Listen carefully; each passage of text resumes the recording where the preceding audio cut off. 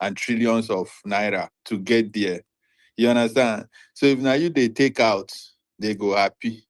Any person where they take out, will say, I'm tired of this country, I'm tired of talking. And you can feel it from those people's voice. Those people who invest that money, they go smile and laugh. That's the way me I see it too. You get what I Honestly, mean? yes, I actually get what you you mean. know? It's just that Uh, has been prior to 2023 elections. Some of those videos, they're still in my Instagram page, making come out and vote. Like I was so energetic and all of that. But now like battery just low one kind because what do you mean you are still coming to tell me that Tinubu? The other day I was having a conversation with somebody and the person was telling me, I tell them, say, say kidnappers, they'll carry person. They'll do Instagram live, Facebook live, and DSS no go arrest these people, nothing. But if na person will just criticize the government in a way they don't like, before you know it, DSS don't carry the person. Guess what this person go tell me? Say it is difficult to trace the kidnappers because they are using the victim's phone. Jesus, my head. Okay. I just see. I just it's okay. I don't want to continue this talk with this conversation, whatever it is, this travesty we're having that is these guys that's a conversation because the fuck do you mean they are using the victim's phone? That's why they cannot be tracked. Really? In big 2026, now the head where you like now the brain with see, it's a lot. Yoruba people are terrible. I won't even lie to honestly. See, Harry, it's true. And it's not slander if it's true. At least you will come online and you are seeing a good number of, even though yes, you have stupid Igbo people like Onsobu and the rest of them will be said they still there, but you come and see a good majority of people coming out to criticize, call out bad government, call out bad Sorry, government. Benga, please, can I just add something to this you just said very quickly, please? Don't vex, Yes. just a quick one. So you see this lie that they cannot be tried because of victims' phone. It is actually not true. It's not true now. If you notice, around 2008, 2009, 2010, there were many of the phones that were built back then, right? Carico, please, can you allow me just say what I want to say? Carico, Can you allow me to talk? FM, 1 minute, please. I took his time to talk. I come and talk now. Come and speak now. Come and speak now. Grandmaster, Now you come on one mic second. from. Look at this idiot. Grandmaster, Are you the one I took mic from? Grandmaster, Are you the person I took mic from? Carico. No, Carico, Kenny, let me handle it, please. Let him finish. Is he the person I took mic from? The person I took mic from is the one speaking. Ahead. Just go ahead. Ignore that. Ignore that. Let's Ignore that. So Benga, I was saying, right? If on a making easy, Carico. If on a making easy, come on, make sure your mic so I'm poku. So Benga, as I was saying, right? Carico, Benga, if you go and check phones, phones that were used in let's say around 2008, 2009, 2010, there's something peculiar about those phones. Those phones have GPS that you can use without internet. You use the GPS without internet. What they do is that the moment you are out in the open, they connect to the satellites in orbit, right? They connect to satellites in orbit and use it to triangulate your approximate position and use to know where you are. This particular attributes of phones did not disappear. They are still there. It's just that with the mobile data, we started using mobile data because it is more accurate, right? Satellite only at your approximate position and determine where you are. Mobile internet can actually tell you exactly where you are. So what I'm saying is this thing is still being used to track people. I talked to a DSS guy. This one, I talked to this person, for Abuja. He told me that the Nigerian has one of the most advanced tracking systems that any intelligence, what do you call it? Whatever they call it, right? Can use. This thing was provided by Israel, right? He mentioned the exact name. He told me that there is no single bandit group, no single kidnapper group, no single individual who operates a phone within this country that they, the DSS, cannot triangulate their position. Even if they don't get the exact position, they can triangulate the position using what? The GPS satellite tracking system that is in that phone. Even when the phone, they disconnect the mobile, connection, they can still track you because that GPS, satellite tracking system is inbuilt in the phone. So forget all these lies that people come up here. People who are spinning this nonsense are APC supporters, Tinubu supporters. They are only saying these things just to ensure that Tinubu is not held responsible or accountable for the insecurity in this country. Every single person in this country can be tracked as long as you operate a mobile phone, even if it is a phone that was built, let's say, in the early 2000s. Nokia, they can still track you. So I just wanted to add that to your solution. Thank you very much. Yeah, Benga. thank you, Grandmaster. Benga, you can round up. Okay, so I know that they can be tracked. I was telling you at that time that this is you being dishonest. Because you can't tell me that because it is the victim's phone. What do you mean by that? Because there is GPS.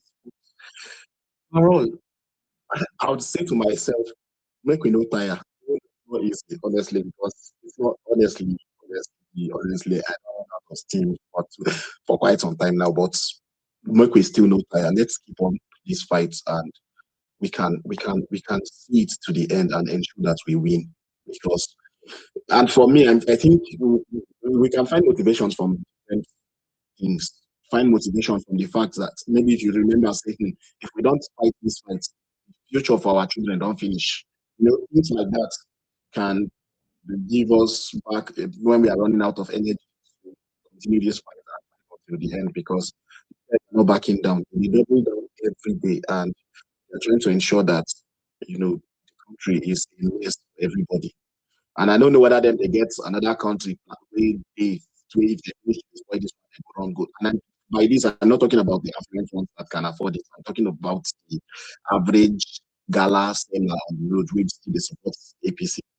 We always still they support this terrible government. I don't know where you want to go after this one. So it's really crazy. But Yoruba people, honestly, I'm super disappointed. To be very honest, I am disappointed in Yoruba people, and this is because at least you'd see Igbo people coming outside. You still see, yes, of course, not every single person, but you still see the vast majority call out bad government, call out bad governance, call out things that are not right.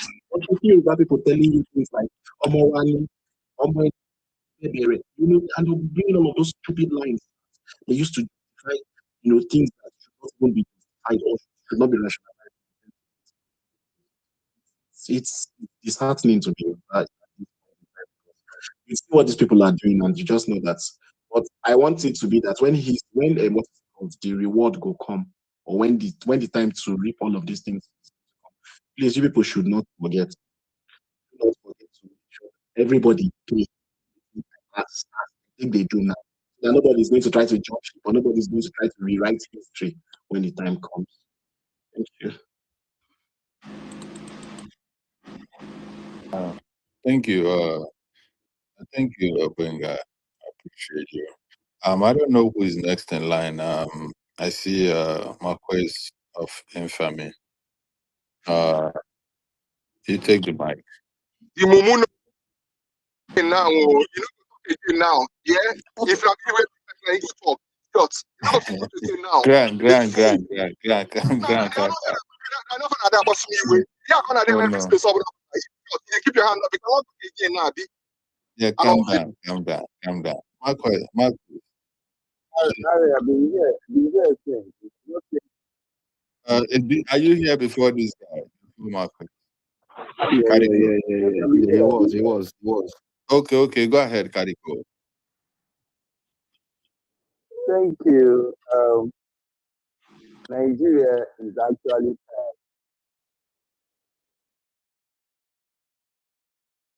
Sorry, I muted the mic because somebody's mic was on. That's why I did that. But go ahead.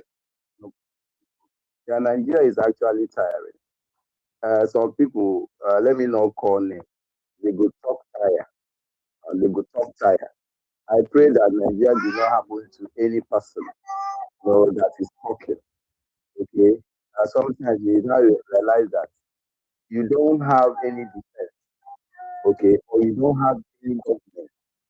Okay, when it happens to you, like these people that is happening on your state today, their families will realize that they don't have government that's supposed to protect them. Okay, so when it happens to you, you now say no. You run to the police. They tell you that their hands are tied. You can't do anything. You don't have what it takes. Okay, to be able to rescue your person. Okay, and you see your father or your mother being brutalized or being killed, okay, I don't know how you feel. You feel as it's destroyed entirely. That's when you now understand what so many people are talking about. They have given up, Nigeria. Okay, they have given up and say to themselves, look, no, we can't continue like this. Okay, it's better, we find ourselves, somewhere where we can control what is actually coming to us. Not when you are not allowed to carry gun, you're not allowed to carry machete or whatever to defend yourself. Even if you do, they will come after you. That is when they will now know that they have GPS to track you because you want to defend yourself innocently. That is when you now see DSS, police, military. They now show that they have the capacity to track you. Okay, but those that are killing people, innocent people, committing atrocities, okay, they're not being tagged. They're telling you, give me excuses. Okay? But when you want to defend yourself, they will tell you, no, you can't defend yourself. Allow yourself to be killed. Allow yourself to be killed. They will tell you, investigation is ongoing. That will be infinito. Forever. Use your people. And, sometimes when I talk about it, you try to see the protest like Grandmaster was talking about. They will do counter protest. Okay? Yeah, big was not from my You bed. You call my name, my bed. Just use. now go and sit down, go and sit down, don't go Grand, and drink grand, their grand. drink. No, yeah, Please, I was not point from my bed. tomorrow. I mean, let me Yeah, give you understand, Drink understand. one, I mean, But just let's, mention it. I, This is not for I, a submission. please, Yeah, I don't want to hear please, any submission. admit the mic. Yeah, grand. Let him finish. Yes, thank you. thank you, bro. Thank you, bro. Yeah, So, see, go ahead, Kari. if you Nigeria try to start off something, okay, that will, that will kind of on their toes to do what is right, okay, they will form another thing that will destroy that particular, program or plan you have, okay, tag you, call you a dog, okay, or just to tag you a bad person and then kill you. That is exactly what Nigerian government is what they are doing. And then I don't want to go down to what's happening in the southeast and all whatnot. Once even as it is in Nigeria today, okay, you now look at what is going in the party. Look at what is happening in LLP and then ADP, ADC, ND, and all whatnot. Once they see that there is a little light at the end of the tunnel, that people are gathering to form something that will make them, to make them stand on their toes and do what is right. They will form something that will destroy it. And that is exactly what they did. I don't want to dwell on this, I want to say now, but we just let me just say that and then continue what I'm saying. So that's exactly what they did in the Southeast, where you have to at home. They now say, these people, leaders were carrying it, and how people were actually consolidating, trying to show their greatness, try to show this and that. It now stop the media from going there to everyone there to show what is going on. That people are actually to show their anger and their frustration about what is going on. It stop the media from broadcasting it. Okay, what you now see is they now bring in their own machineries. We now start, that people are killing people, they're killing their people, and killing their people. It's happening in Nigeria, not only in South. Okay. When the time of NSAS, okay, people started doing NSAS very well and everything. They put in their own machinery. They started burning things. Just to say, hey, these people are destroying things, so they are destroying things. So if you call out to them for protest in Abuja, you see they bring in their own people. Okay, tell them what to start destroying things. So that those people that started this thing will become bad people. And people that say that they have sense, they have right on the world. And know the program that these people have, know who they are, know their what are they called? Their modus operandi, and then be able to tell yourself the truth. Not that we keep allowing them to fool us, and we think that we are smart, we are smart, we are smart, we are smart. Now, the guy said it. Look, if you come out, somebody said, he said, if you come out and get you, do not call, say, is that you? Because he knows that is exactly the step that this people are going to take. Once like I say, be at home, so that nobody will come to your house and kill you. But if you go to the market or you go that they will target his IPO. They say his IPO. That is exactly what he said. That is exactly what he did. So that is what it is. So let me talk about Nigeria. Let me not talk about Nigeria as it is. Okay. You don't see. There's nothing any person can tell me. Okay. There's nothing any person can tell me that this country is well for the citizens. Okay. That this league has been well for the citizens. People are dying in the hospital. Okay. Someone mentioned this on this place on the last that his wife is a medical or whatever nurse. He used torchlight to deliver two babies yesterday. Where you have solar, and inverter that every primary health care is supposed to have inverter that will work, with solar that will work so that people can, get better treatment and all whatnot. But they are busy carrying naira, looting money, buying expensive cars, and buying things that are not even necessary at all. Okay, people are dying of hunger. Look at what people are. Fuel today, some people are buying 1,500. And some liters are not even up to 1 liter. And not government is doing, if you go to the market of Nigeria, you see fake food, you see fake beverages, fake everything. People are eating and dying and no government, there's no government to say, oh no, this is a poison for people. Eat. If you talk about bread, if you talk about tomato paste, if you talk about everything, this government will still collect money and certify them. You see, son, son, son. And if you look at all those things, they are all fake drugs and they fake everything. Everything they are after is money. What happened to people like Dora Konyere that actually wanted to, better Nigeria, in terms of Yeah, drugs and everything? exactly. Who started What happened to killing them? a family member? What happened to them? Who killed a Okay. family member? Candy call. What, I don't see. I'm not a policeman. I will not tell you. I don't No, know. because I was Okay. listening to you. I was busy with something. I was listening to you, with my rolling around a lot of words. You got to a point, you didn't know what to say. Then you moved on from it. But I don't know how you're going to do it. If you have the chance, I just Too put a much. video.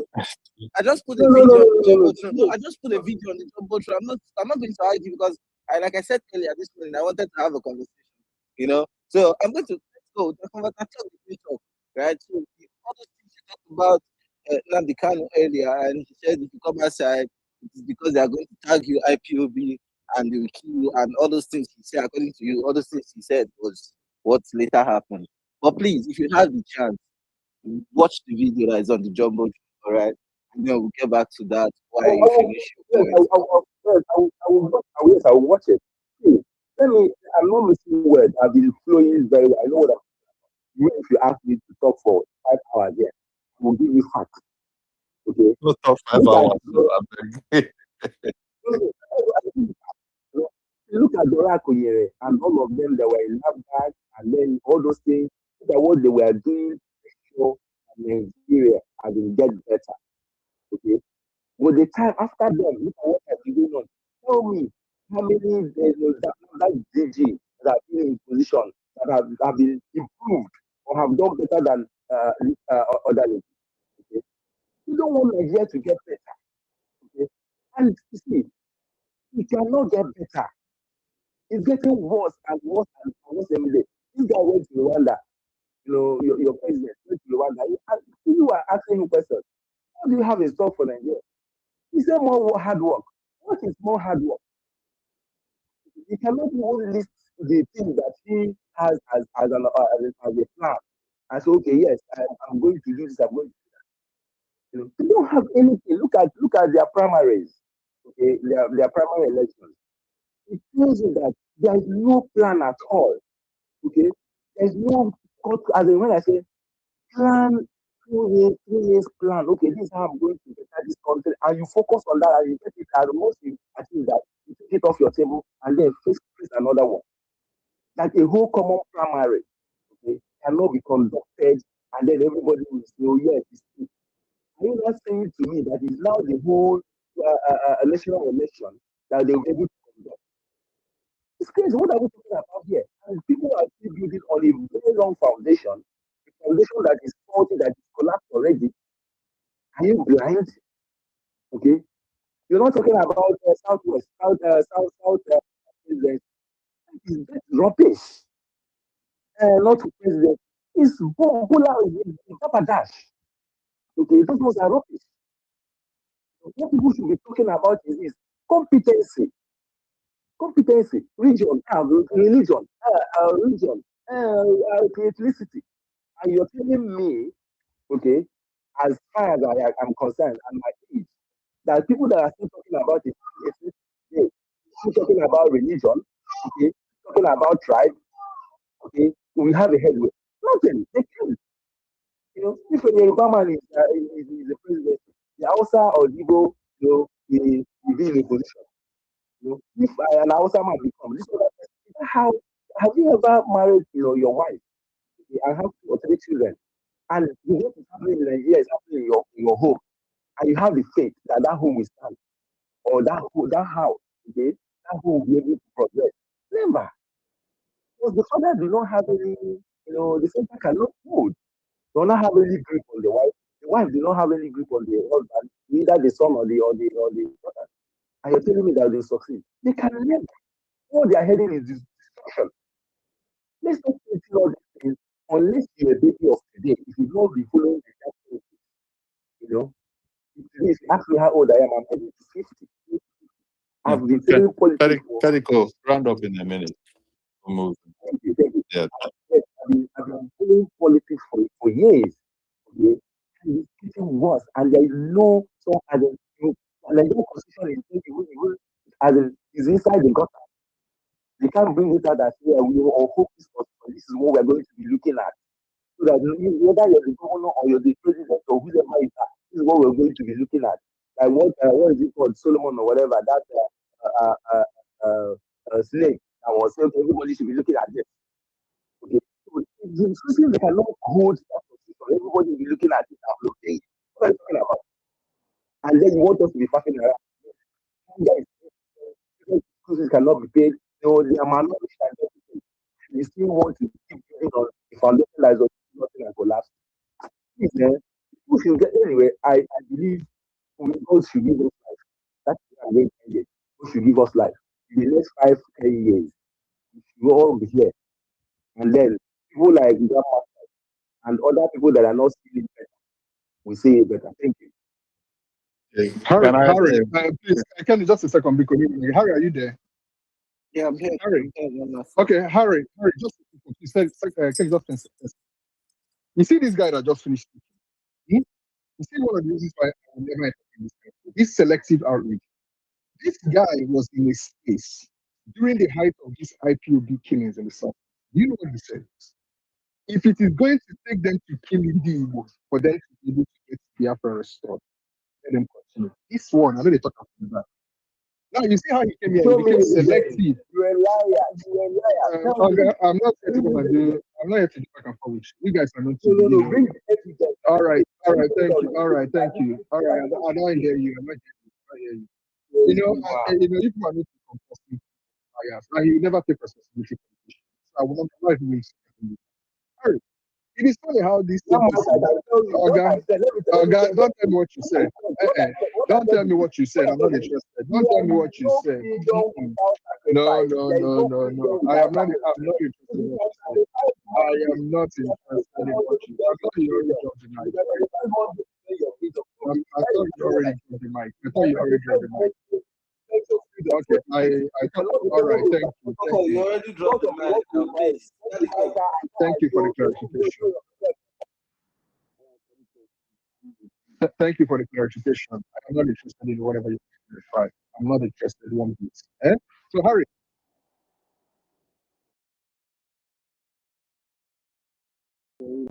Okay, sorry, just a second, Harry, please. No, because I need this okay.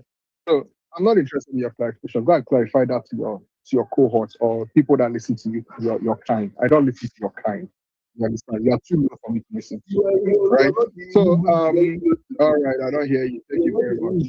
Yes. I hear you. Thank you very much. So, Harry, I want people who are listening to this to be very, very, to understand exactly what is happening here. It's selective outrage. You see how he came here? He mentioned Nora Akunili and how people attacked how she was, that. And then completely skipped the fact that some people killed that communist hostile. Hmm? He skipped it. Oga, you can take your nonsense selective outreach to people that do not know you guys. My heart is hardened towards your kind, and you will never be able to brainwash anybody in any room I am in. You can do it when I'm not there, but if you see me in any room, you see all this your, what's this your selective outrage, all this your just like not do while I'm in any room. Take it off there because you have been on record clamoring for killing of the simply because you are supporting these criminals, and you're supporting, frauds. So that's all I wanted to say. Thank you very much, Harry. Yeah, thank you, Grandmaster. Marquez, you have the mic. Good morning, everybody. Morning, sir. Oh, say I just come out from DSS cell last night. Say they arrest me. So I come out from DSS cell after that post I make about them Tinubu, say Tinubu and rats, rat and rat. Yes, they arrest me. So body they pain me, they beat me waiting no good. God, thank you for freedom. So I just say make I just come let everybody know say I don't be free. Because so many of those APC urchins in the tag DSS, no then come arrest me after that post. So my older brother be they help me tweet for a while. I don't come out now, I not the DSS again. So I think I can't just expose my freedom. So I don't day free. So I've been make an attack DSS again, they can't arrest me again. I don't tire. That DSS have been too sweet. I'm not say DSS is sweet like that too. You can't sleep, I sleep. Hey God. Anyway, more to come. You understand? Since APC people feel saying only them people mad. You understand? More to come. The one where I go even do, so not even DSS where they go even tag next time. Since all of them are one match. You understand? But anyway, I don't think say NDC don't give Peter Obi their ticket, which is a good thing. I'm very happy about that. Like I've always said, P2B must contest. Win or lose, P2B must stand and contest. Nothing will stop it. You understand? P2B must contest. ADC, the plan that ADC been get for P2B don't backfire now. Now Atiku is the one struggling for tickets. When the thing started, Atiku was saying, okay, go direct primaries, let's do this, let's do that. But now the whole plan have shown P2B was 2 steps ahead and is going to be on the ballot. So we're happy about that. So before I go, before I forget, I see L5 for GSS. So me and him, so we even chop their watery beans together. Hi, L5. The guy don't cry. The guy don't do that jail. Oh. I don't know how they want to release the guy, but me and him, I see him for jail. Even Namdi Kanu, they don't say they carry me go to Koto for a while. I see Namdi Kanu there too. They close the chop watery beans. But still on the matter, I hope everybody get their PVC because election time when they reach again and they brutal. You know, say we for P2B. I'm ready to go to the ends of the earth. And I see some IPB people there. I don't have any problem with Nnamdi Kanu. Nnamdi Kanu, I will always respect him. But I beg, you people should not start your madness that you did last year, last election again. I carry God to beg you. If you have not realized that the only person that can remove Nnamdi Kanu from that jail is P2B, I don't know what else to tell you people. Because as far as I'm concerned, you will remain there until Tinubu is done. When Tinubu finish, our man go enter, Nnamdi Kanu will still remain there. So if you start using your tongue to count your teeth and have sense, please and please and please. I know that most of you, I will not come and blame the entire IPB for the atrocities that happened in Igbo land because I know that some evil elements used IPOB to do rubbish, but IPB to did their own rubbish. Please, you should not bring that to your no election in the southeast in 2027. I use God name Beguna because I don't want anything that will lead me to disrespecting Abikano. I carry God name Begibupulo. Malcolm X existed. Martin Luther King existed. Some of them they had different ways of achieving the same goal. Nobody killed anybody. Nobody said don't follow this one. Nobody said don't follow that one. They respected each other. So only now the kind of people can also respect people. I don't know you people's problem with you to be contesting election in Nigeria. I don't know if you are not ashamed of yourself that in the time of the South, people cannot produce one person. Is that what you people want? Is that a good sign of a major tribe in Nigeria? This is Igbo turn. I know they even shame to talk about. I'm not afraid of anybody. It is Igbo turn to the president of Nigeria. And I say it with my chest, and we have a suitable candidate. So if you want to fool yourself and deprive yourself of what is your right, that's your business. By all means, you can do that. Me, I will say it plainly. I carry God name beg una. Please and please and please keep your negativity in your house. Because Nnamdi Kanu have been arrested. You people were making noise here. I have been even been respecting you people more. Even Nnamdi Kanu was sent to jail and you people turned everywhere upside down, but you people did not do anything. Please don't show your power on Tito because he's a gentleman. Because he has mad people as followers. Me, my head no correct. Honestly, my head no correct because I will say the things that I'm going to regret later, and that's the kind of things that I like to say. Things that I will regret later is what I like to say. I will say it and I will regret it later, but I will say it. So please, I don't want to disrespect the man because to me, I supported him at one point, and I'm not a hypocrite. I will start disrespecting someone that I once held in high esteem. I don't do that because it makes me look like a clown. So please, but if people go against people that has not said anything against Nnamdi Kanu, he is the only politician in the southeast that condemned that illegal jailing of Nnamdi Kanu. If you people say anything against that man, it will not be well. I'm just saying it because you are very emotional. Talk the pain on pass me. You know go pain me. You know go pain me. Me, I will say my mind. So please, let us respect ourselves. If you cannot respect this man that has not disrespected Nnamdi Kanu in any way, please just close your mouth. If the thing is too much for you, just log out. Let us campaign for P2B. P2B is already has too many enemies to now add Igbo people on top again. I've used God name please. That is one of the main reasons. They are working on payroll. They are paid. I think that I'm just saying my mind.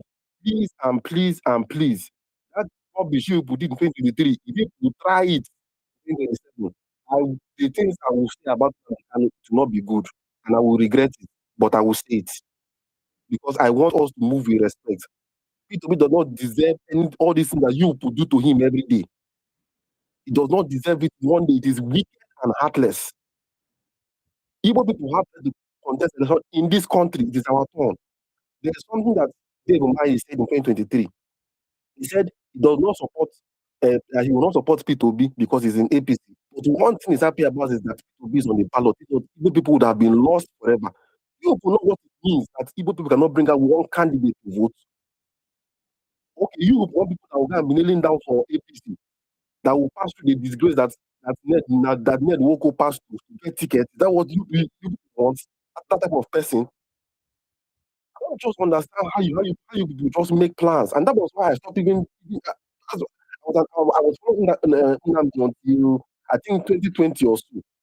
When it was now looking like, oh, this man is turning to is making himself look like a demigod. That was my problem.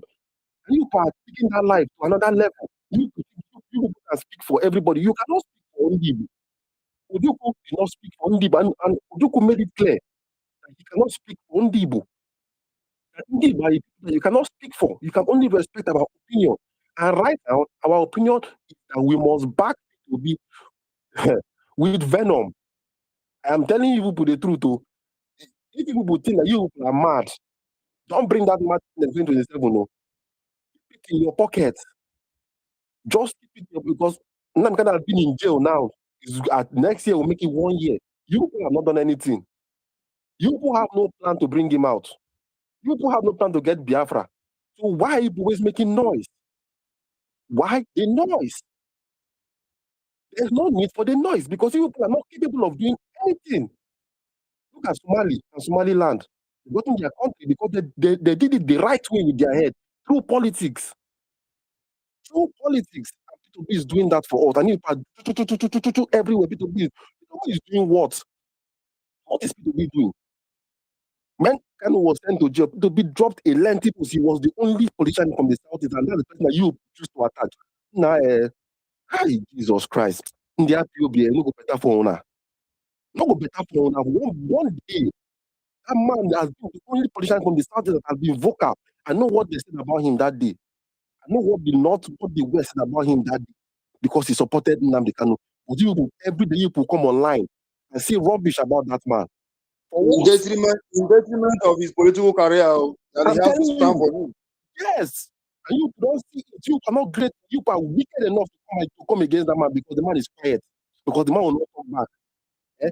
But you have people like Umahi that say worse. I don't see you people attacking that man. Soludo has done worse. I don't see you attacking that man. But P2P has stood from Nnamdi Kanu 10 toes. What's the man that you choose to come out with the come and attack? I've said this thing before election started.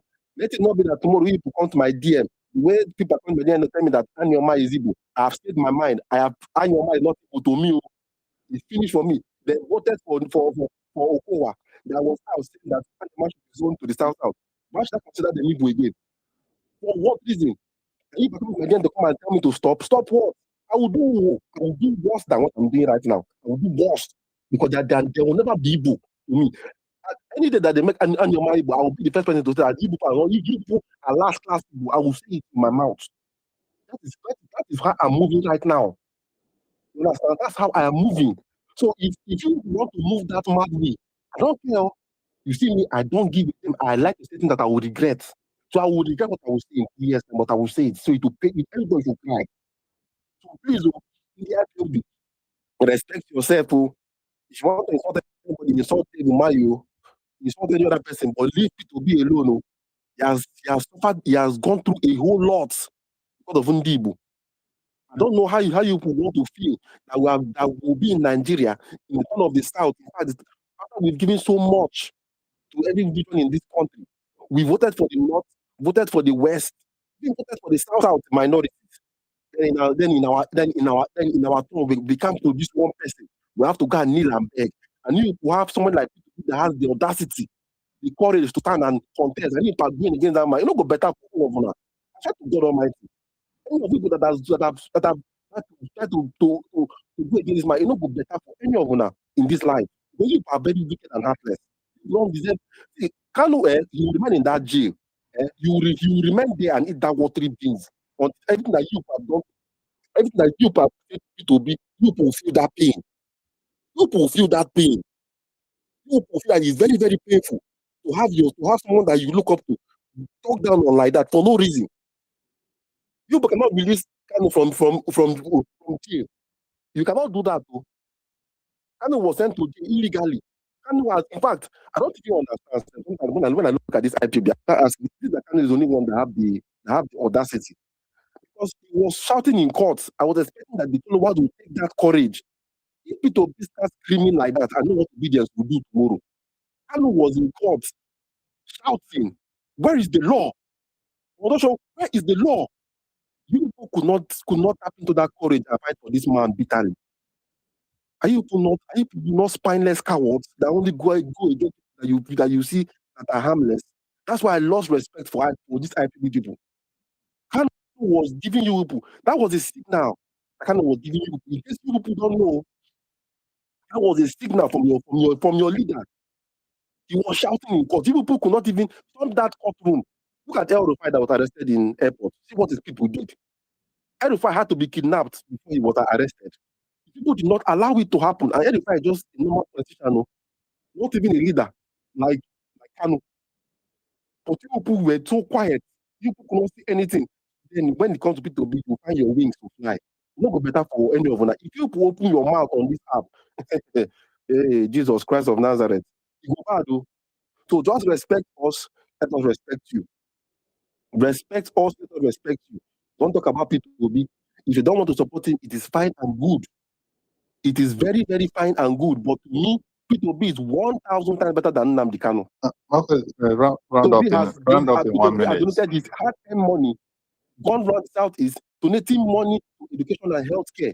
To make sure that our South, what did Kanu do? Kanu was in the bush giving our young men guns that ended up doing what? Achieving what? What did he achieve? The young men couldn't even use that gun to bail him out, to break him out of jail. They were using it to take our market women from the market. And that's my case. Thank you, brother. Um, I wanted to ask Kadiko a question. I think he's still here. Kadiko, I think you probably have had me on space to speak both on Igbo issues, and you will agree with me that many voices are needed. Eh? If you see what is going on in the southwest today, you appreciate the fact that many voices are needed. I was on me. We have different opinion. Kadiko, you have your own opinion on IPOB. Me, I have my opinion that government has to solve all issues. Grandmaster has his opinion, both government and individuals has to solve all issues. And we all, like debate, fight, and all over this. But it's actually needed. And I know we have to also take responsibility when we're supposed to. So Kadiko, my question is, don't you feel that the sentiments that IPOB created in the Southeast, let's even assume they didn't commit crime. Let's assume that's feminine, which I know they did, but let's assume they didn't, or take your argument for it. Don't you think that the sentiments that they created in the Southeast give umbrella to a lot of criminality, or perhaps even gave more room for the same security apparatus that you blame, that I blame sometimes, to operate and do menace in Southeast? Don't you think so? Kariko FM. Kariko, are you there? Okay. If you're not there, we'll move the mic. I don't know who is next. I believe I don't know who is next in line. I'm next. I've been here before everybody Okay, on the Mbaka, yes, Hey, yes. man. I think you are Give here. me now. Yes, go ahead. You have the mic. Okay. Okay. Okay, GMGM everyone, all politician protocols do apply. Both the speakers and the listeners. Um, I know that this is a diverse space, but I'll start by stating something.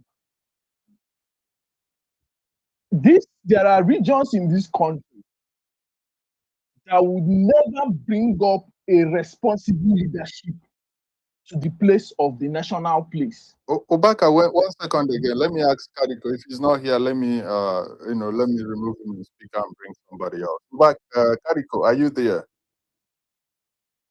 He's there, Ken. He's just in a spider. He's his way. We Okay, know then. him. He doesn't All want right, to answer then. to Kadiko, incriminate him. the mic again. Let me bring new people, and you can request again. Go ahead, Obaka. Yeah. So my problem now is this.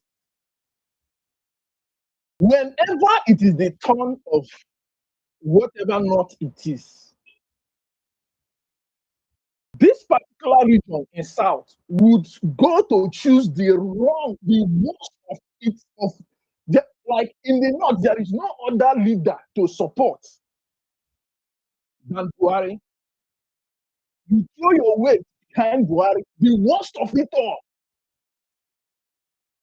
and supported him. Let's say it was propaganda. Let's say it was Tinubu's machinery. You all follow. You saw his first 4 years.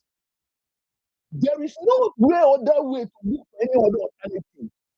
You went again behind him for another 4 years. And when you now claim that it is your turn, let's agree. Let's agree. Or it's not agreeable. But it is now the Yoruba wants to claim another turn. Right?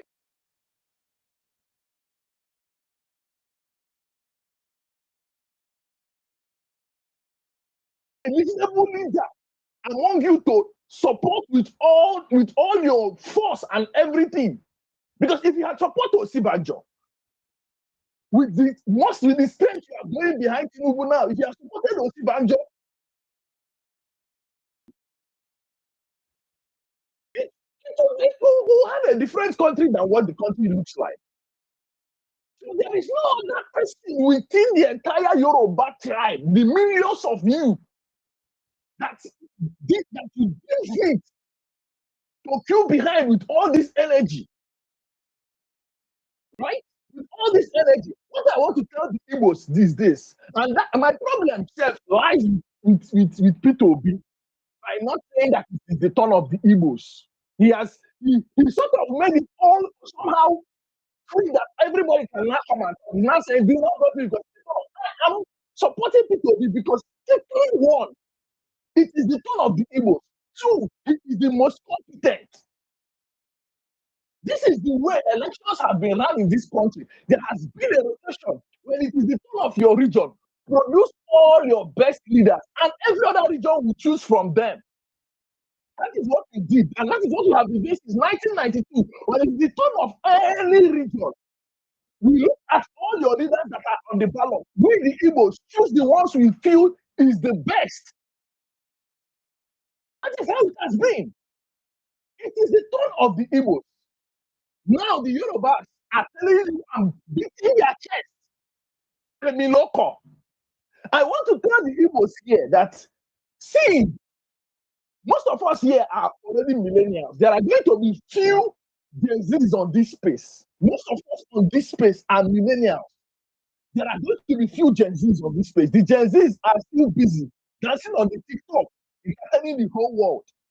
But I bet you, in 2030, 2039 again, when it is the another turn of the South, if people, I just want the get to be on the ballot, so that let devil punish Tinubu to rig shamelessly, to desecrate democracy shamelessly. And I want to tell that if this country remains at 2030 again, the Yorubas will come and beat their chest again, 2039. They will beat their chest again and tell you that they deserve to lead you. They will beat their chest again. I want that. I will patiently waiting for 2039 when they will come here to beat their chest again. And they deserve to lead you because it is a culture. It is a culture within them. They do not see you. Yeah, my problem about it is that their culture, the culture that they have, it's not a culture of building. It's not a culture of putting things together. Because it is a culture of building. They have billionaires among them. The ones who have gone abroad to make money, what are they doing in their villages? Because I know in my villages, when men go out of the country and make money, when they come back to my community, I know the things they are doing. When the time I'm successful, I know the project I'm going to take up in my own village. I know the community things I will do for my own community. The ones among the Yorubas who have gone to London, gone to other places, and have made money, what are they doing in their respective communities, in their respective indigenous communities? Nothing. And why would the animal kill them recklessly? Because when they go to their communities, there is no development. These people are not using their land. There is a great fear that grips a animal when he steps in Igbo land. Because he comes into your villages and he says that you are putting good use of your country, your land is, you are building on your land. That fear alone is why you see the massacre is not there. And secondly, the Fulanis want the coastal cities. The coastal land of Nigeria is it is their dreamland. And the Yorubas have so many coastal lands from Lagos to Ondo to Oku. They don't know that is the price that the Fulani want. That is their price. All the lands in Southwest is the price, is the treasured price, the treasured land that the Fulani want. They are not awakening to that. But I want I have no pity, I have no sympathy, I have no empathy for any other person, any other region that is suffering from the one Nigeria problem. I have no sympathy. If you are from any region and you are getting massacred, I have no sympathy for you. The only thing I'm waiting for, it is when it's time for every Nigerian to go back home. I am tired of coming to start speaking English and start bragging with a man how we are going to use this money to develop the country. I don't want that. I want to go back home to Southeast and drag with my Igbo and bear with my people in my own Igbo language what you are going to use our red mud sands to do.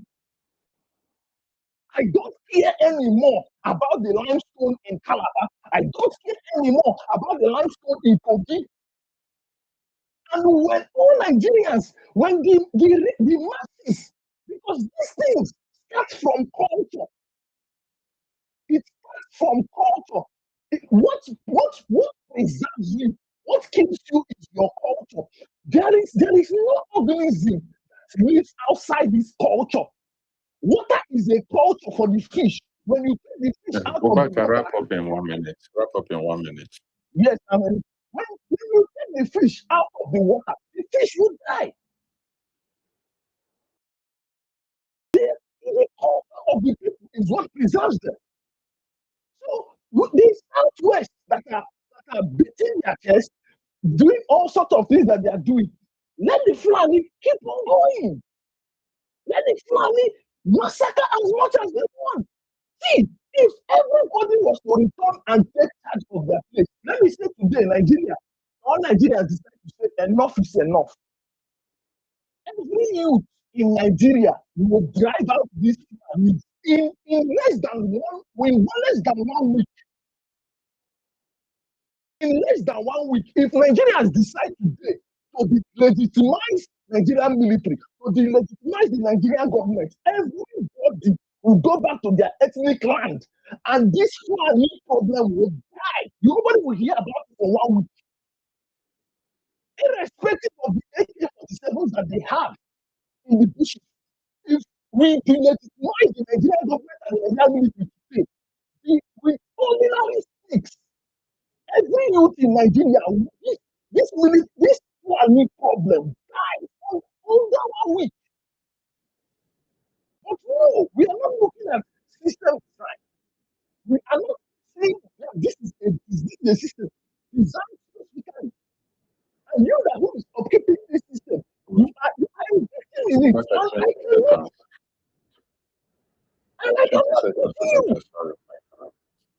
Yes, 20 seconds. Each time I come on the stage, some people who would come and speak over every other thing and make it more controversial. They will have all the I time can in the world recycle back to you again. I can recycle back to you. What? I apologize, but I can recycle Yes, back to 20 you. seconds. What I'm trying to say is this. Yes, because somebody is going to tell you, you are talking rubbish. Especially that part you just talked about culture, fish, water is culture of fish. You are saying absolute rubbish. Because as you as a human being, they take you out of where you can no longer get oxygen. Of course, you are going to die. Alright, so that's your habitat, not your culture. Okay? Learn English. You know that they go school for and they call space for the peace. And when they want to collect mic from you people, when they spread all this nonsense education, I don't know what you have to say. Harry, when you talk about, I'm telling you, now let me give you an example. When you say culture, Obaka, 20 seconds. 20 seconds. calm down. When you, I believe that if you are a scientist, you study science, you would understand the context of culture.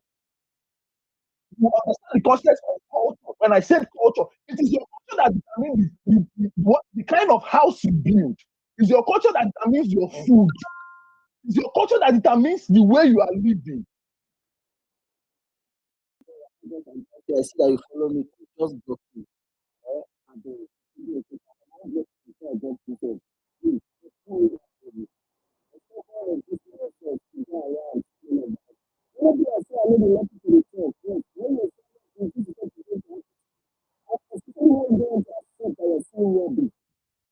They explain culture to me in the context of science. As how now? As how? The key and context.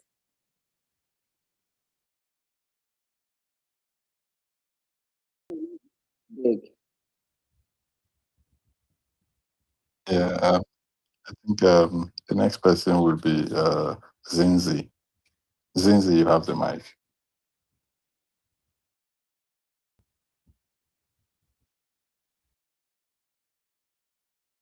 Zinzi, are you there?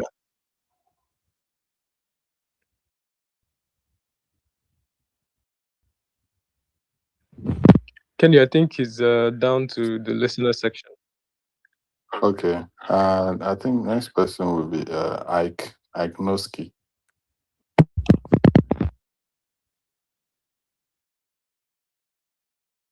Is it high key? Did you say high key or Ike? My volume was a bit down.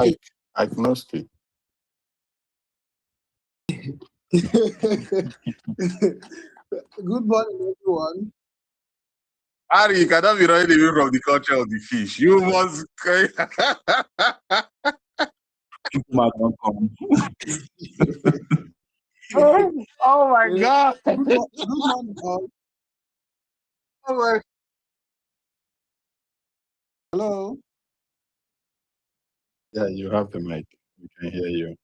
Okay. I've been listening. This should be my first time speaking on a space like this. So, I even find it difficult to even understand the topic because we are moving from one topic to another, and we are not actually heading anywhere. So the thing is that I have actually experienced. I think that is when I actually joined the conversation, and that Ike, was if you about. look at the topic, you say what you want to talk about. Okay, okay, Yeah. okay. I want to talk about the Fulani and the insecurity in Nigeria. This thing is, I've been a victim of Fulani, and that was during my youth service about 11 years ago, and it was in Edo State. Can anyone I hear me? served in the media agency. Hello.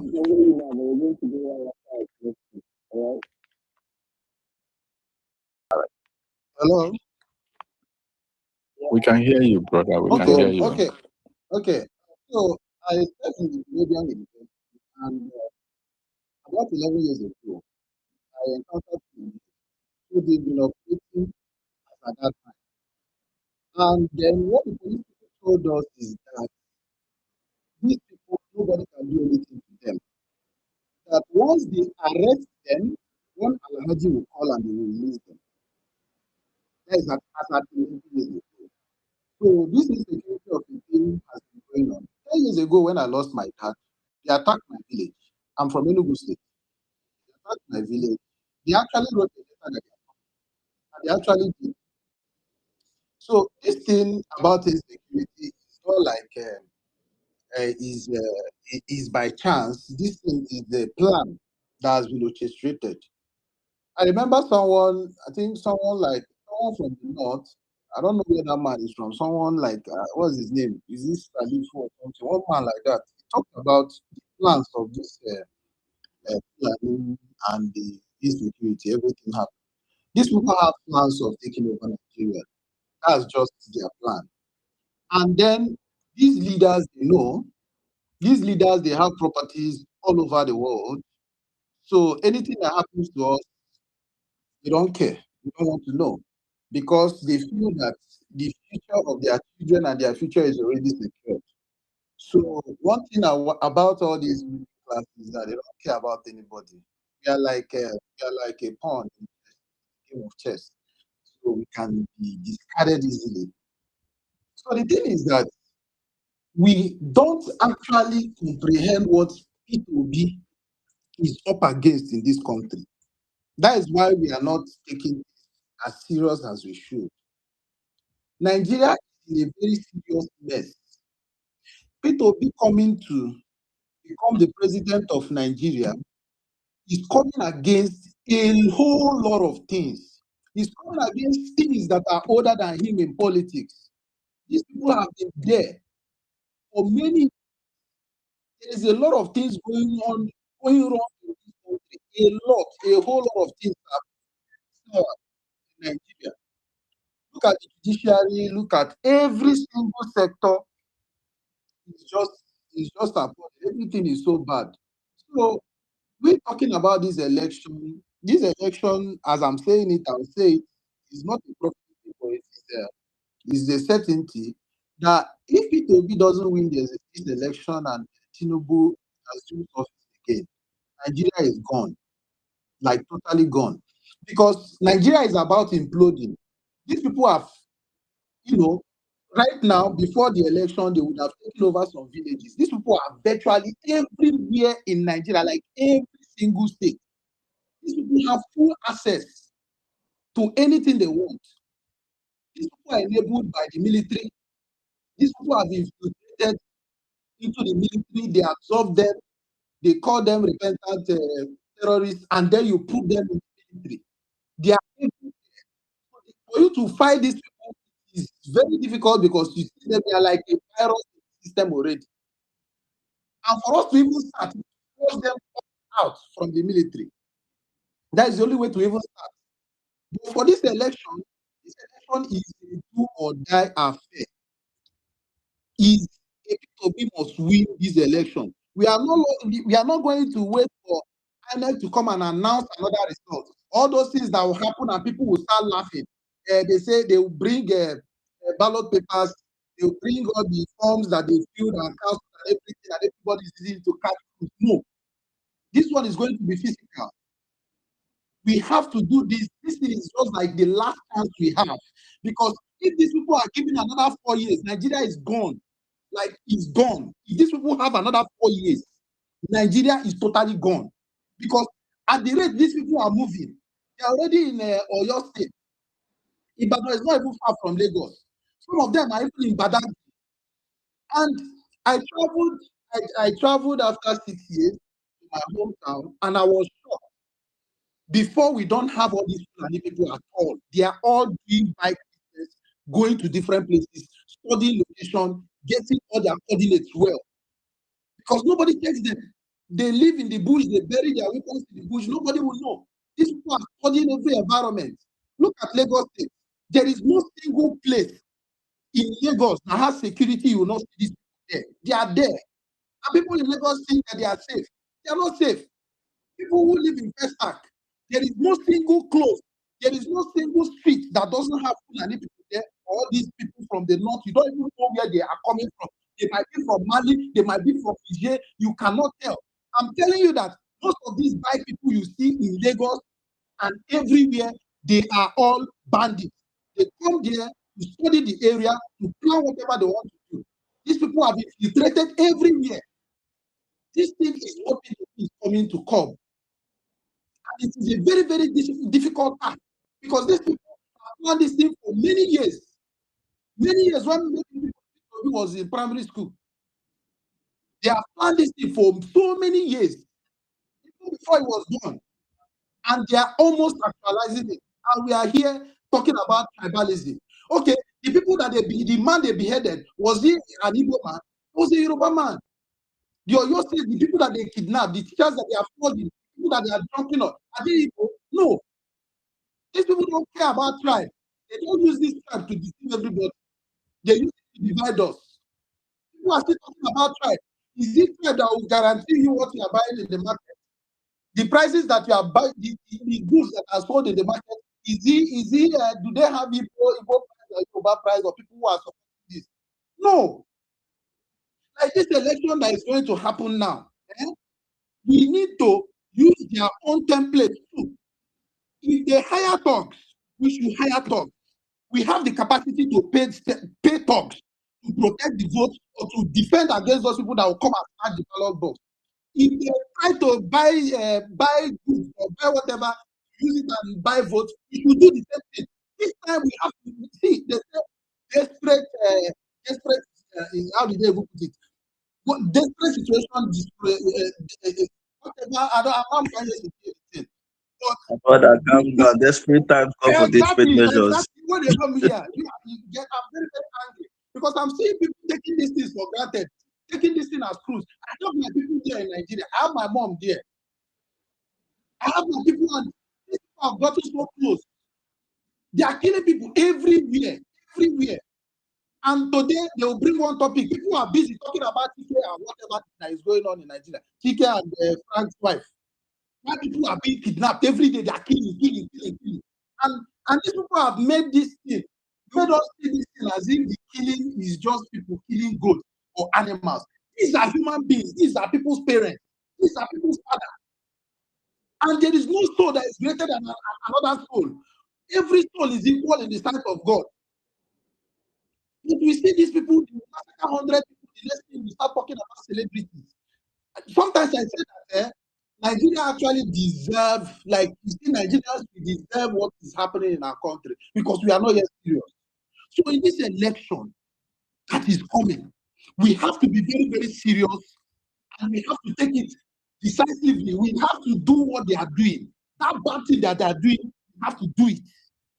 If they are calling people to come and scatter the election, we have to call people that will fight those people that came to disrupt the voting exercise. We have to match them energy for energy. If they are buying things and giving people in the market for campaign, we should also buy it and give to people in campaign. Yes, Peter B, our principal doesn't give shit, but we have to do that. Give that shit because it's as if these people they have used their brain. They are already they are mentally disposed to taking things and selling their soul for their future. They sell their soul. You can give somebody half bag of, you don't even give them half bag of rice. Maybe 2 cups of rice. 2 cups of rice, and they will sell their 4 years to them. We have to do everything. If we have to play dirty, let us play dirty. We need this country to be rescued. And we know that P2B has the capacity to do it. P2B has the capacity to do it. Imagine a man that nobody in this country can bring one evidence. People don't even understand. This man doesn't have any command. Like for you to bring, imagine being in politics, even in business, and nobody can bring up one clear allegation that you have committed this crime. You know what it takes for you to be that disciplined that nobody can fault you anywhere. And people are comparing him with what we have in Afro. No, now we can't be doing that. We all know that these people are paid. I think it is time for us. It is time for us to focus on how we are going to move forward in this election, because this election is more important than the IPO we have been discussing. Because somebody raised the point that P2B tried to help. He's the only politician from the southeast that posted during the Nnamdi Kanu's imprisonment. Yes, this man was a man that Nnamdi Kanu insulted and said so many nasty things about him, but he never ever for one day replied him. Instead, he tried as much as possible to fight for him. And yet, these people that can't even reason well, they are fighting P2B. Fighting P2B. Do you know that if P2B is from the north, there won't even be any election. If P2B is from the southwest, there won't be any election. Because there is nobody in Nigeria, there is no politician in Nigeria that you can bring face to face to compare P2B's integrity in everywhere. Somebody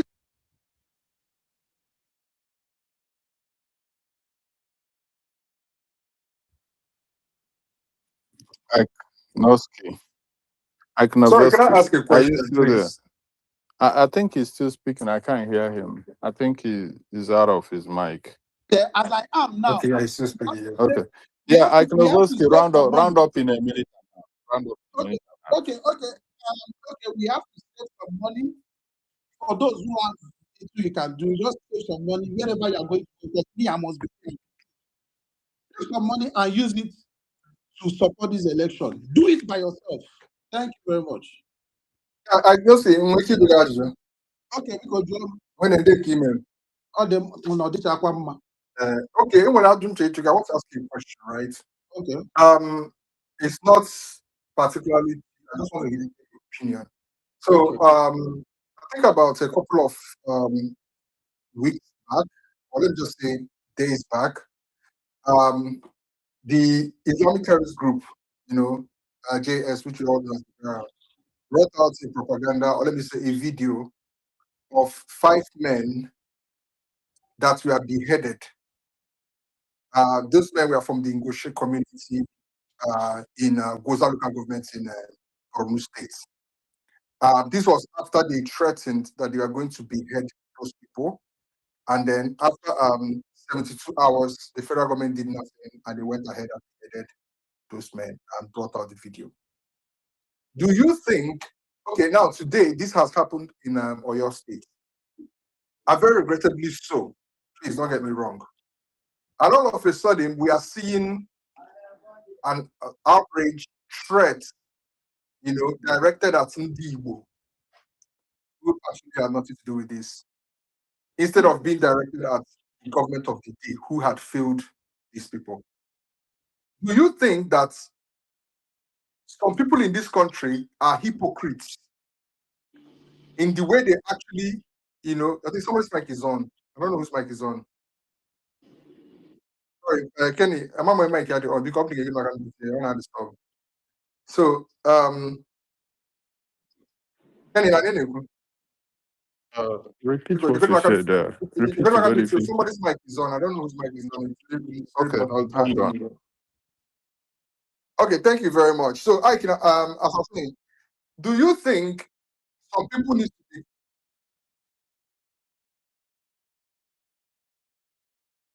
Sorry, that was double mute.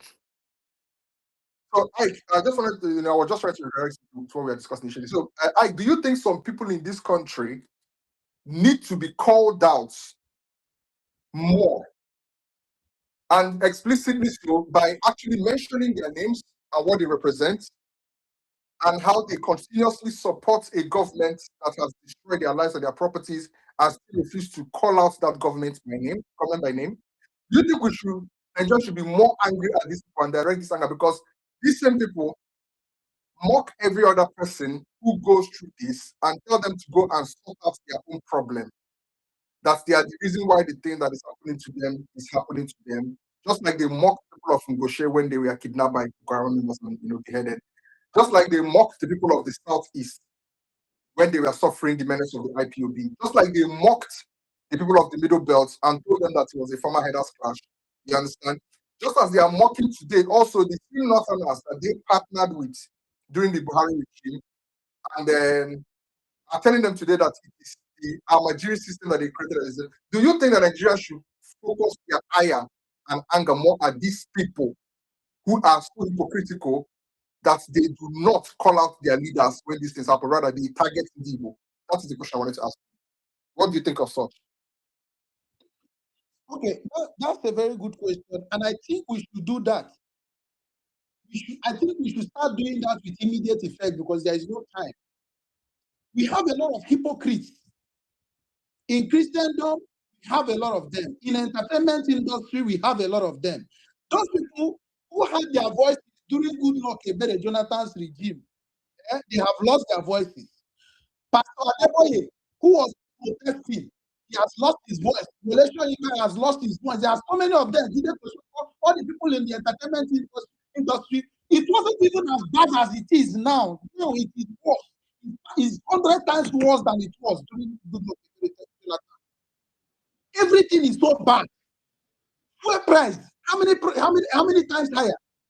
More than 12 times, 13 times higher. Nobody is talking, nobody is protesting, because he's a Yoruba man. That is it. Let's just say it for what it is. Look at all those people that have remained silent. They came from a certain region. We should start calling them out. Those people in industry, those people in entertainment, those people in the pulpit here. I don't believe in don't talk to a man of God. I am a man of God myself. There is nobody more. There's other things they say, talk not, touch not my anointed as my prophet do have. Me too, I'm a prophet. I will talk to you. Who made them the prophet? Who ordained them? Who ordained them as men of God? That we can't talk to them. We should talk to them. They are evil. Because these people control a lot of people. They control a lot of, not they control millions of people. These politicians, they use them as keys to lock people up. They know what they are doing. Because if Nigeria is moving forward, these people will not have people coming to their churches, because they are using their brain. Forgetting that you as a human being, you can communicate with your God personally. You can reach out to your God. You can have a relationship with your God. That's why I'm not afraid of them. We should call all of them out. That's my answer. Thank you very much. Just a second, Kenny. I love the answer you gave. So we all agree that, so Nigerians in this room, I want you people to help me and begin to call out Yoruba elders, middle-aged men in their 40s, in their 50s, in their 60s. These people are directly in this country to destruction. And I'm not mincing words. I know they talking for anybody back. And be specific, Yoruba men, right, must be called out for where they are leading this country, where their support for impunity, their support for the failed Tinubu's government is leading this country. Because I find it extremely repulsive that something as terrible as what happened in Oyo State would happen, and Yoruba elders, including Ogbeni people, will open a space yesterday, a marathon space, and cross the whole Nigeria out, including the Igbo, which was the main focus of their space yesterday. And at no single point did they take blame for the failure of their own leaders. At no point did they take blame for the failure of Tinubu, which some of them continue to support up to today. You understand? So I want Nigerians to please, we must collectively come out and tell these people, because Harry, when you started this place, I said something. This thing that many Nigerians do not want to tell them, maybe we need to start telling them. Middle-aged Yoruba men and women are destroying this country. They are destroying this country with their hypocrisy, their propensity, or their propensity to stay away from the truth or say the truth. Sorry, to not say the truth, right? How averse they are to being truthful, their inability to tell their leaders that they are failures, and the lies they continue to tell themselves, the brainwashing they continue to induce on their people, the gaslighting they continue to gaslight, specifically their younger generation. We must as Nigerians collectively. Otherwise, what is happening here will happen again. Because if we make the mistake of allowing these guys gaslight us into getting into that position again, 2024, 2027, just like you said, Ike, I don't think there will be any Nigeria left after that man is done. And this is a duty that every right-thinking Nigerian must indulge in. That's what I wanted to say. Thank you. Yeah, thank you, Grant.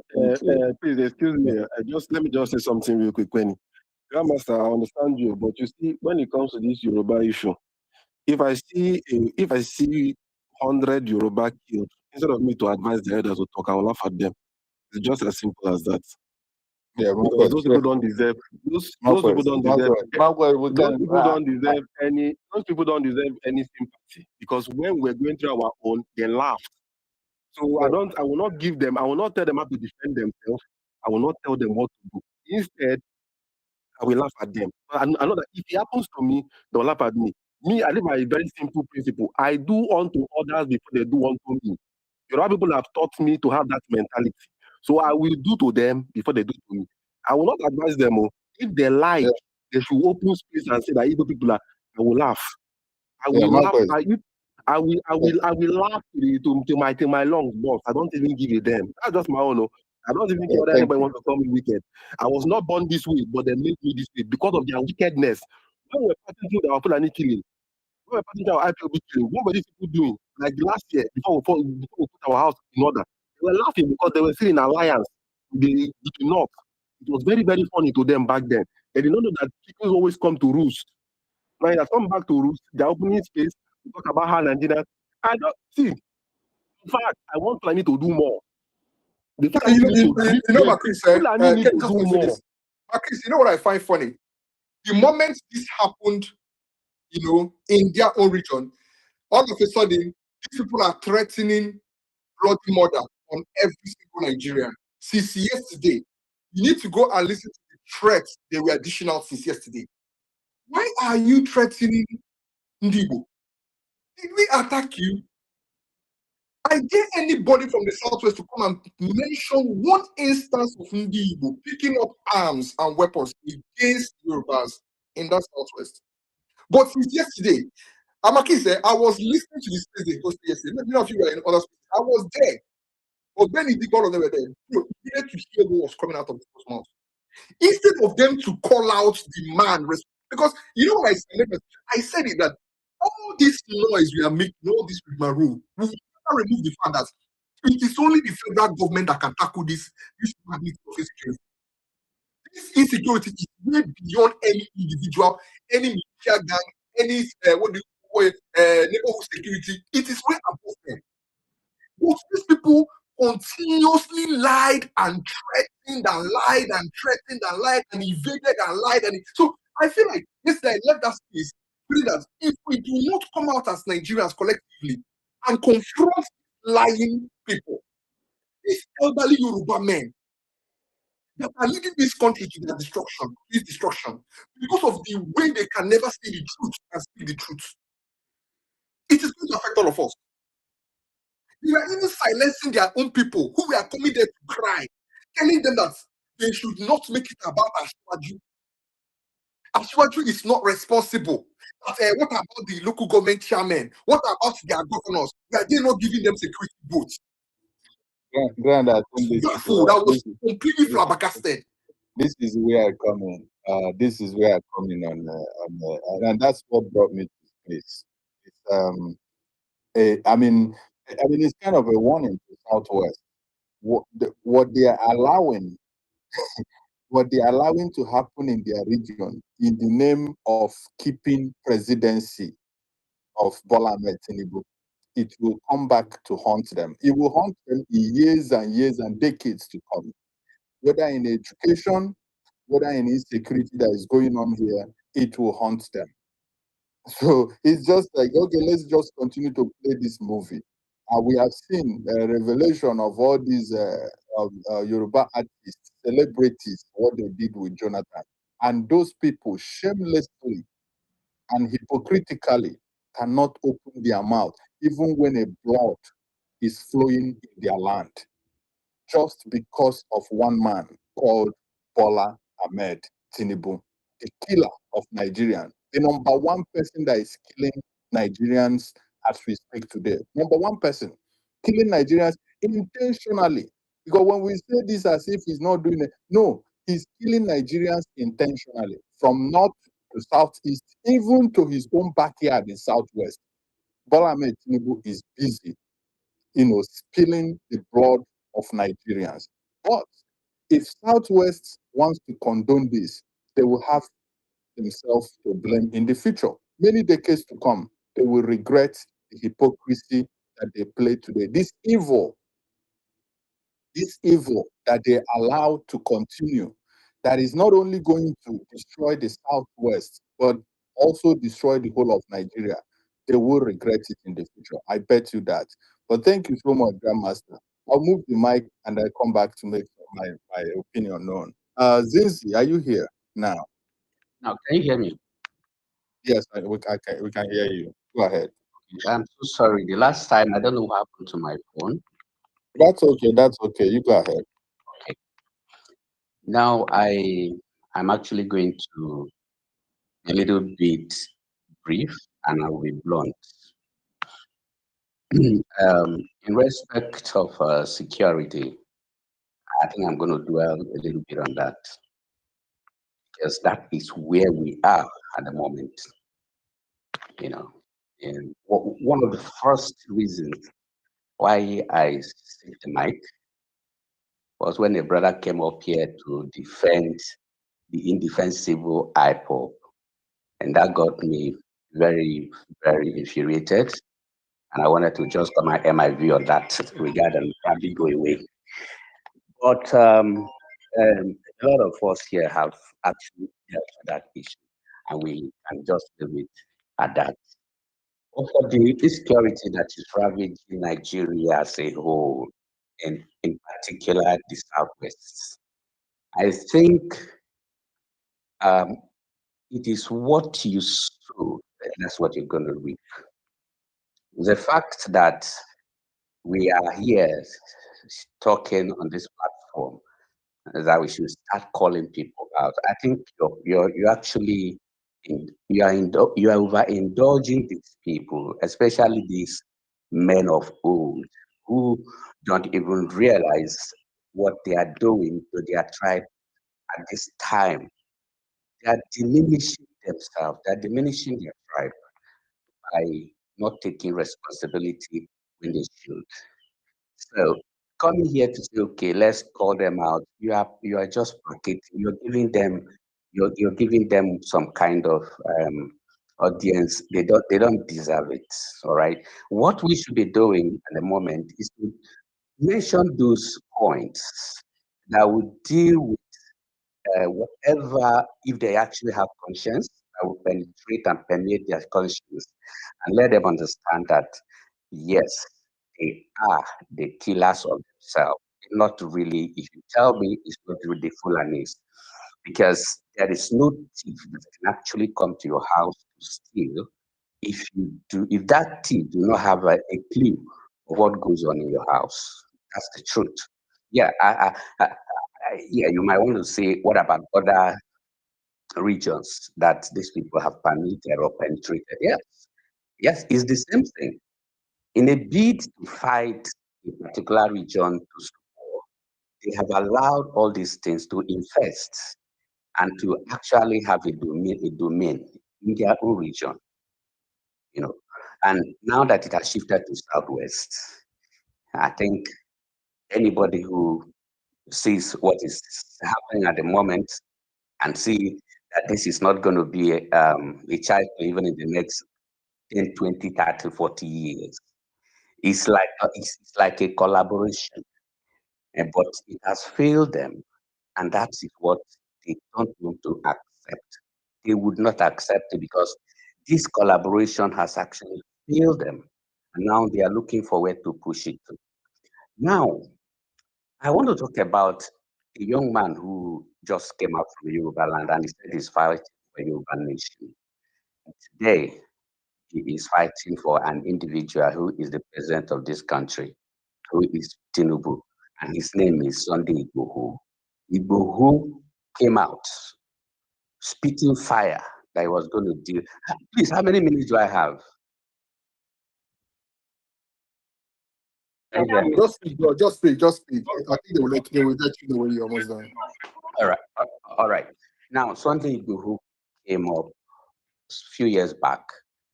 He was actually probably inspired by the Ipobians, the eloquence and the brevity of Nnamdi Kanu, and some people just propped him up. And then he came up and he started talking about Yoruba nation, you know. And what actually led to that was the fact that he saw himself as somebody who was going to be a savior in Yoruba land. All right. At that point, he was not he had no link to the government.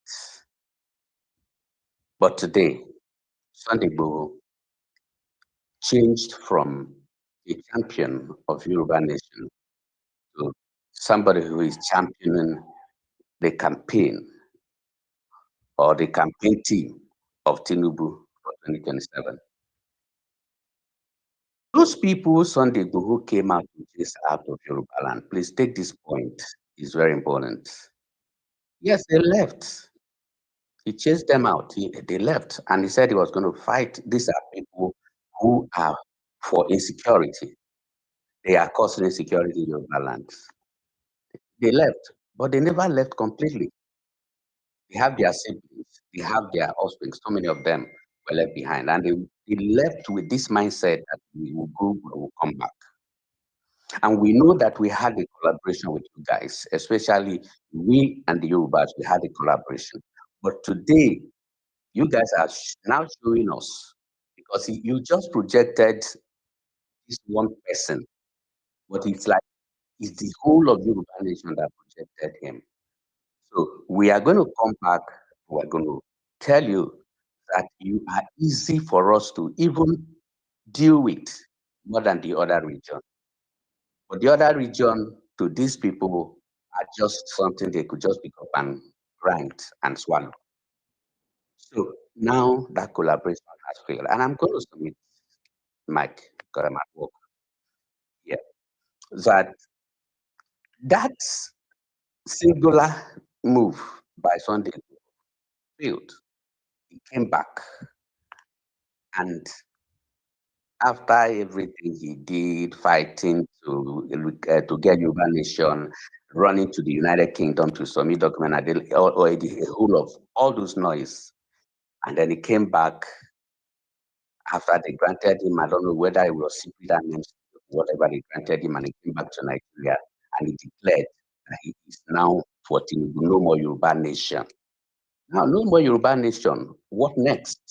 You are still going to be the champion of Yoruba race by fighting security in Yoruba land. You're going to mobilize 50,000 Yorubas or fighters or hunters to deal with kidnappers in Yoruba land. But you came late. With the fire that you lit from one corner of the bush has actually spread far and wide. You came in late. Yes, there is nothing you can do with that 50,000 hunters that you're bringing up. And these people knows that you do not actually have the capacity to do all this. How can you be fighting for somebody to become president and at the same time you're fighting kidnappers? How? How? You know everything is political. So these people, they can do everything for politics, even if they are going to die. That's what led me to what Harry posted this morning. Somebody say by name Siciliano said even if they Yeah, are going to I pinned it to the jumbotron. okay, I just pinned it to the jumbotron. Yeah. and he said even if they're going to kill the entire Yoruba race, I mean the entire Nigerians, not Yoruba this time around, they will still vote Tinubu. Can you read that? Look at the kind of people that you're dealing with. They don't reason. I'm not saying all Yorubas don't reason. Quite a number of them are very good. If you go on this, if you go around the internet, you find quite a great number of them. I have some of them in Nigeria. They are not for Tinubu. They wear Tinubu cap, but they are not for Tinubu. I'm not speaking for any politician. Zini, round up in 30 seconds. Like, yes, too many Yes, requests. yes, I'm going to submit here that whatever you wish for yourself will always come to you. If you said that you're going to die and you're going to sacrifice your entire race for one person to be president of this country, then be ready to pay that price. And it has come to your doorstep. That's just where I stand. Thank you very much. Yeah, thank you so much, Zini, for your submission. Thank you so much. Let me go to Mark Charlie. You have been up and down, up and down. Sorry for any other person that feel I'm jumping the line. He has been up and down. So let's go to Mark Charlie. Thank you, Bob. Thank you very much. Good morning, everyone. Yeah, I don't really know what people like. Sometimes if I try to come off our network, I don't know, the signal goes off. Well, I'll be listening to what you guys are saying. You know, it's not the first time this talking about how to enter Nigeria. Why some people they are chasing money to be there for them to yeah to come back and continue from where he stopped. But sometimes, well, let me channel my listen towards the security stuff. I guess the guy that they killed, the teacher. Um, yeah, when I listen to what everyone was saying, they would say it's typo, it's their tongue, it's blah blah blah blah. Well, to me, I think this is the real business of the elite. I don't know. I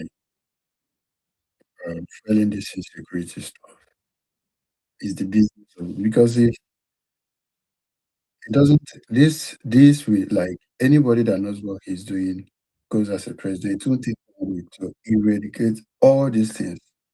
Um, okay, let me say 1 year. I don't understand how they can be able to pick people that are saying just like we are, as we are talking now, they are listening to us. I always say this when I come to the space. A lot of missionaries they are listening to us to know. Okay, when you say the one that touches them, they will pick you up immediately, straight up. The bandits, the Boko Haram, the kidnapping, blah, blah, blah, all the things are going on. And you cannot say, oh, we have done this, or this is the plan we have to take down all these people and end it. Why? Because the people that are into this business have already supported Tinubu. And there's nothing, he knows them. It's not like they don't know, they know them. Understand? And once these people support him, there's nothing he can do anymore, even if he's not the one that is doing it. I'll take for instance, in neighboring states, there is this guy called Fish. Fish is the a cousin or maybe a brother to the wife of Steve Umai. At Presidential Lodge, Ebony State Presidential, Governorship Lodge in Abuja, the guy was using it as a kidnapping day. They went there, when they arrested the guy now is running for House of Assembly in Ebony State. This is how people are being groomed from House of Assembly to governor, maybe Senate. They will sit down there. There's nothing they can do like any other person can do. They will continue. Understand? So when all this is like happening, like I'll be like some people through the tweets that I saw this morning, I see they like they look at. I don't know if they like how people wake up and then yeah, maybe you are looking for attraction or maybe you because you've been you are a Yoruba person, you want your guy to be there forever. You just wake up and say let the whole Nigeria be kidnapped. Doesn't matter. And you will still feel for some person. That means that this is not even a tribe. This is not tribalism, it's wickedness. You don't even care about your own blood. Understand? So like sometimes for this some of the I'll be like, what is really going on within them? I will just why are you people doing this? I'm not saying to be is a saint to be intelligent if you don't even want it. But if it be was from um Yoruba or Hausa, I know so many of we be able we still vote for this man because this is somebody who believe that is going to at least change the narrative of what Nigeria is today. And just little touch, little thing to do. But I really don't understand how somebody that's been there for after 3 years, he has done nothing. He has no agenda for Nigeria. He has no way to, to stop this and better the life of Nigerians. A lot of things that we don't even know where to start from. And you still become the president. I don't really know. Nigerians don't even want to come out of this, like Nigerians, because if you see few of us, few. How many of us are in this place? I'm not saying everybody should be on this place, but what are you doing the way Nigeria is? What are the plans? You as a youth, and so many that are still supporting him are still the ones complaining. As not your back, oh, they will come to your DM to beg for something. I'm not talking about the ordinary begging for on this Twitter. And people you know on your DM and WhatsApp, people you know very well. They will tell you, let Tinubu be there. But they will be the one to be begging you, please have not eaten, please have not done this. My wife did this, my wife that. I've not paid my children's school fees. Why not go to these people's house? These are people you already voted or supported to be there representing you as a senator, president, house of rep, or even governors. You have every right to go to their house and say, I've not done this. And you never even see them except during election. My brother, it's like if somebody that you're supporting can be treating your own region that you are claiming in the local, and is treating you in first tenure. He allowed this level of bloodshed, hunger, starvation in your own land. What else do you Imagine want? what will happen if you give What him a else? next opportunity. Imagine. But continue, God. Like someone was saying early in the morning around that kind of 9, that the only thing this man cares for is to get there first. Like they really, really worked on the mistake that Goodluck Jonathan did during 2014. When he entered, he was focused on the north, trying to build the Nigerian schools, trying to like do things for them so that right. that being a nice person, you will not survive in jail. No, Tinubu don't even order anybody one die. When anybody don't make it die, all he cares for is and people are not seeing it.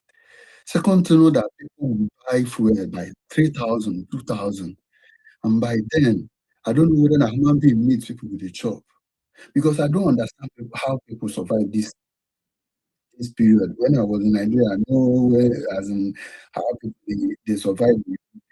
I don't say fuel still be 105 or 200.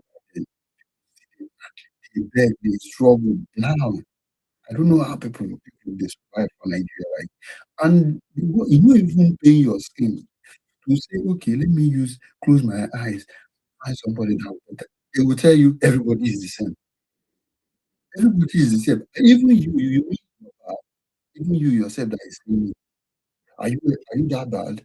Are you trying to say they say everybody is the same? Oh, we should just allow them. And then you crawl under somebody's house, DM to begging for the food. Why not face that particular person that you're supposed to face? Like I don't really understand. I should round up in 30 seconds or 1 minute. So move. I can go back to you later. Thanks. No worries. No worries. Thank you. So I really want to beg Nigerians, if it is right, let us fight and get our PVC, vote for who you think will change P2B, who you think will change this nation. I know that there are so many sentiments because he's from Igbo, but to me personally, if P2B comes from North or I mean, or from Yoruba land, I would still vote for him. Just the way I was thinking they are going to bring out Yemi Osinbajo. I believe that if Yemi had been the president today, we won't be crying this cry right now. Thank you very much. Yeah. Thank you very much. I just wanted to make this clear for me to, continue to make this announcement to Nigerians. The first incompetent president that invited another sovereign country president to come and help him to throw bomb, not even to fight insecurity in general, but just to drop bomb. The first president to do it in at least in my lifetime is Bola Ahmed Tinubu. Bola Ahmed Tinubu is the only person that I've seen that bombed the market and named everybody there terrorists in the north. It happened under our watch. Bola Ahmed Tinubu is the first person in my lifetime that brought insecurity to all of our household. It's either you're not being kidnapped, or you are being held for ransom, or you are getting killed. First time in the history of Nigeria that we have seen insecurity all in our household. This is not bombing church, bombing mosque, or bombing. No, the insecurity is now living with us in our household. This is the first time it has happened. First time to invite a sovereign power to come and help him because of his incompetence. If they don't come and bomb, he won't do anything. First president that doesn't, I mean, I can include Buhari too, that doesn't make a single statement when any Nigerian dies, even if 1,000 Nigeria dies today, Bola Ahmed Tinubu will not release a single statement. That is his record. And that's the record of if you're still the person supporting this president, I'm just reading out his record to you. That way it goes into your ear.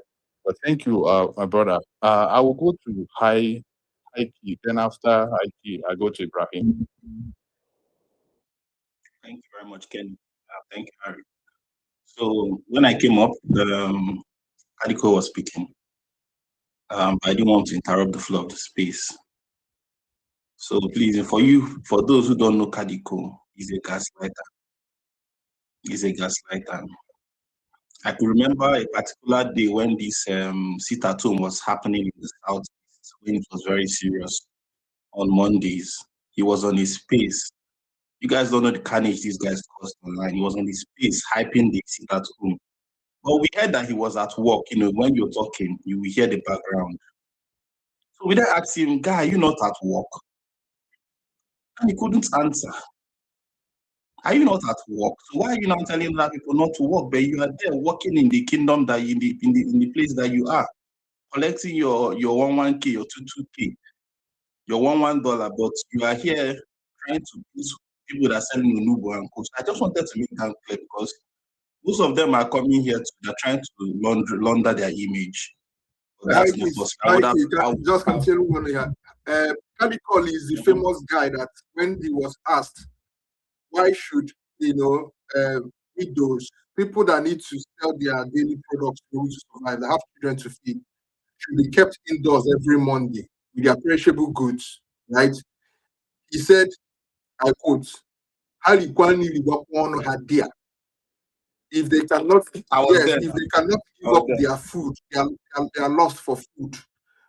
You understand? For Biafra freedom. Grandmaster, he said there is no sacrifice, even if it's their death. Thank you very much. And he lives in America.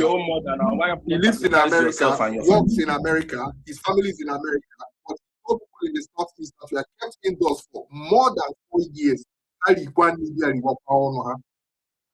Kaliko said. When they allow this guy to become more specific, well, that was at the height of their power. But now, since they are now powerless, they've captured 2 of their leaders. That's why they are now trying to come along. But that was just to tell you who they were, because you know people from when they have an advantage, just the way they are knowing Tinubu now. People are getting to know Tinubu now. If you want to know a man, give him power. When they thought that they were powerful, these guys were ready to kill everybody and anybody without any remorse. And my problem with them is that when Nigeria wants to speak about issues, they find a way to infuse themselves at the center of it. And this needs to stop. Nigerians are trying, maybe Northern Nigeria wants to, process the reality of Tinubu locking up their brother El Rufai like a commoner, like a nobody. IPOB will find themselves in the center of it. You just see someone that will go there, put in nonsense comment there. Let Nigerians face their realities. They will kill somebody, they will behead a teacher in Oyo State. IPOB people will come up and put themselves, I was talking about fish, aquarium, culture, this, that. They don't have anything to say. But they always want to put themselves at the center of everything. And this needs to stop. Let Nigerians process their reality without infusing yourself into everything. I blacklisted them after the shot they put in that Southeast. I completely blacklisted anybody that is even remotely affiliated with IPOB. Don't be me and a group. These people are, you gotta understand that they are the major problem even in the Southeast right now. When you talk about voter party, my mechanic 2023, when I went to change my shocks, I asked him, did you vote? He said he did not vote. Just in fact, I'm talking Igbo. I said, no, okay, no problem. Oro, was it some 2 months ago? I wanted to do a change, but I'm still no. The next thing, Nekumaka election, you know, na 2023 na-emeri ya ka o mee ife ọ chọburu ime that nke anyị tụdara atọ kedu ife pụta na the 10 na at the end ọsịzie m asị ekwu asị onye ọbụla atụ na akwụkwọ mmeji ya na ilufugo na-etoro akwụkwọ n'ịgwa m so this man voter party herself ọ ha nwa push ya because of return to if I should do what? You just return it's back. None of your business what I'm saying. No, it's not coming from No. Is it kind of really wants to... No. I'm not returning to English for that. So I'll return to English where I want several persons to say. Then when I'm talking, it doesn't concern anyone. Okay. No vex. Thank you. So this is about because all culture, you go. This had the problem anywhere. I'm with almost 5 million plus. uneducated bastards moving up and down, constituting nuisance. Because in a gente, a man go to career +5. All of them, all the bunch of them. I mean, safe to them because there's no time to start negotiating with bandits, with terrorists, people that terrorized you. Come and negotiate with terrorists. No, hell no.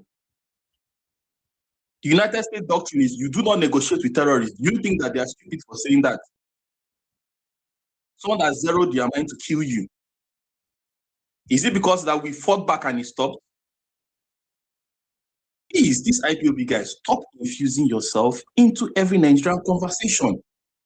They go to comment section, putting nonsense there. Biafra this, that. Let Nigerians process their realities by themselves. Latest one is with but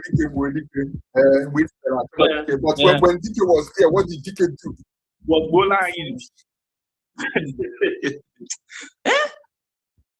Now, let me now drive back to the context of what we're saying, so we don't get carried away. Because, of course, the main topic is not IPOB, but they found the way. For those who are just coming in, because some people coming in spaces at middle, some people come towards the ending. What we're discussing here is the insecurity, especially in the Southwest. And I think I'm sick and tired of people coming up to spaces to tell me that they are tired. I think that's the new one they've learned. And I'm telling you that you are not tired. Most especially from those from Southwest. The reason why you're tired is because you don't want to call Tinubu out. You don't want to call the guy out. That is why you are tired. Because I heard someone here speak. I don't want to call names so it doesn't escalate. Talk everything, never mentioned Tinubu for once. Complained everything. Never mentioned the idiot. That's why when they say Tesla, you have to protect your interest, Tinubu is there. And they're planning to decimate the Southwest. And decimation, yes, is a Roman word. That means out of 10, one person will go down. And it's happening, before our very eyes. But people come and speak and say, no, this Nigeria issue weak me. Weak you, because if P2B was the president now, you will find your mouth to talk. When Jonathan was there, you were not weak. You'll be agile like the gold. See me, any Ayo, aka whiskey. You'll be very agile and bold. This actually brings into question their fame and their money. If it's tied to the man that they are trying to protect to them, it brings into question.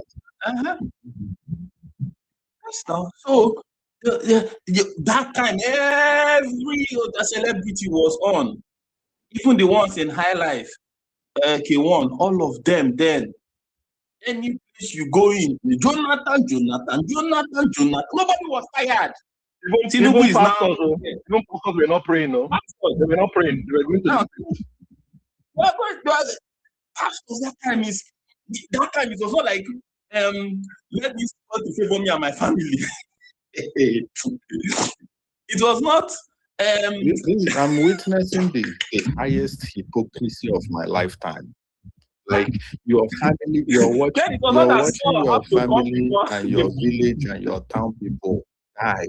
Their blood is spilling every day, and you call yourself a pastor, a GO of a name. You call yourself all manner of GOs of many churches. You call yourself celebrating, and you're watching your brothers and sisters, and their blood are getting spilled, and you use the duct tape and put it on your mouth.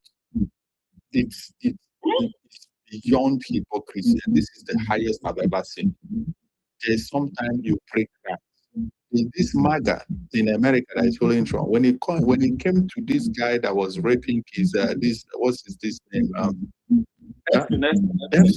They started speaking out. They say, no, this is where we draw the line when it comes to molestation. But these people, even the blood of their brothers and sisters is flowing, is spilling every single day, and they still use a duct tape and seal their mouth. Kenny, they will not say that I've Tinubu never seen a that thing Buhari like is a this. good man, I've but never Tinubu seen will a win thing am. like this. Yeah. Kenny, they won't say Buhari is a good man, no. He will solve insecurity problem during good time, but he no go win. Some of them attacked. That's They why. attacked Buhari during Buhari's time. Ike, Some of them Ike, did. Kenny, this morning in Maz's space, I listened briefly. One of them came in so furious, so angry. I've never seen that much bitterness before. Guess who the bitterness was directed at? It was directed at Obi. Normally, the anger was that Fini Tinubu has not done anything. Peter is not an option. That bastard in a foolish tribe is not an option. I was like, how did people get into this discussion? But the Have you person noticed, that Kenny, is that actually Kenny, holding have you the noticed that their gun new and knife. strategy now for campaign is that there is no alternative? Have you noticed the IQ? That helpless, Yes. that dejected, No, just 6 months they of are saying that there is no other alternative, that we must allow Yes, that we because should sit No, there's down no and other bury alternative. the evil. Grandmaster, the line That is all Nigeria of is them are the same irredeemable. now. That all of them are the same. So the new mantra is that all of them are the same. Before it used to be what That's we what do they or are do. selling to Nigeria now. That Nigeria is irredeemable. That nobody can save Nigeria. That is what they are selling. Imagine that being a we are campaign. overwhelmed. We cannot think again. My brother, I'm still round talking. up, Ike, round up in a minute and a half. Let me know. Let your 1 second. So- Let your 1 second. Go ahead. So please, 1 minute and a half. let me round up. Tinubu is the president. You are not tired. The problem is that you don't want to call him out. You don't want to, for whatever reason. Tinubu has the army. He's the commander-in-chief of the armed forces. And when you mention armed forces, you are saying the Nigerian army, the Nigerian navy, the Nigerian air force, the Nigerian police, the Nigerian civil defense, NSCDC, even NDLEA, they carry on. DSS. Called the Grand Commander Nigerian of the Custom. Federal Republic. Go and see the meaning of that name. The Grand Commander of the Federal Republic. They have customs, they have immigration, even EFCC and ICPC, they carry on. And the country is in chaos. And you are suddenly tired, don't know who you will call out. Every local government chairman now says. That is which governor? Governor that cannot change commissioner of police. Governor that cannot do that. Is it Fubara type of governor? And they can wake up and remove anytime, unconstitutionally, without the approval of the Senate. When it comes to doing illegality and foolishness, Tinubu will be number one. He'll be quick. He knows his job. He knows his power, the full extent of his power.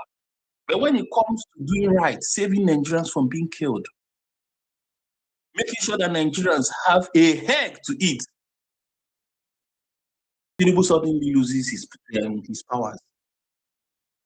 Then you yourself suddenly become tired. Baba, you are not tired. You just don't want to cut Tinubu out. Kenny, I will turn you down here. Thank you very much. Thank you, Hakeem. Well, before I pass the mic to you, Ibrahim, imagine somebody came to your family and they wipe out your mother, your children, your father. You wipe them, they are dead. And somebody came in and tell you that, hey, Kenny, you know what? It's better that this our brother is the one killing you. You don't want the outsider to come and kill you. Just enjoy it because it's just our brother that is wiping out your family. That's the absurdity and the evilness in what these people are doing. And the people that is doing this is, sorry, I have to say it, it's Yorubas, it's Southwest celebrities, it's Adeboye. Everybody that carried placard in 2012, they are involved with this killing because they are the one that is using a duct tape to seal the mouth of Southwest. Don't speak. It's our brother that is killing us. You don't need to bother. because the other person But, may but kill Kenny, you and let me more. just say this very quickly. Kenny, I'm actually fearful for the fate of this country, specifically Southwest. Because if all these things could be happening while somebody they claim to be as powerful as Tinubu is in power, is literally the person that commands everything in this country. What do you think is going to be the A fate master of these people if Yeah. Tinubu leaves power tomorrow? What is going to What happen to is them? Grant? What is even more fearful is that What those are the are audacity devil of these years. bandits invading the Southwest? We have to call them. These Smiths and all these celebrities. They are the one that is putting a dog tape on their fellow citizens to not say nothing. So you Just should now because call them out because I really fear for what is going to happen to them when Tinubu is no longer in power.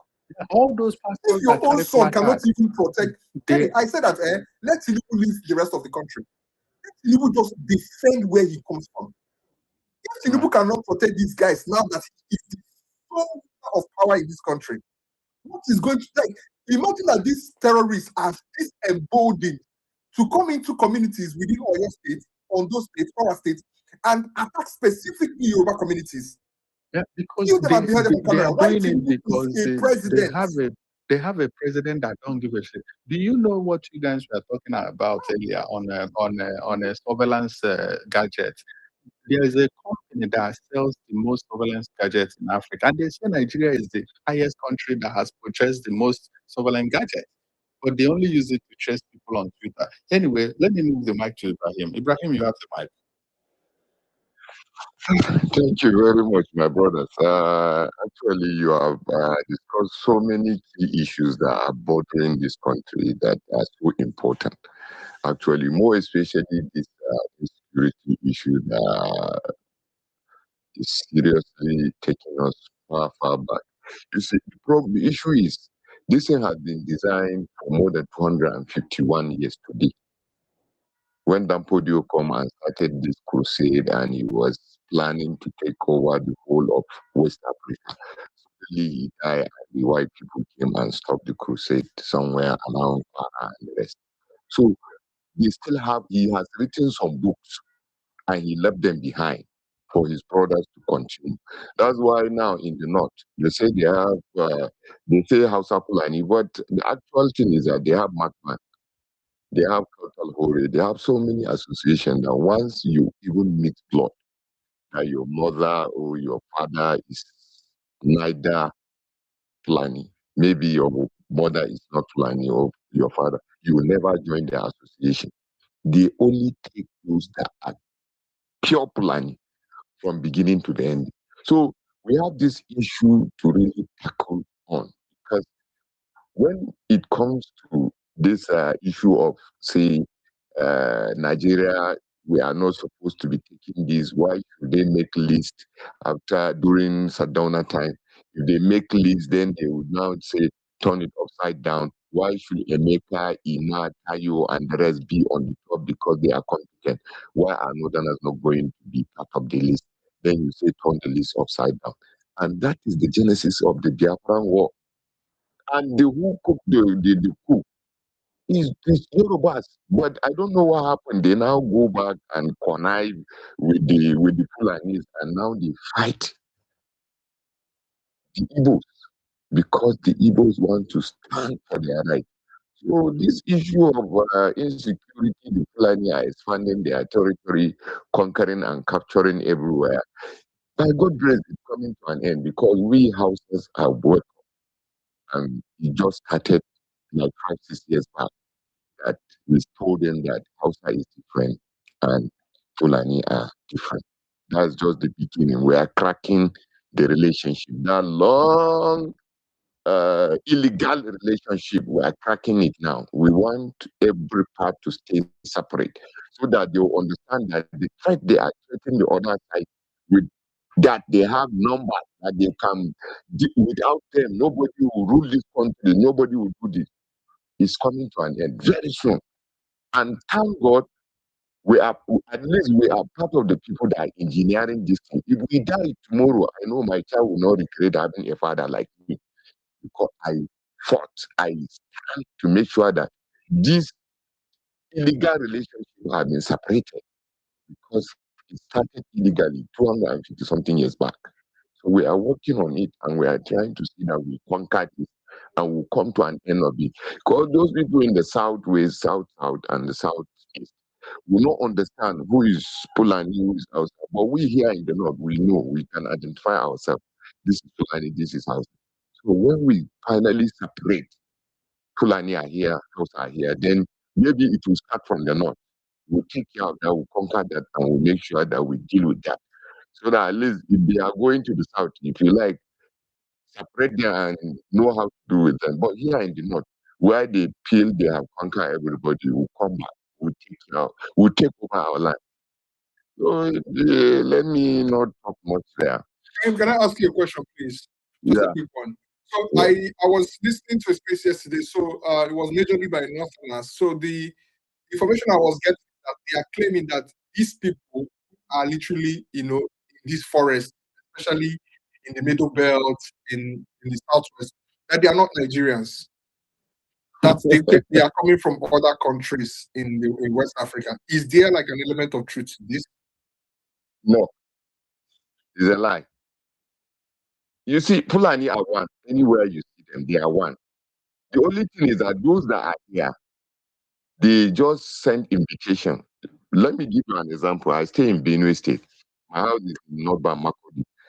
What they do is that anytime they have issues, when they wanted to come and graze their animals, if they have issue in a particular community, they'll buy cola.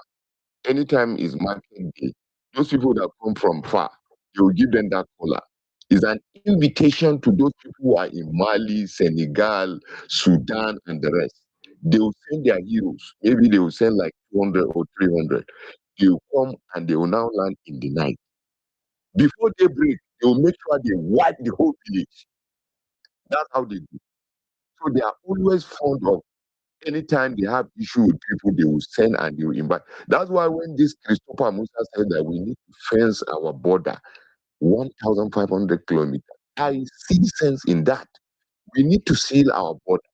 If we seal our border, then we now start separating. Because now, I personally have wrote to this incompetent president telling him that we want a memo that says in the National Data Protection Act that each tribe and culture should be standing separately. So we asked him to write a memo to all ministry, the agency and department that Hausa and Fulani should be regarded as separate and distinct tribes.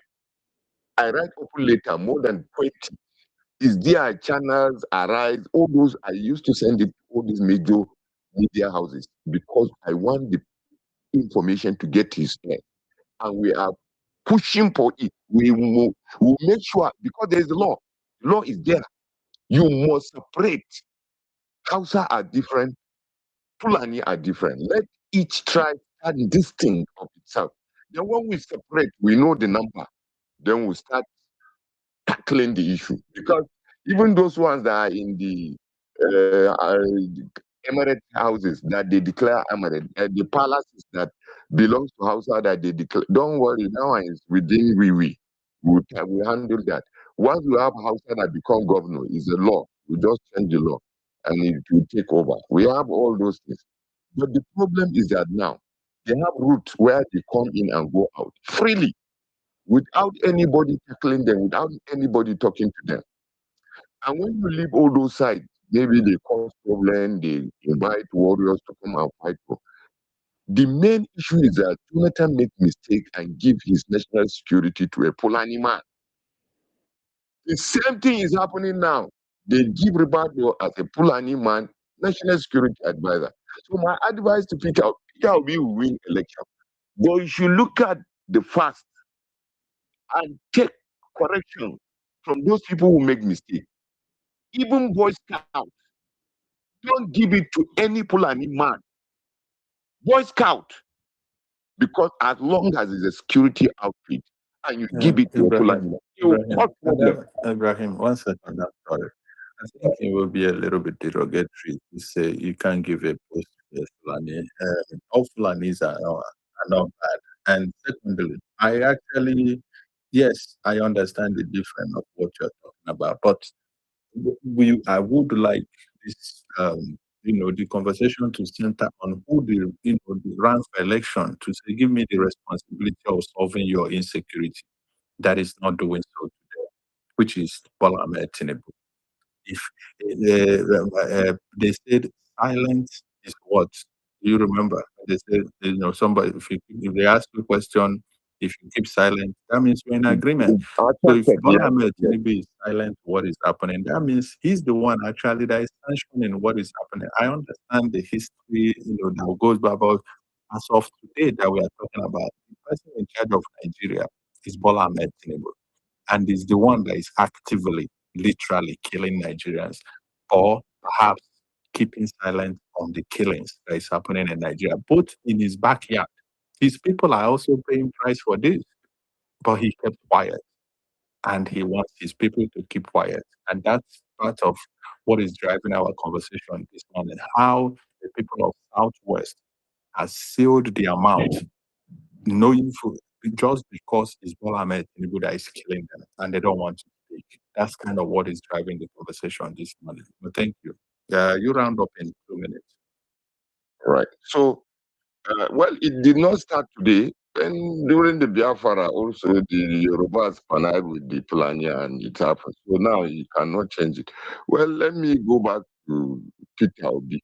Peter Obi is no longer an Igbo candidate. He's no longer an Igbo president because I heard someone saying it's the turn of Igbo. This one is no longer an Igbo issue.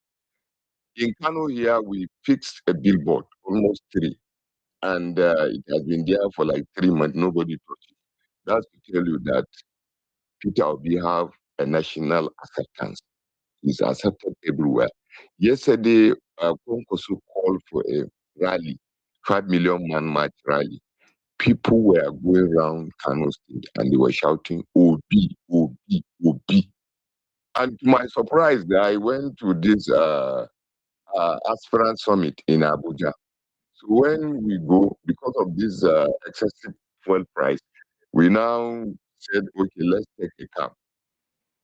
We take this cab and drop. So when we drop somewhere very close to that place, and there's this park that people were there loading.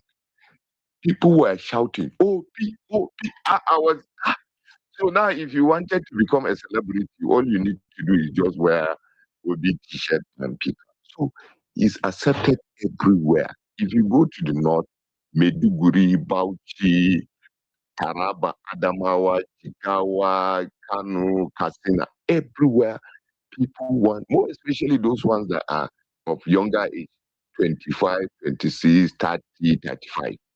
They wanted to have somebody new in the system because we have Google. You can ask, what is the major achievement of Peter Obi? It will be there. What has Peter Obi done that is wrong? You cannot see it. So this thing that we are saying now is for Peter Obi to start preparing his ground on how to run his government. Most especially, I was with Aisha Yusuf and Yunus Atanku when we went for that summit. I was telling them, look, you are dealing with a politician as a vice president. So you should start making plans. Your national campaign council should be ready and you should now send it or view it. When you do, if there is anything you have, keep in. I write the proposal and give it to them so that at least they will prepare it and send it to him. Don't allow him to be ahead of you because the vice president is a politician. He think faster. And I also told them that you should start picking your Senate president and your speaker, your secretary to the state government. All those things are key things that you now have vital information that you don't, somebody will just give you another person that will be compromising your government. You need to pick them yourself. People you trust, people that will not lie to you, people that will not tell you things upside down. So I talked to Aisha. 20 seconds, Abraham. 20 seconds. Okay, so thank you very much. I think I need to yield the mic here. So, but what I would like to tell people is that they should now be thinking of how to advise Peter Obi on how to run the government. Thank you very much. Thank you. Thank you for your contribution. Thank you so much. For me, as a person, a Yoruba person is not my problem. Fulani is not my problem. Hausa is not my problem. Leadership is the person that has the maximum power to change Nigeria and unite Nigeria. We are divided because Bola Ahmed Tinubu is investing hundreds of billions of naira and dollars to keep us divided today.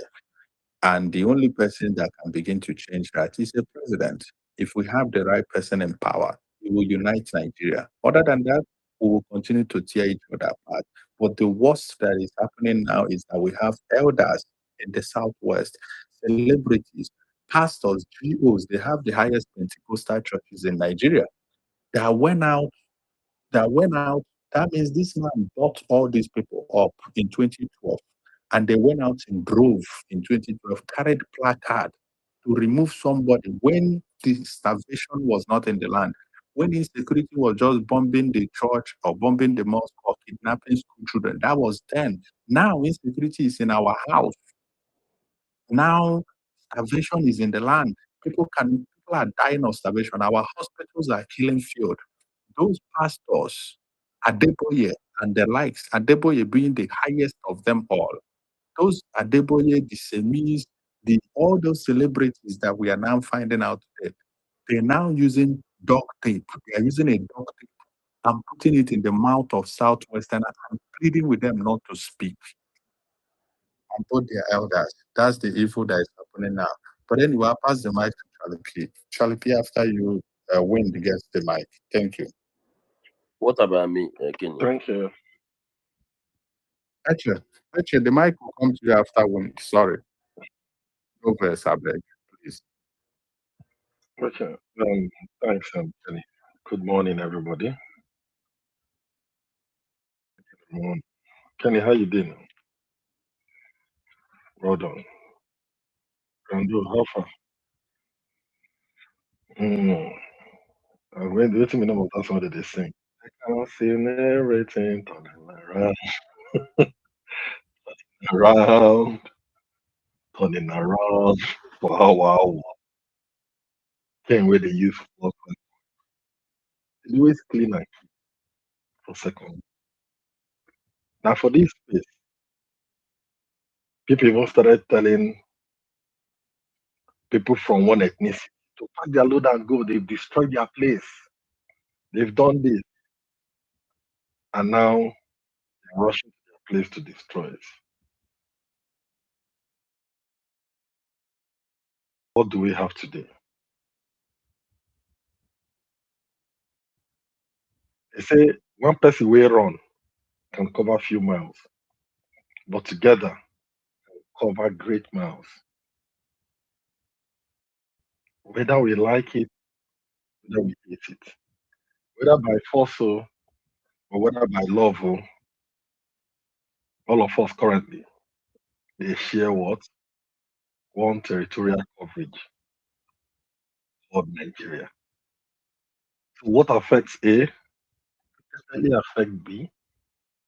What impacts A definitely impact what B. It's just a matter of time.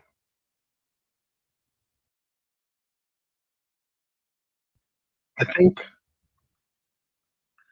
the biggest or the most trusted, will I call it the most trusted tool to hold everybody to account? Time. It's just time. Look at the other one.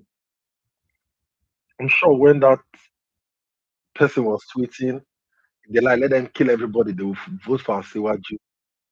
I'm sure when he was tweeting it, he was thinking through his annals. Today, you're all over the pages, raining brainstorm fire. All this all they call foul. They will kill you. They will change your local government. They get one way they change the local government. I don't know that they don't retrieve them back. He was on spaces crying like a child, crying like a baby. And they've taken over their destiny, his local government. and he was somewhere with his own small family, probably in that one of his cousins or relatives for don't die. And guess what? With all this that is still happening, do you know one thing that has eluded us as a people? Is still not seeing the need together to make it work. That is even the bad part of this whole thing. And the big question is, do Nigerians really even learn from mistakes? Or they just go through with the tides? The young pastors are busy relocating. Like, you know where they relocate go? Other countries. God did not tell them to relocate to Benue. Locate their family, still they were brainwashed. People And they brainwash God them. not tell them to relocate go Medugri. To relocate to Osun, Ikiri, Ikare. But God told them to relocate to another country with their families. Now those people need liberation past their own people. We were here. Pastors were cheering protests. We were here. People were wishing Jonathan and his family dead. On this app, still valid, still relevant, still can be seen. We were here. People were going from media to media to media and calling Jonathan all sorts of names. But today, from the religious angle, they are telling us to pray and be patient.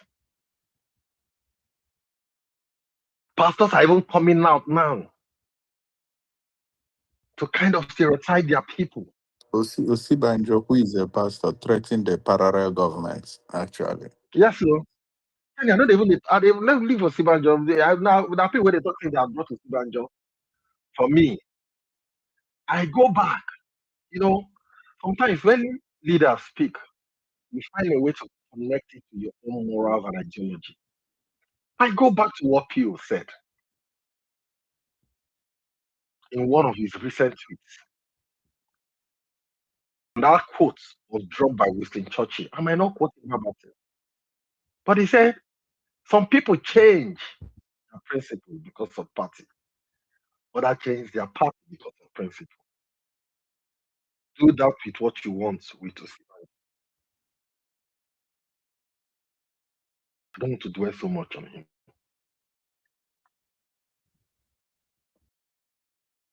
This app with day and reality. A pastor recently said, oh, I know the man from the southeast by name P.O. is a very great guy, has integrity, but he will not win. The Lord has spoken. Anytime I remember God, and the ask am back, with Nigeria alone, let him go back to his life in the Old Testament. Just for Nigeria alone.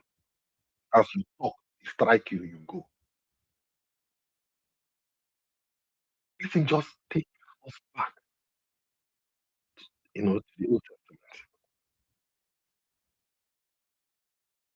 Then in 2026, a sovereign nation like Nigeria, people crowdfund to release their family members from kidnappers. It no happen for Jonathan time. Then in 2026, people no longer run to the police. People no longer approach the court for justice. Guess where Nigerians lean for justice? Social media. Grandmas no talk. How they go open that thing? I don't know whether I don't hack everybody's phone. Then they'll wait for 300 people and other spaces to come and be talking and shouting. And when I say, when I confidently, when I authoritatively looking at the circumstances surrounding me to call Nigeria a failed state, dickheads, pea brains, gas calls will come out and say, they are run like people will get epilepsy. In 2026, a country not at war, at least they told us,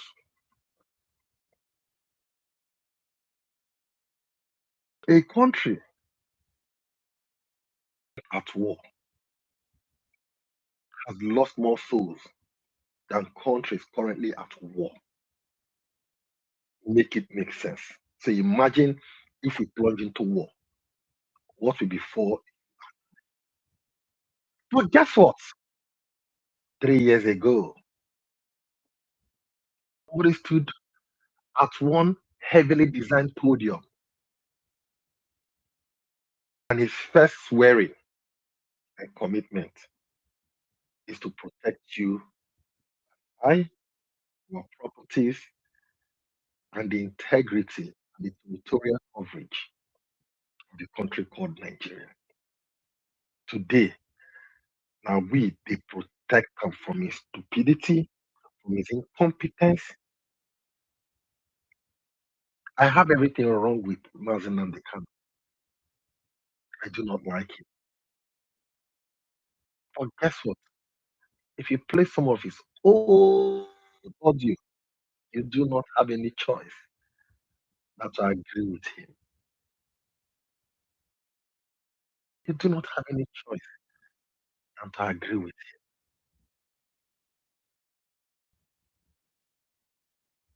him. What a nation. Army, they kidnap because he talks that their food not bad. Kenny, can you make all this make sense to me? I came to rescue you from a burning house. After rescuing you, you now took me to court that I removed it from you. Make it make sense to me. I am trying to make it make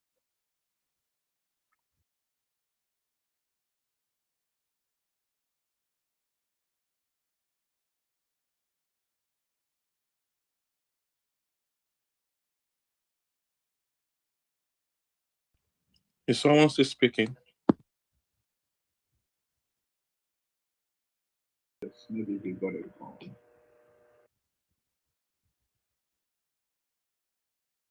Charlie P, are you still there? Wind. Is Wind here? Wind, you have the mic. Okay, thank you very much. Thank you very much for the mic. My host, the co-host, double co-host. Sorry. Okay, Can you hang hear me on, now? Wind. Hang on, Wind. Go ahead, Charlie Can you P. hear me now? Yeah, can you hear me now? Sorry, the call came in now. So the problem so on this thing, we have so many problems. And now what are politicians doing? Going around and telling people, oh, this and this, it is not his problem. Oh, it started which day? It didn't start today. Why do you change people who work for you?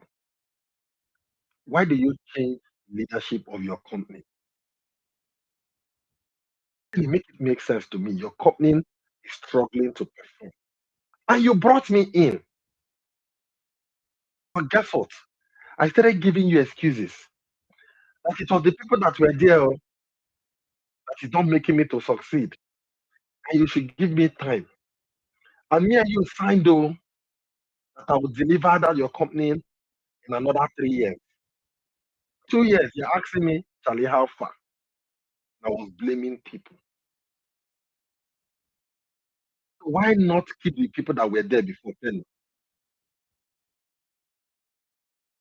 Why not keep the people that were there? You know, that is how we do not have senses when we talk as a people. Because by the time we mirror it to our own small private life, you see how stupid you sound as a person. Why did we bring new people? did we change the person that was there? Guess what? We are still making excuses for somebody that is there to help you. Ken, if you look at Robert Greene, I think he wrote 48 Laws of Power, if my memory serves me right. This is my brain medicine. I think the law 17, I'm sure that's what they're applying in Nigeria. He said, in that law, they said, keep others in suspended terror, cultivate an air of unpredictability. In Nigeria's own is those in power they've agreed to keep us in perpetual terror and have cultivated an air of predictability. This one, you know the way you know prediction. This one of predictability. You know you will die without any. You know you might not come back. You know the police will not save you. You know if you go to court, nothing will happen. You know if you go to direct primaries, you saw direct primaries from 50 to 230. And we're using it to do content in Nigeria. Ordinary direct primary, Kenny. You see where they count 1, 2, 3, 4, 300. And guess what? It became a content view for us in Nigeria. And Kenny, you won't tell me saying that the people were serious. I don't want to hug the mic, I've said generally, but let me come back. I was on this space, especially Mars, this space. I wish he's here. When our brothers from the south just insult people from the south, even when we're dealing with our demons and we're calling out, sharing, different views on how to manage it. But guess what? They roped everybody into it. And the only people that were saints were people who were supporting Tinubu and following them to sing and beat the drum. See something, Today, Charlie what do P. we You have? see something, Charlie P. As that, I see that time that this thing was going on. I wasn't even concerned with the names that people were labeling me or anybody. It was common to call every person. I thought that my focus was on the insecurity and this thing. So insecurity that one bastard like that. If you don't start and you don't do something instantly to stop it, if you lose grasp of your security at any given point in time, bro, winner, like the damage they exponential. It gets bigger and stronger. Yeah, it has like exponential damage when they cause. Like for each one when you take care of, the damage when you cause could take 3 or 4 times more. And for you to bring that back to the initial point where it was, we go argue. So I was not even interested in the name they were calling anything. I was interested in the NDDC security. Like, I don't feel they call my own hometown. I'm not going to come out on Monday. Oh, everything happened now. I'm not going to come out on Monday for what? Grand, I said no. Grand, you know what they talk? We get 5 times. If you notice that period, we're not making it a tribal issue. We're calling it what it was. We were reporting. We were dragging the life of Kadiko. But guess these idiots. We were calling out our governor. At a point, we were blaming Hope Uzodinma Matu. We're all shouting everywhere. And guess what, Grant? All those shouts, all those rubbish. Even Soludo, we are blaming Soludo. Blaming no, that's no. I just call Hope. We drag everybody. We drag everybody. Even when we knew that the Nigerian government was complicit. And it took about 5 years to get us to where we are today. Are we still struggling with pockets of insecurity? Yes. Has it reduced? Yes. But guess what? Yesterday they opened space. Instead of what they call it what it is, they were just shouting. You know when you go where market women they make noise, you cannot comprehend what they are trying to even fight for. People don't die in neck, headed. Obas, they run Obas like this thing. They change community name. We saw the young man that they kidnapped from his farm. Even the government paid 50. Grand government now they pay ransom. That they go hold people tell them they call their government to pay a ransom. And rather than call it what it is, they are saying everybody that is causing problem. Where is everybody? The only thing where they pay me But the only thing that annoys me in this madness is that you will still always find the typical Southeasterner in all these local and crannies of these villages doing one or two, and they will be caught in it. At least in our own. If they go village, you go hardly see people for Southeast. When I serve in 2007, when I do my service, one village where I go Zul, if you know to local government, Zul, the only chemist shop there and provision shop, na Igbo man get. One very dry land.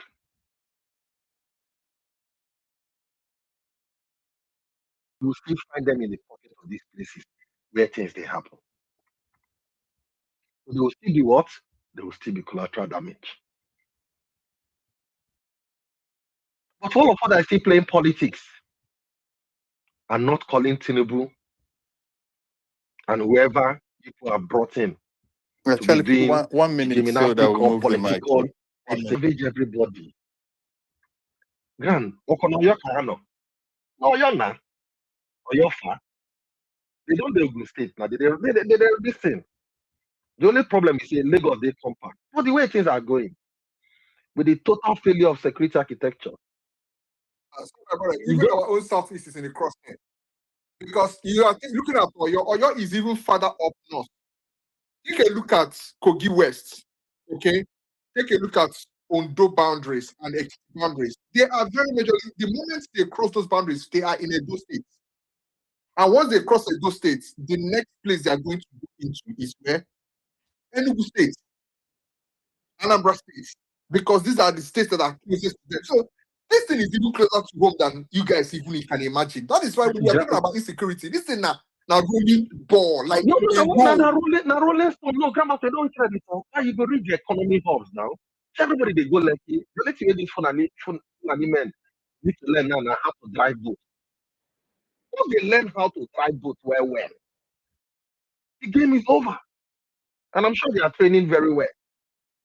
Once they learn how to drive boat, or be ride boat or move boats, the game is over. It's to come, cause mayhem, enter boat, fiat. That's the only thing we remain. I think they visit Abuja on a reg now. You know they took Abuja again, they visit Abuja regularly. Just to drop the mic, guys. Let us continue in this madness. Let us continue in this stupidity. 2027 will come and go. Some of the people where they make noise here, they shout, they help Una. Harry, Kenny, Grandmaster, they plenty. Their life will still be better. It's not that if Nigeria is better, it will really add any inch to their own small pockets. Their life will still be better. But you, when they don't take over your village, come here, think in a tribal thing. When you reach your turn, the RIP, he will tell you. Remember the girl where they curse all the Igbo people, and this na for church they fire. Whether not for Ondo now, not for church they fire. I don't go. You might be next if you don't speak up. Thank you, Kenny. Kenny, just Yeah, 10 seconds. Look, I tell Kenny this thing, abeg, just 10 seconds. no problem. Charlie P, do you know what should bother and scare Nigerians more in this incident that's happening on your state? Do you know what should scare Nigerians more? That the guys that carried out this killing, we are not your regular run in the mill, how do they talk, terrorists, right? This will not be your JS. It is not your Laprawa. It is not your Ulo Ulo. These are regular individuals that beheaded this man, like the ones we they call kidnappers, bandits, right?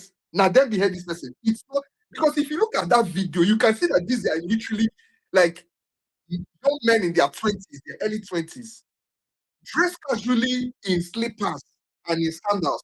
They were the ones that killed this man and beheaded this guy. Now, imagine if ordinary people are now doing this, and you can have individuals like this amongst you, like sleeper cells existing. That means you're not even looking at, let's say an organized terrorist group now moving down south to come and do these things now. Ordinary ones can now do this thing.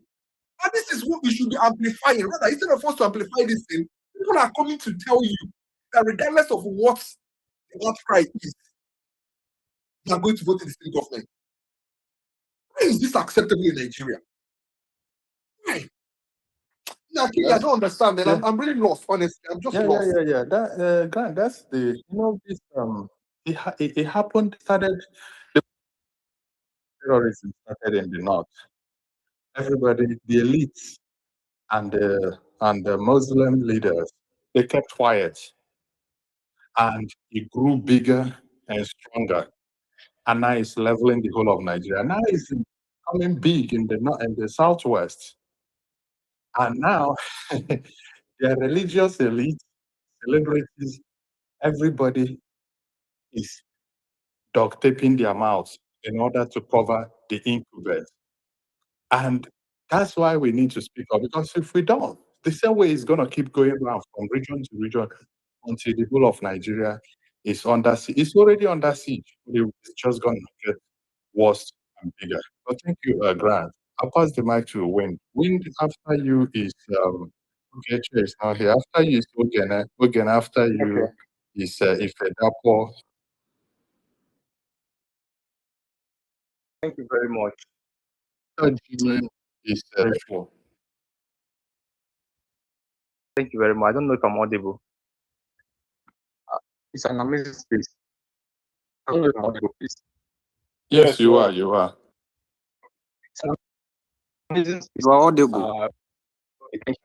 I want to say, well, I wanted to say something. I want to, because when I came into the space, I was hearing someone, is it, what is his name?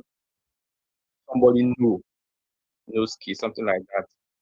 So he was speaking on the election, something. So I want to talk about that. But the issue that is happening in Nigeria, the insecurity that happened recently, the truth is that in as much that I condemn killing generally, but I would say that I'm happy the way it's happening to everybody.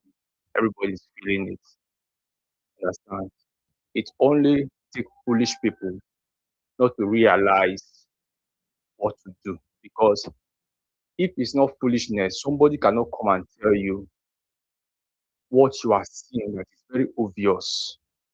And somebody see that this is white, and somebody is telling you that is not white, it's red or black. It's foolishness. I normally I have this belief that Yoruba people are wise. I know them to be wise people, but I don't know the level of stability they are displaying right now, all because of power or money. So when the time of good luck Jonathan, there was insecurity everywhere in the north, just the north. Where everybody was out shouting. All fingers were pointed at Jonathan. They were not looking at the state government. They were not looking at any area. All fingers was pointed at Jonathan. Jonathan, you are not capable. Jonathan, you are this. They point an American sitting president have to make a press conference and was like, there's a need for to change power. So I see a lot of hypocrisy and foolishness. Understand? Because I, most of the times, when I go to space, when I hear about this issue of Nigeria, I used to tell people that Nigerian we are the main problem of ourselves, and I don't know if some Nigerians are foolish that they cannot even see the problem. That is the problem. Nigerians, we are so foolish, some of us, that we cannot even see the problem. We don't see problem in all these things that is happening. We don't see the problem. We don't see the problem. That is why we are not even thinking of solution. I didn't mean, I didn't mean all of us, we are seeing the problem, the way we have organized this space. We have seen this problem and we are talking about it out of pain because I see a lot of people are talking from a place of pain of what is happening in the country. But you find out that many people don't even see this problem. When you give them food, give them rice, and you see them there, they just live their life.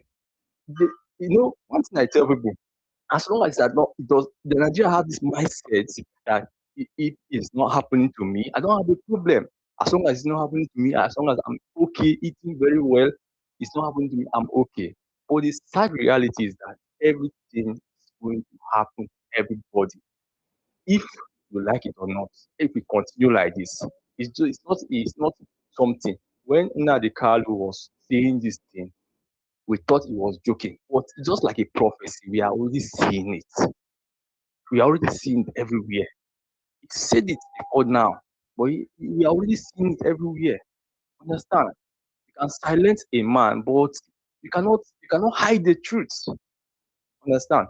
So I don't want to say much on this because if I say what is in my mind, I will say things I shouldn't say.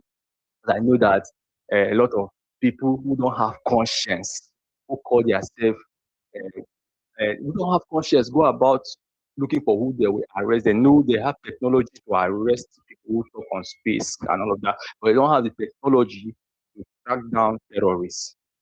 It's very funny, you know. But I don't want to say about that. I want to say what is my business right now. Understand? Because what is happening, I thank God, is affecting everybody. That is just my joy. I hate killing, but I'm happy that it's affecting everybody. So what I want to see is what the last speaker before that dropped. He said that this election that's going on that will take place 2027, that every hand needs to be on deck, and if you have money, you use money to try to do.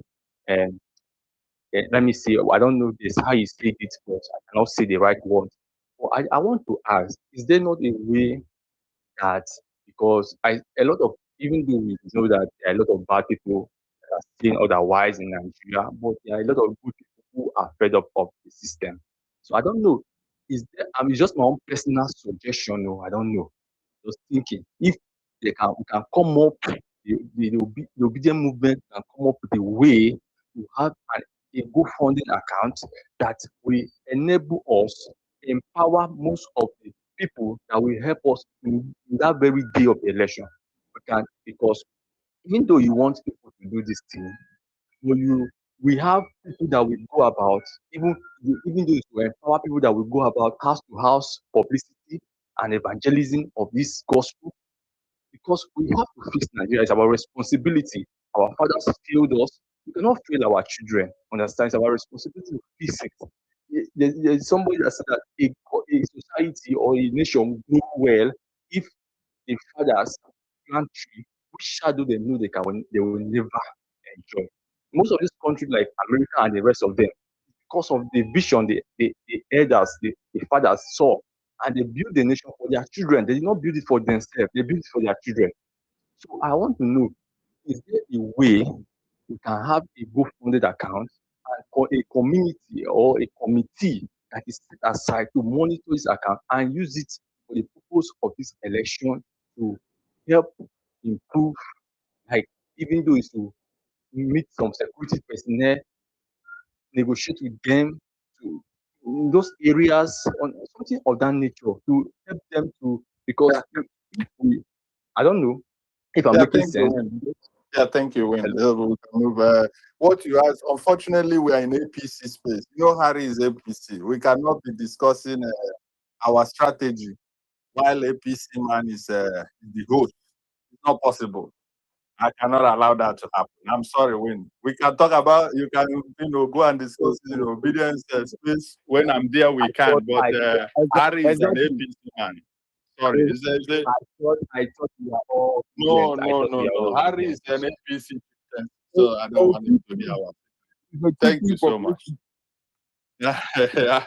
Anyway, I'll move the mic to Ogene. Ogene, you have the mic. Okay, yeah, thank you very much. Right. So I mean, greetings to everyone here.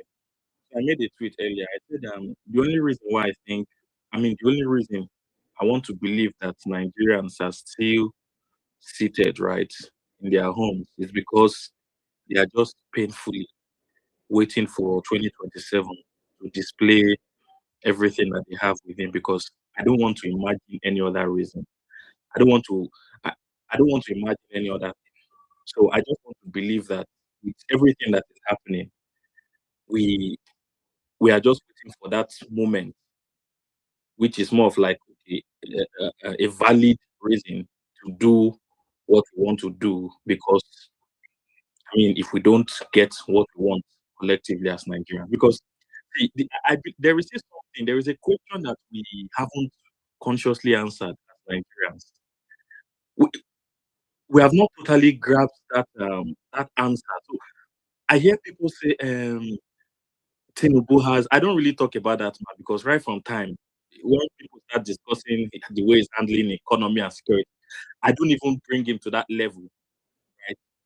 So people say with all the power he has, GCRF and whatever, he's not. He can't protect the life of. But I want us to really answer that question, right? Is he willing to do this thing? Because people say he's gullible, he's clueless. See, you see, when you answer that question, it takes you to another level of pain and anger. That man is not clueless. That man is not gullible. Is he willing to handle the insecurity and the challenges of Nigeria? Let me know when you use challenges, it makes it so casual. Is he willing to stop this killing, the beheading, the constant attacks of villages? So it's not that he's not capable, it's not that he's clueless. Every one of us here, one way or the other, we have a solution to insecurity. And that's what makes us believe that, okay, there is this other man, God, people that can handle it. So the question is, is he willing? Not that can he handle it. So when you answer that question, it's a very painful answer because we know that he's not willing. So it's a conscious effort by them to allow this thing to continue. Okay, we're expecting that if you ask me now, oh, how can you handle insecurity? Of course, we have all, even if you don't have, you see how world leaders and even when you cannot do something, you can ask people for help. I don't even expect when people come inside, he will definitely ask for international help because the military is infiltrated and so much they've recruited a lot of. But the willingness to attempt something is what this man don't have. That is what makes everything really, really painful. And see, I'm not surprised because people talk about Jonathan. See, this man, he wasn't not just qualified, he didn't hide his cards. So the audacity, other leaders we've had, they pretend. You see, Jonathan pretended to be a Democrat like other world leaders. They pretend to align with the taste bud of the people, and then. But this man didn't hide his card. His cards were open. He told you what he's coming to do. He told you it's his own turn. So when you begin to ask questions, can't he? Won't he? Is he clueless? No, no. Once you answer that question, right, it ends a lot of talk, and then you face your real reality. I mean, they are the same thing. It helps you face your reality. They can do it, but they don't want to. So once you know that they don't want to, you don't ask them do something. You don't think that they are clueless. You don't think that they don't have strategy. He has strategy and he's using it the way he wants to. So once you come to that conclusion, then you can now begin to fully understand why 2027 is bigger than just campaigning or teaching people see, we are at war. And when you're at war, you don't educate people. Education is for children. I've said these things times without number. When you're at war, you just give people the weapon and tell them what to do. So I don't think Nigerians should be in that campaigning mode and telling people and get your voters. Yes, these are very important, but the message should be okay. We've gotten our location. The location are PO NPC, right? Yes, that is the information we need. So it's already there. There's no more movement. That is where we are voting.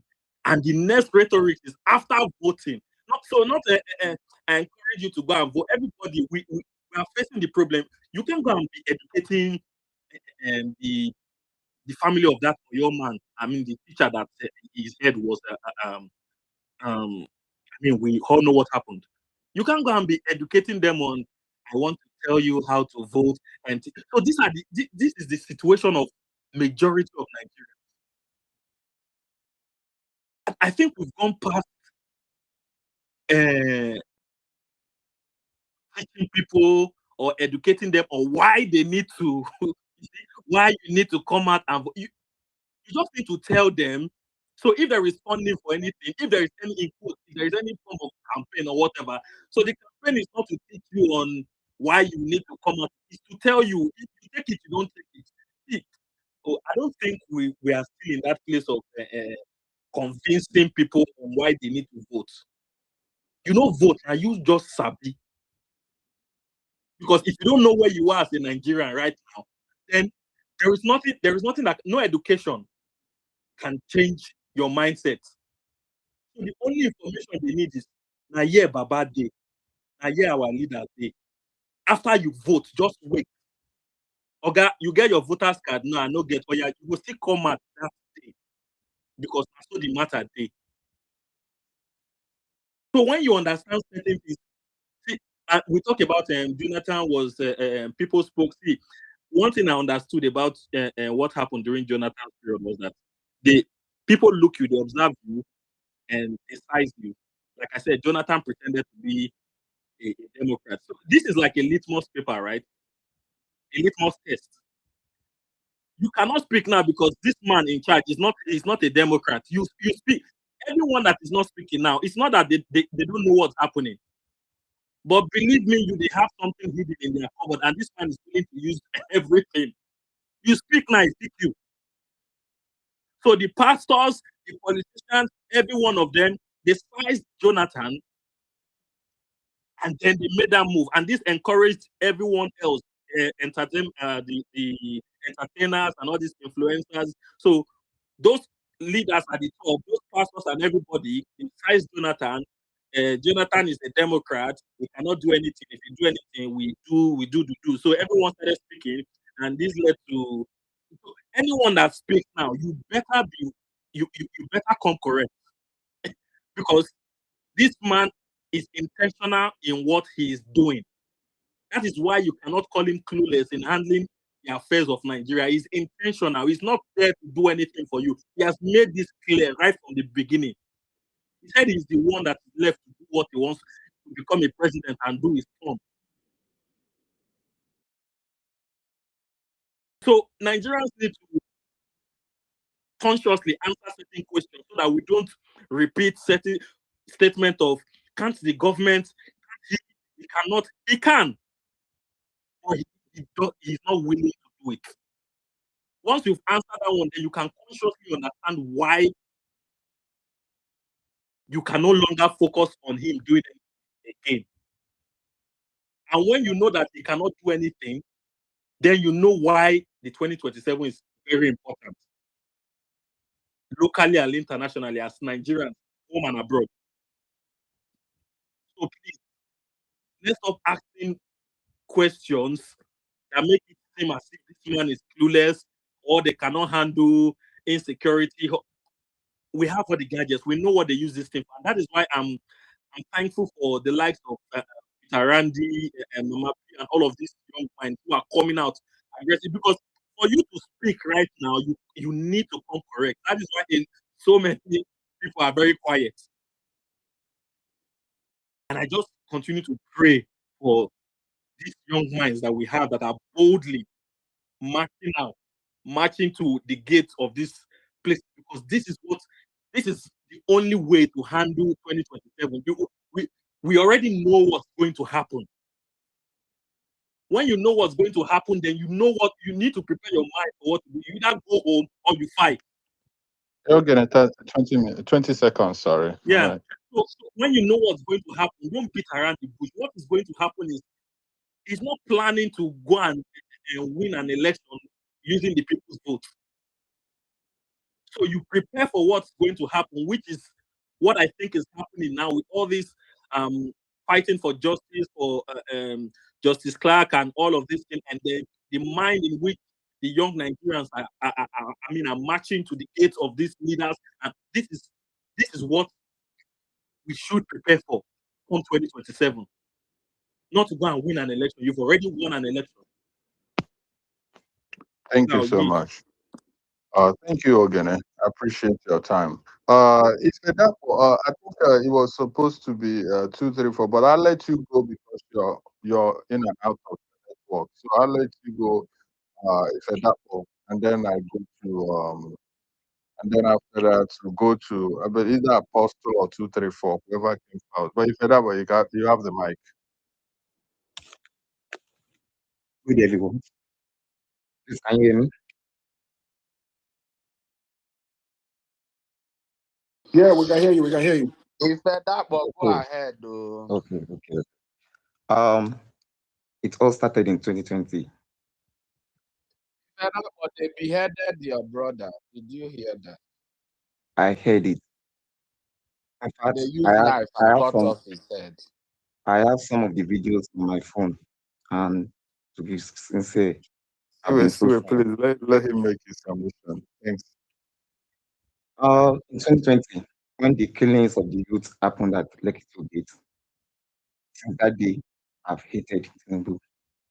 And I remember prior to 2023 election, I campaigned against him. On the wise of Abuja and Nakure, I was in the forefront campaigning against this man because I know the kind of man that he is. Yes, the previous speaker said something that the man is not clueless. He knows what he's doing. The only thing he said was that Emilokan, and Emilokan is a Yoruba word meaning I'm the next person to be a president. Doesn't have anything to offer Nigeria or any good thing to do for Nigerians. And sometimes I do think that maybe most Nigerians are hopelessly foolish because this man does not have any plans for you guys. Why are you guys supporting him? But most people call me Omoali. Omoali means bastard. They said, thank God I look like an Igbo person. That's why I'm supporting an Igbo man. No. We need someone that can salvage the soul of this nation. Nigeria is in a very, very tired state. We used to hear insecurity in the north, kidnapping in the north, all those kind of stuff. We thought it was a fable. It was like a myth to us in the south here. Now, the insecurity has posed itself to us in our own homes. And it's very disheartening. We are trying our best. I hope Nigeria listens. I hope Nigeria listens. And if they do not, all this hurry that they are shouting up and down, of course, they don't have anything to gain in Nigeria. They are made already. Some people here, you see, be fighting you, supporting these guys, supporting Tinubu. What's Tinubu offering you? We can make case for people that are getting little things from Tinubu, but what of you that Tinubu does not even know your father or your mother, or you are not even doing anything from him, that you still supporting him? Well, I will not stop. I will continue to speak against insecurity, bad government. And of course, Peter Obi is my choice. I will always support the man. I know he's a very good man. He's very sympathetic. You know, like he's he, he's a good man. Let me just put it like that. So I will continue supporting him. That's all I even if have to he's say. a bad man, don't sell Peter Obi, even if he's a bad man. Of course, Peter Obi record is a very good one. I'm an educated person. What's the usefulness of my education when I know the right and the wrong, and I'm still choosing the wrong? It does not make sense. So in 2027, I hope Nigerians do the right thing because the way it is going, some people have not still learned their lessons. Like, guys, we are suffering. Guys, we are suffering. The of the standard of living here is very, very low. If you want to get anything, you will strive for it. for more than a week now. I cannot see that, okay, we've had any electricity in my area. But these people, it's as if maybe they are under one kind of spell or something. It's very depressing and it's very disheartening. Like sometimes when I ponder over it, like what are these guys gaining? What is it? Well, for me and my family, my own family, I can speak for ourselves. We don't support bad governance. Tinubu, we don't like the name in my family. We don't like the name, and we are trying our best. We are doing different mobilization, of PVC, educating people on the, because sometimes I'll just like, okay, these people don't know they cannot decipher right from wrong or something. Well, it seems Nigeria we are in a state that we don't even understand ourselves anymore. But I pray we help ourselves. I'm not saying God will help us. No, as it stands now, we can only help ourselves. So that's all I have to say. Thank you so much.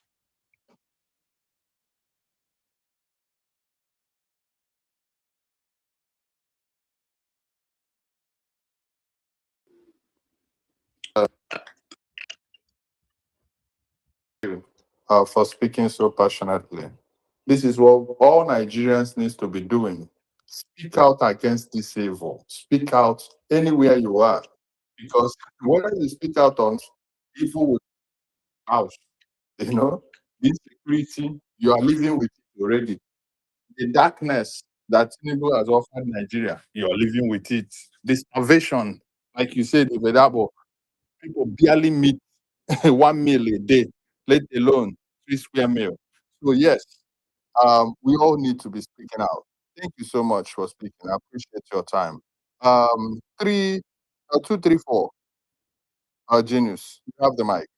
After you will be Apostle New Mewo. 234, are you there? One Apostle, you have the mic. Okay. Thank you. So, thank you, everyone. I greet you, my brother, Harry. And Kenny, Yemi, I welcome you all. Please, I love what you guys are doing. It's not easy. Because this insecurity thing is honestly eating everybody up. It's eating everywhere, including here in Abuja, and it's not easy.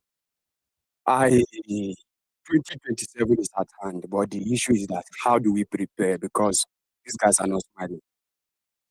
You guys should understand. They are not smiling because they have the way they are doing it is a psychologically defeat by telling you that there is no other option.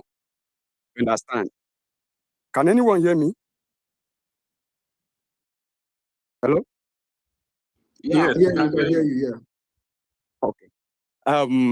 And the worst defeat somebody can ever face in life is psychologically. Because once you are mentally down that you have no other option, you have already been conquered. You understand? But the thing is, when him choreju,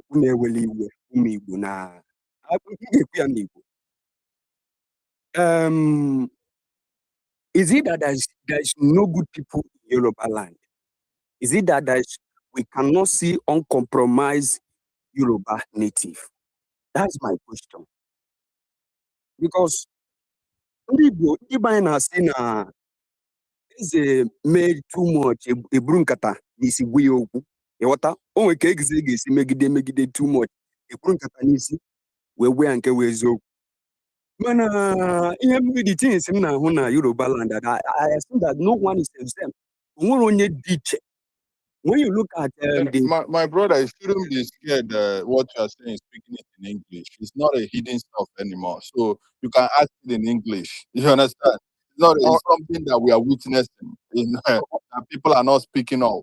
Starting from Adebo and the rest of them. So you shouldn't be hiding. Don't we have an honest people in Yoruba land to speak up anymore? Don't hide mouth. You just say it. There's no problem with that. Speak your mind. Nobody is holding you, brother. It's all right. It's all right. Thank you so Kenny, much. can you Because hear me? it's quite unfortunate that even where I work to here in Abuja, you cannot find uncompromised Yorubas. I know some of them are in this platform, but it's a time for them to reflect who they really are. They start questioning themselves, their identity. You understand? Because everybody cannot be talking the same thing about you, and your generation coming and not follow that, still following the same route. Because where I come from, that's where we normally say these people. Let me use this example, like Mbise, Imo State, a community in Imo State or a local government in Imo State, call Mbise. They say whenever you see a snake coming out of your house, and whenever you see an Mbise man or woman coming out, kill the Mbise and leave the snake, because the snake is the Mbise person. Because once you kill the Mbise person, the snake will die. It's a popular saying. I don't know if you people are getting me. Now, when we talk about being a chameleon, you cannot talk about being a chameleon without mentioning Yorubas. Now look at this guy. Remind me, one that was fighting alongside with Mazen Nandekalo. What was his name? Or somebody should remind me his name. It's Sunday, bro. Sunday Igbo. We also what he has joined APC. This is a person who was alongside with Mazen Nandekalo, fighting for the one nation, but all of a suddenly, I don't know what happened. I now singing on his man stand. These are the same person that was shouting along with Mazen Nandekalo that Tinubu have sold Yoruba's land to Fulani in a bid of 2023 election. You know, study that clip is there. When we are saying it, he was saying it, and man was saying it, that Lagos will be fall, Lagos will be conquered. And we're all seeing what is playing around today. So the question is that, is there no uncompromised Yorubas in the Yoruba land that can say, call a spade a spade? Because it seems that as long as this person is from Yoruba, Tinubu is a southwest. We can't talk about him. Everybody will be saying, look at Simi, Tenny, Adekunle Gold, name them, all the whole celebrities, down to the pastors. None of them have ever come out and said, I will lead a protest, just like when they do during the time of Goodluck Ebele Jonathan. They will all carry black card everywhere, walk the whole, all the whole members, their whole rooms. What happened? What totally changed now? People have not been dying the way the people died during Goodluck Ebele Jonathan. At least that time it was maybe bomb blast and the rest of it. Now they are kidnapping, beheading, just name them. Then Yoruba will say, instead of you start Igbo person to stay there, let them make our brothers. I say, God forbid, my brother, any of my brother that will kill me because I'm speaking truth is not my brother. Any of my brother that will kill me because I speak truth is not my brother. It's not my brother, can never be my brother. And that is why no tribe is more better or 100% better, but that is why I love Igbo tribe. No matter who you are, if you have money, you have it in your pocket. That's why Igbo. That is the popular saying. If you are the king, you are on your own. If you do the bad one, we tell you, look at what happened to Kibana chief priest.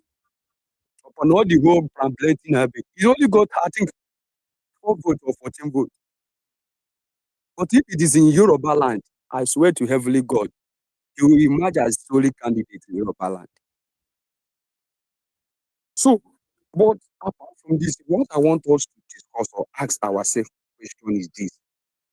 We all know how West played a huge part in bringing Buhari. Do you all think that the West will allow a good person to sit?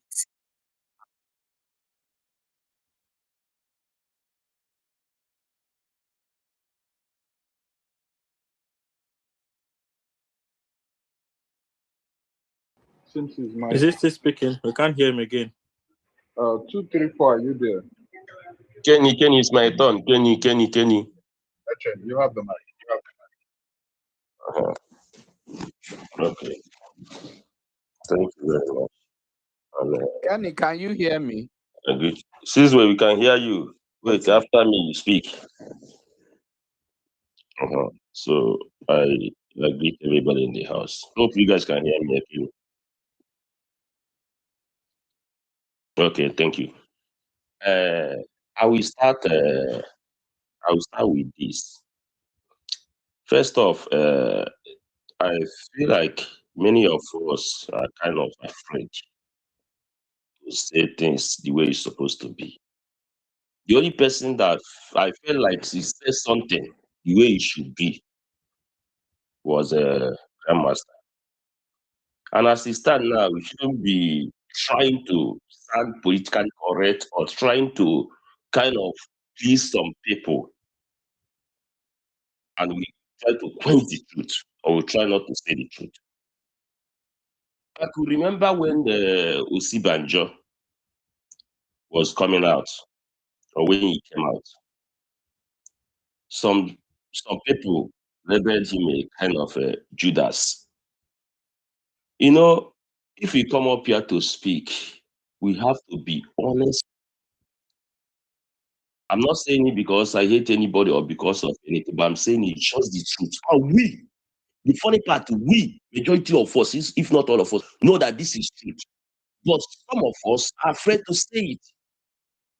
People cannot be doing something and be gaslighting you for saying it, or be blackmailing you not to say the truth that you are saying. Not someone like me, it doesn't make sense to me.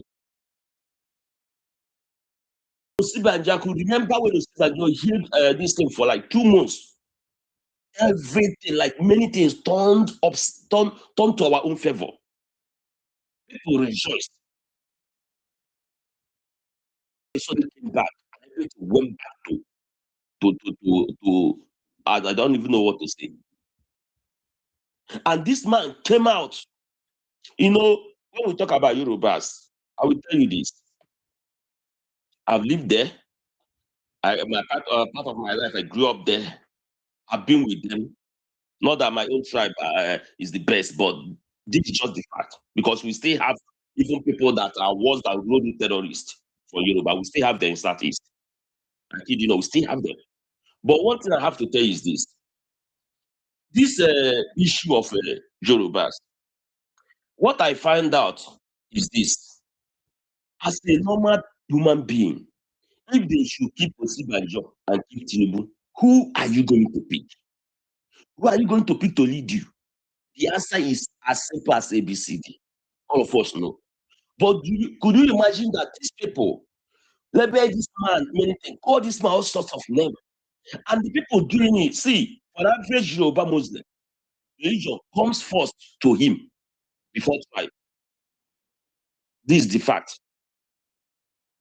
For average Yoruba Muslim, he prefer religion, he rates religion first before tribe. And he will try to blackmail other Christians with tribe so that they will side with him. That's the game these people are playing.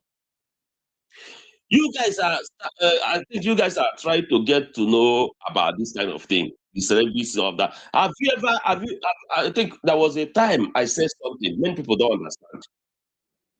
If you talk about maybe a celebrity on Southeast, they will try to talk it down. They will try to play it. They will try to make the talk business, but they always elevate their own. Look at what is happening. Look at the tweet somebody posted. And go under that tweet, you will see some of them praising her. You will see some of them echoing the same sentiment. Some of you don't understand. The issue here is not even P2B. Because the issue here is they see opposite of Tinubu. As an Igbo man is opposite of Tinubu. That's the way they see it. That is Tinubu people. If you happens to come from the north, all these things wouldn't have been like this. If you happens to be from another tribe, all these things wouldn't have been like this. The issue they're having is that the opposite of Tinubu is an Igbo man. So they would prefer to die than for that Igbo man to become president. Do you understand? Okay, you guys try to check what happened. I think 2 weeks ago when Makinde declared that he's going to run. Go and see some of that. Especially some of them that were sitting on the fence. They now try to tell you that this man is better than you in everything, even age-wise, everything. That now you guys have to vote for him. So to them, it's not even about people, it's about an Igbo man. Igbo man cannot be president. When I say something of Shole, it's kind of a APC extension, many people don't grab, many people don't understand. They prefer, if you don't like Tinubu, or some of them that still has this atom of shame, that are very ashamed to campaign or defend Tinubu, they will prefer you to vote for Shole. Because to them, it must not be an Igbo man. All these things we are coming here to sugarcoat it because you don't want people to see as by God. See me as by God too. I don't bloody care. Like people that know me, I fight in two places. I can fight for by God, I can fight for good governance. I don't bloody care what. I don't even send their feelings. The people when they send their feelings on they can joke as night. You guys are not gas. You guys know your level now. We know all these things. Look at what you guys did to Jonathan. Look at even when we are having it better. When we are having it better. Look at what you guys did to Jonathan. Some of you will start on the face. Immediately something come up that is going to affect Tinubu. You started talking. You think that you are dealing with kids. See, whether we like it or not, you see Yoruba. Let me be honest with you. Bigotry is a kind of DNA certified threat in them. It's a kind of hereditary. Whether we like it or not, it's a kind of. I try to explain this in one certain time. This is a kind of so for some Christians, it's a kind of evil spirit. That kind of evil spirit that when you want to cast evil spirit out, like something is doing you, but you don't know what you are. Something is doing you, but you don't know when you react to that thing. That's the way they are. Starting from their pastors, Bishop C. Adeboye. Look at the RCC church. Look at what he has done today because of bigotry. Eh? Look at many of them. Many of them are not even ashamed to come out to tell you. Upon all the things going out everywhere, all the things happening in Nigeria, they pretended to have seen nothing. Imagine if we are another tribe is Nasoro. Imagine what we are experiencing today. We didn't experience it like 10% during Jonathan's time. None of them have closed their mouth simply because their tribe man is in Nasoro. And some of you will come here and try not to call a spade because of one Rono terrorist will say. You guys are not ready. You see all these terrorists killing people you guys are seeing. These ones are worse than them. But you guys are not seeing it. These terrorists killing people, you call yes killing people. These people now defending this, doing all sorts of things, telling you that they prefer their parents to die than for Tinubu to lose out. These people are worse than terrorists you see carrying gun. If you guys don't know it today. I'm not coming here to please anybody. I'm not even here to make friends. That truth that you guys are afraid to say, I will say it. That's me for you. We cannot continue like this. If you want to get it right, we know the right thing to do. You know that this man has nothing to show. He has nothing. Nothing is in head. Nothing is inside his head. Nothing. He has nothing to show. But you guys keep on supporting him. If they should ask why are you supporting this man, nothing. You can even see many of them educated people, those living in diaspora. Many of them supporting this man because some of you will think that it's about interest. No. It's a DNA certified threat. They can't help it. Anybody, any Yoruba you see standing on the path of truth, no, please, that person need all your respect. I kid you, the person need all your respect because it's not easy. We be seeing it with our just normal eyes. We don't see it with normal eyes because what we make a man of something years, an educated somebody, a bishop, a pastor, a professor, Jim Gotri, openly, that's not a small thing. It's not just something physical. It's beyond them. But you guys are not seeing it. It's beyond their power. They can't help it. The area you guys understand is the better for all of us. You cannot keep on sugarcoating words just to please some people. If they should show you the videos and everything they did to Jonathan, you guys will know that you guys have never even done 5% of it. And people will come here. Anyway, like I said, they will gaslight people, but people, they not somebody like me. Even before they I've already know what's in their mind. I know them too well. As for us, our own people, I know those ones too well. I'm not good person, I'm not bad person. But the truth of the matter, I have conscience. Imagine me now coming here to defend someone like Oji Zokalo or David Umahi. Imagine me coming here, maybe because he's the president. As an Igbo man, I will come here to defend David man, or to come here to defend Ojo Zakar.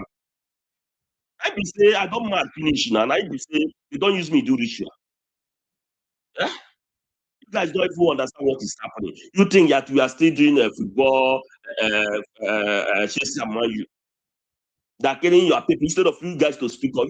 You guys, every single thing, you guys will try to push or infuse Igbo people in there, or infuse PO there. I wonder what Igbo man have done to you guys. But I'm not even surprised because your people said it that you grew up with them. Even they born you guys with it. So I'm not surprised. So my own thing is this: I'm for peace. If you want peace, I'm for war. If you want war, how do we say it in our language that akonye with that? You understand me? Any hand you come with, I'm equal to the task. You understand? And I will be the last person to come here to tell you what you want to hear. Where I know that your heart is filled with hate, bitterness. I will not do that. I will tell you that thing that you don't want to hear. And you cannot do anything because it's the truth. And once they notice that, the funny part is that, the funny thing is that once they notice that you know them do well, they will not come near you. They will not come close to you. You understand me? People that will be looking white. This is white. You're saying this is white. They'll be telling you that this thing you are saying that is white is black. If you say no, if you try to argue that no, but you're saying white, they will start cursing you. They will start abusing you. See, this is not ordinary for some of you that are saying it. Or should I say the one that you'll be with 10 of them speaking the same language with them. They will be speaking their language. Once you see a kind of Igbo person enter there to speak their language, all of them will get offended. It has happened many, many times. But when I quench that fire, they stop because they know the people they can deal with, they can do that kind of thing with. So please, I will urge you guys. You guys have to be very, very careful. You guys have to say the truth if you guys want to win this race. Because as I'm castigating them now, I'm castigating our own people. Because it's everywhere. Even the ones we have in our side are even more dangerous than them. It's everywhere. Because for those ones that we take 10,000 naira to send their parents, they are worst. They are worst. So we have to be very careful. I think I have to stop for that. Thank you very much. Thank you so much, Eche. Thank you for coming. 234, are you there? 234, you're not there. Which there? Which are you there? Which is not there? Let me get all right, yeah, see where you have the mic when you come up. After see where we can go to speak up. See where can you hear me? Yes, I can hear you. Can you hear Yeah, me? the mic is yours. After you is Vet Solo and then speak up next. Okay, thank you very much, my people. I am here to speak about the treasure of the average Yoruba person, and I'm not apologetic about it. You understand? And I love, I want to also encourage us, some of us, that it's time to remind these people of who they are. You know, they are very good in trying to hide history, trying to distort history. You know, before now, we didn't have power over media because all you have to do is to wait for a weekend for them to supply the Yoruba newspaper from Lagos and Ibadan and distribute to all the states in Nigeria. And you go and pick it up and begin to digest lies, propaganda, insincerity. Let me also remind you people how we even get here at the same place. Remember that what they did to Jonathan, because in their eyes, Jonathan is an Igbo man. I'm telling you the truth. You could see tweets even from Tenny even from Adekule Good. All those people, all of a sudden, have gone silent. Do you know that yesterday they called Yoruba meeting, their so-called meeting? I went there because I can speak Yoruba. The first thing they did in that meeting is, oh, ẹ jẹ́ ká máa sọ Yorùbá o. Àwọn kan wà níbí báyìí wọn ò fẹ́ kí, what they were trying to say is that let us speak Yoruba, let not other people hear what we are saying. Imagine they are murdering your people and you don't want other people to know, to speak or to even understand what you guys are saying. Or you expect those same people to be the one calling out your own tribesman. No, it will not happen. And to an Igbo man, an average Igbo man, that is stupid enough to jump on sympathy and all this. Why do you want to cry more than the bereaved? Person say he better make them they cry all of them. Their own people are not even going after them. You understand? For uttering such statements, they will come and say, it's not all of us. It's not all. We know it's not all of you, but the one that are not among are very few. It's 99% ratio one. Like the ones that will die on the altar of bigotry is 99% of them. That 1% is inconsequential. So when I went there yesterday, oh my God, they buy where then go buy Yoruba people, middle belt will be a joke. I went to this place and all they talked about was the first person came. I say, is it that I'm dreaming or what? But I always know them, so nothing they do surprises me. The first one started with mining. Oh, mining. The insecurity started with mining. Mining from north to Yoruba, mining Sekwa, mining Astero. Ha! See here. Let the state government, create, know how to, stop mining. Once we stop mining, illegal mining. Ah! You say, gonna be here in Kabikon. I waited. I was very patient because I was busy doing other things. I just put earpiece on my wrist. They were speaking Yoruba, but of course, now. Omo in a sọ Yoruba ni me now, waiting concern me. Everything they were saying, I was hearing it in my head. The other one came. We need to go and talk to the Obas.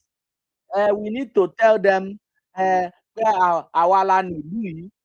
Tá a bá gbọ́ pé wọ́n pa anybody again, that they will go and meet the Oba, that they will tell them that they are the one that own this town, this city. That if you hear that they kill anybody again. Second one, oh, there's one particular one because I was waiting to confirm something. They were blaming everybody, everything except the government in power. So I wanted to actually know, is this like, let me know if this is intentional in this space. One man wanted to talk about maybe election and Tinubu. The way he was shot down, I say, no wonder. This is what I really wanted. They were blaming everything except the government in power that is meant to protect. It was heavily gagged. There's one again that said there's a way they wanted to talk something about Tinubu came in. And we want to meeting ìpàdé ńgbà kan pé àwọn Tinubu boys ti wá pé governor ni wọn náà pé like he was trying to say that people that are of Tinubu's this thing came to the last meeting they did some years ago. The way they shut down that guy, one thing I just tell myself, say, these ones are not these ones they never kill them. These ones are not even serious. They are not serious at all. So when you see them coming to say, we will rather all die than not vote Tinubu, do not take it as don't come and start telling me it is some of us. You don't really mean it is some. No, they mean it. That space was more than close to 300 people, and nobody was able to call out the government. So, and listen, look at how they move from Yoruba nation to uh, they can't even, you know, when you are a treacherous person, you will end up, if you come back to hunt. Do you know that they can't even at this moment, even the Sunday Igboho that used to enter bush, we didn't know that all those bush he was entering, he just wanted something to eat. It was all planned for this Tinubu to enter government. So they felt like, okay, when we start talking about this division, let's go our separate way. The Northerners will be scared and they will easily grant us. It was never about Fulani. It was all packaged. That was why when they arrested Sunday Igboho in Benin Republic, all of them were going. He was sending, even this Tinubu was sending his people. Immediately he entered power, he entered APC. Yoruba Nation died immediately. They will blame everything except the other guy. I saw a tweet. Somebody was saying, "Hey, you know, go better for Agui Hiroshi. Igbo men, you are people that put us in this." I say, even when your tribesman is a president, they never kill you now. Yeah, you guys are still talking of insecurity. Go to Yoruba land now. The worst of the worst governor in Southeast is greater than all of their governors put together. Nothing they happen there. Forget Lagos State. Nothing they happen there. So,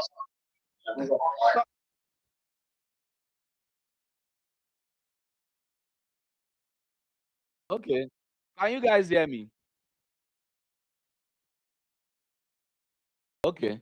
So now they are talking of insecurity as if they've ever had or benefited anything from the government they support on the author of bigotry. Nothing, no. In fact, that teacher that was beheaded, if you have your way of interviewing him in the land of spirit, he will kukuma tell you it's better it's God, it's okay, that he's now resting. At least he's resting. Because the hunger will go down wire that teacher before the kukuma fire. He's not here. Oh. A lot of them are walking as if breeze, egg, if you carry them. Go to Oshun now. Go to even this Oyo they are talking about, brown root everywhere. A degenerate that have, you know, a degenerate type of people that have focused on tribalism since the creation of that country. Development zero. Go to the whole country of the world. Now them japa pass. You know, whatever they try to project on you, now them. They are even going to Libya, Egypt, all this nonsense. In fact, they are now doing made all this to Arab. There is nowhere you will see them. But when it comes to fixing the country, no. Have you forgotten how they ran to South Africa trying to set Igbos up? Have you forgotten how the story of Igbos are the ones committing crime until the internet began to expose all of them? There is no going out of this, you know. This is what they created for themselves. Look at this attack on P2B from the beginning of even from the election period till after that election period. All these Muslim in Oyo State, Kwara, I call them Yoru Fulani. Do you know the heavy attack we've had to fight on this place? There is nothing they didn't push. Today they are slaughtering. Do you know what it means beheading a school teacher? one of the most humbling job, one of the most respected job, one of the these are the jobs that shaped us. I went to primary school in Yoruba. So I'm just imagining those of my teachers that I really, really like growing up as a kid. They are very in the society, in a little society, they are the ones that have the respect. Almost teacher, a school teacher, you know. Now they beheaded that man, and nothing will come out of it. Oh. But the problem is that they are now is that they don't have to come out and speak. The chicken have finally come home to roast. All these ones they are doing. The terrorists are now in the heart of their land, and they don't even have what it takes to fight them. I said middle belt will be like a joke. They don't have what it takes to fight them. See what 1 minute. Okay. Sorry. Yeah. And So then we moving can circle forward, back to you moving forward, you will not see me talking about government, good governor. Waiting concern me. If you want cry, fine. No be them day but us. So you understand? The average Igbo man does not give in to nonsense. Even the common city boy, you understand, that came out. Just the fact that we see where they are heading to, we know Grio. Look at all of them now. We reduce them to tissue paper. That is whom we are. That is how we are wired. Nnamdi Kanu, I will say this. At least in a community, we have the stubborn one, the ones we know they hear. When we wanted to play our own division or our own Biafra or whatever Nnamdi Kanu represent, you see there was nothing like two-face there. He stood on what he stood for. Either he was right or wrong. At least till today, he's still standing there. That is the conviction of an average Igbo man. We are not to be here and here. No, we stand on what we believe. Some of us that believe, okay, we shouldn't go that far, are still here telling them the truth. If a Yoruba man can be president and they are going through this, now imagine if it was not if it was somebody like Goodluck or from Igbo side. The only people they don't talk to is if he's a northerner. Do you know the level of attack? Had it was Goodluck Jonathan that is still in power today, all of them will be making noise. All their artists. Do you even know where are we going to start talking about the rot that have destroyed that tribe? Look at their people, the one they are saying that the act movie. Those Yoruba, hungry Yoruba, dirty Yoruba actors and actresses. You will never find them. Anyway, thank you very much. Whatever they own, that's the nothing concern us. Thank you. Thank you so much. Hey, Graham, do you have anything to say before I move the mic? You've been here for a while. No, Graham, mine are is you just to. I'm just here to. I have not relented from what brought me to this space. My first submission still stands, right?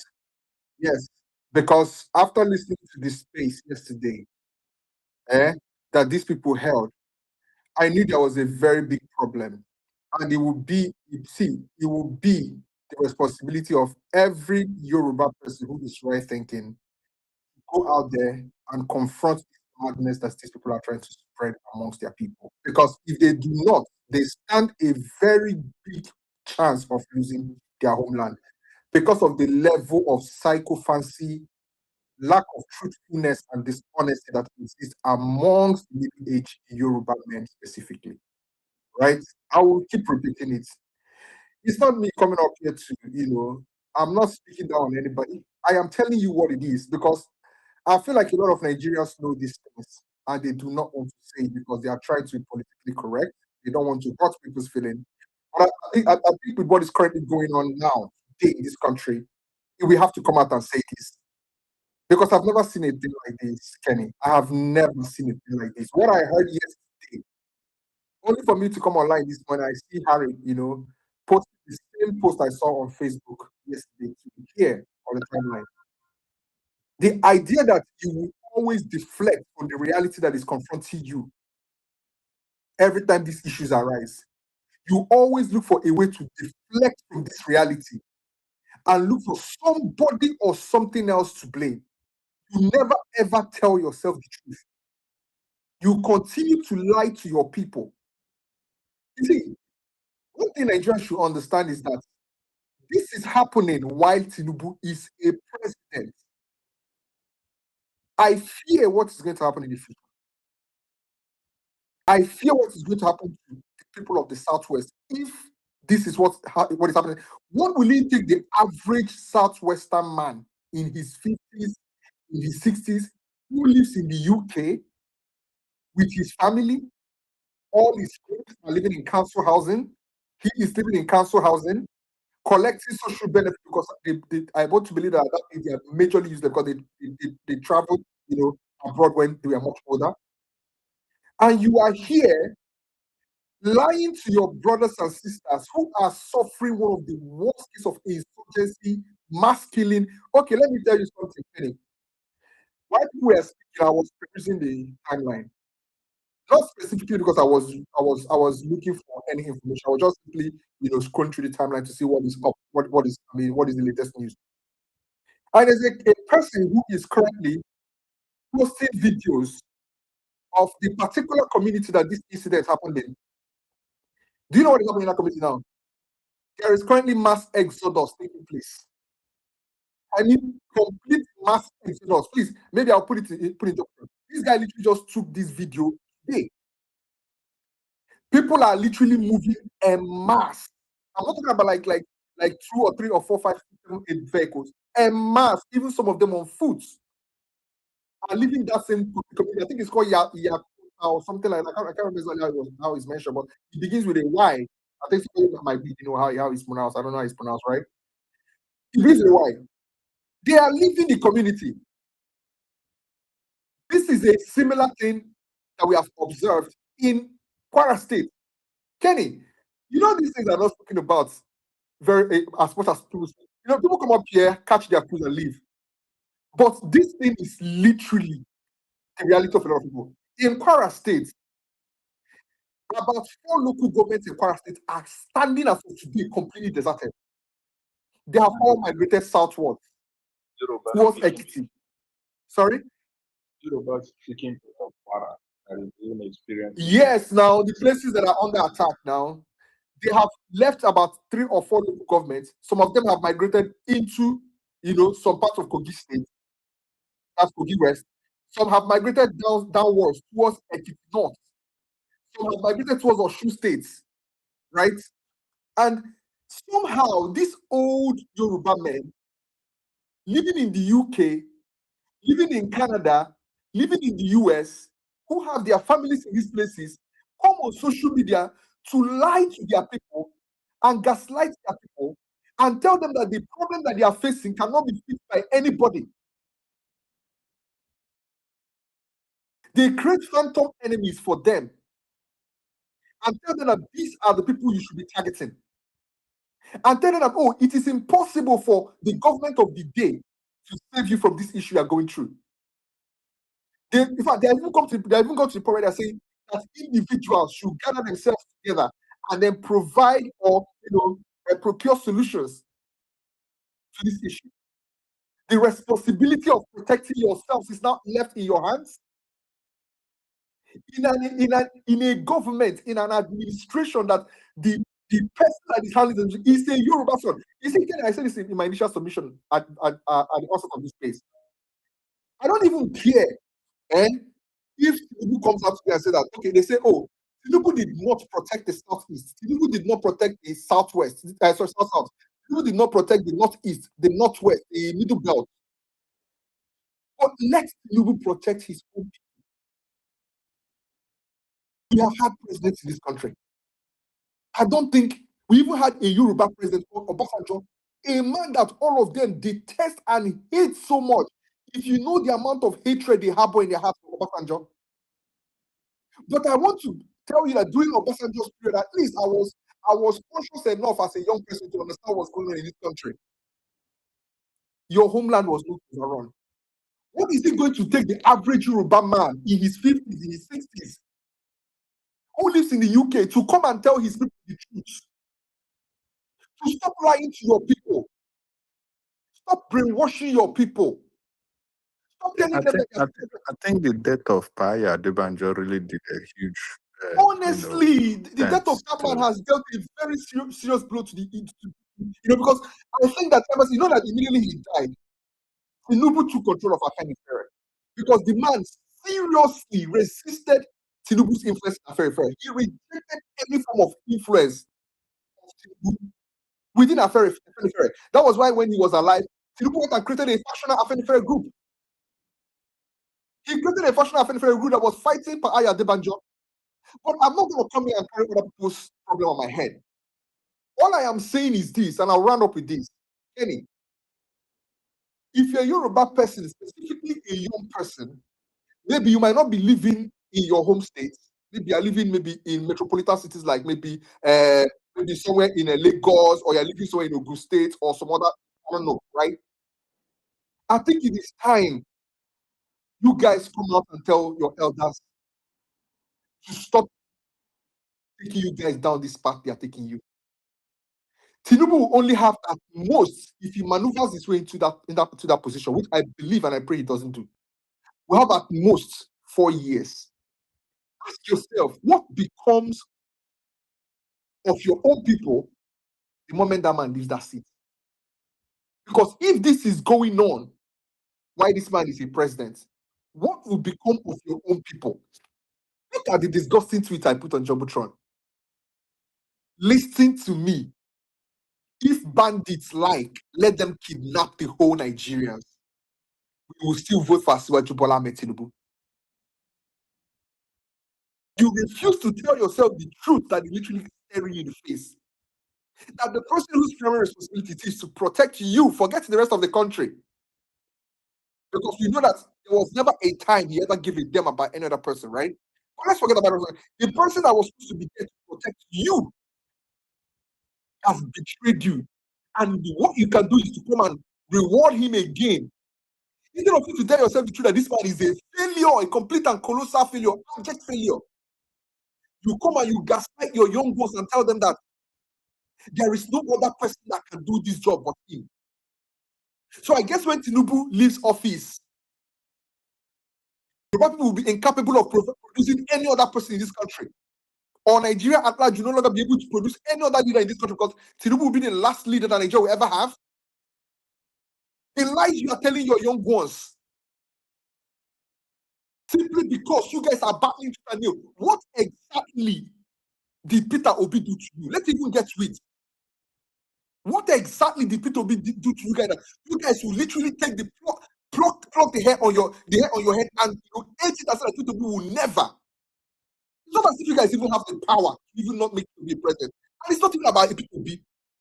But the fact that people are literally ready to sacrifice their very own existence on the altar of preventing somebody else who is more likely to be empathetic to them, to attend to their situation, to take the steps necessary to begin to solve this issue. You want to sacrifice your very own existence. And you come online. So, Kenya, I'll end with this. I will repeat what I say. I'll keep saying it. If you're that person, I think it is time you stood up and said enough. Maybe you were raised with the character of respect your elders, do not question your elders. These are very good virtues if used properly. But respecting your elders and not questioning your elders should not mean that when you are faced with existential threats, when your own lives are being snuffed out of you, left, right, and center, your own communities are being deserted. This desertion I'm talking about, Kenny, it's not only happening in Kwara State, Kogi State as well. Your state has started as well. They are running down south. If you cannot question your elders, even when you are facing existential threat, then I think there's something inherently wrong in the way you were raised. I'm sorry to say this. Nigerians need to tell you the truth. even when your village is getting chased out of their You land. need to be exterminated. Let's Sorry, accept that. And you cannot Grandmaster, I wanted to question ask the you authority. something. I Sorry, wanted to somebody, ask go you ahead, something. please. Go ahead, please. No vex, just a quick one. Because me, I'm not concerned I about don't what's even know who they happening talk. there. Is Rock of Ages.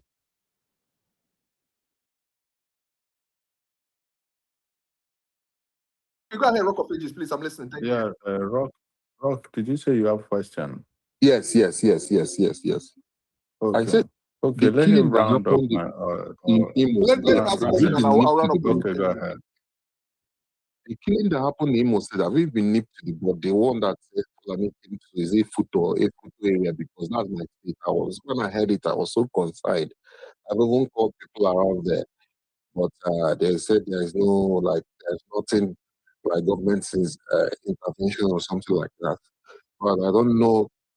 I failed to follow it up because these people are coming down south and that's southeast. I don't know what Hope Uzodin is doing about it, because we wouldn't want our region to be carried to be how will I put it, confused by politics. We'll be trying to get to the center and allow this invasion to happen because they have already taken global land.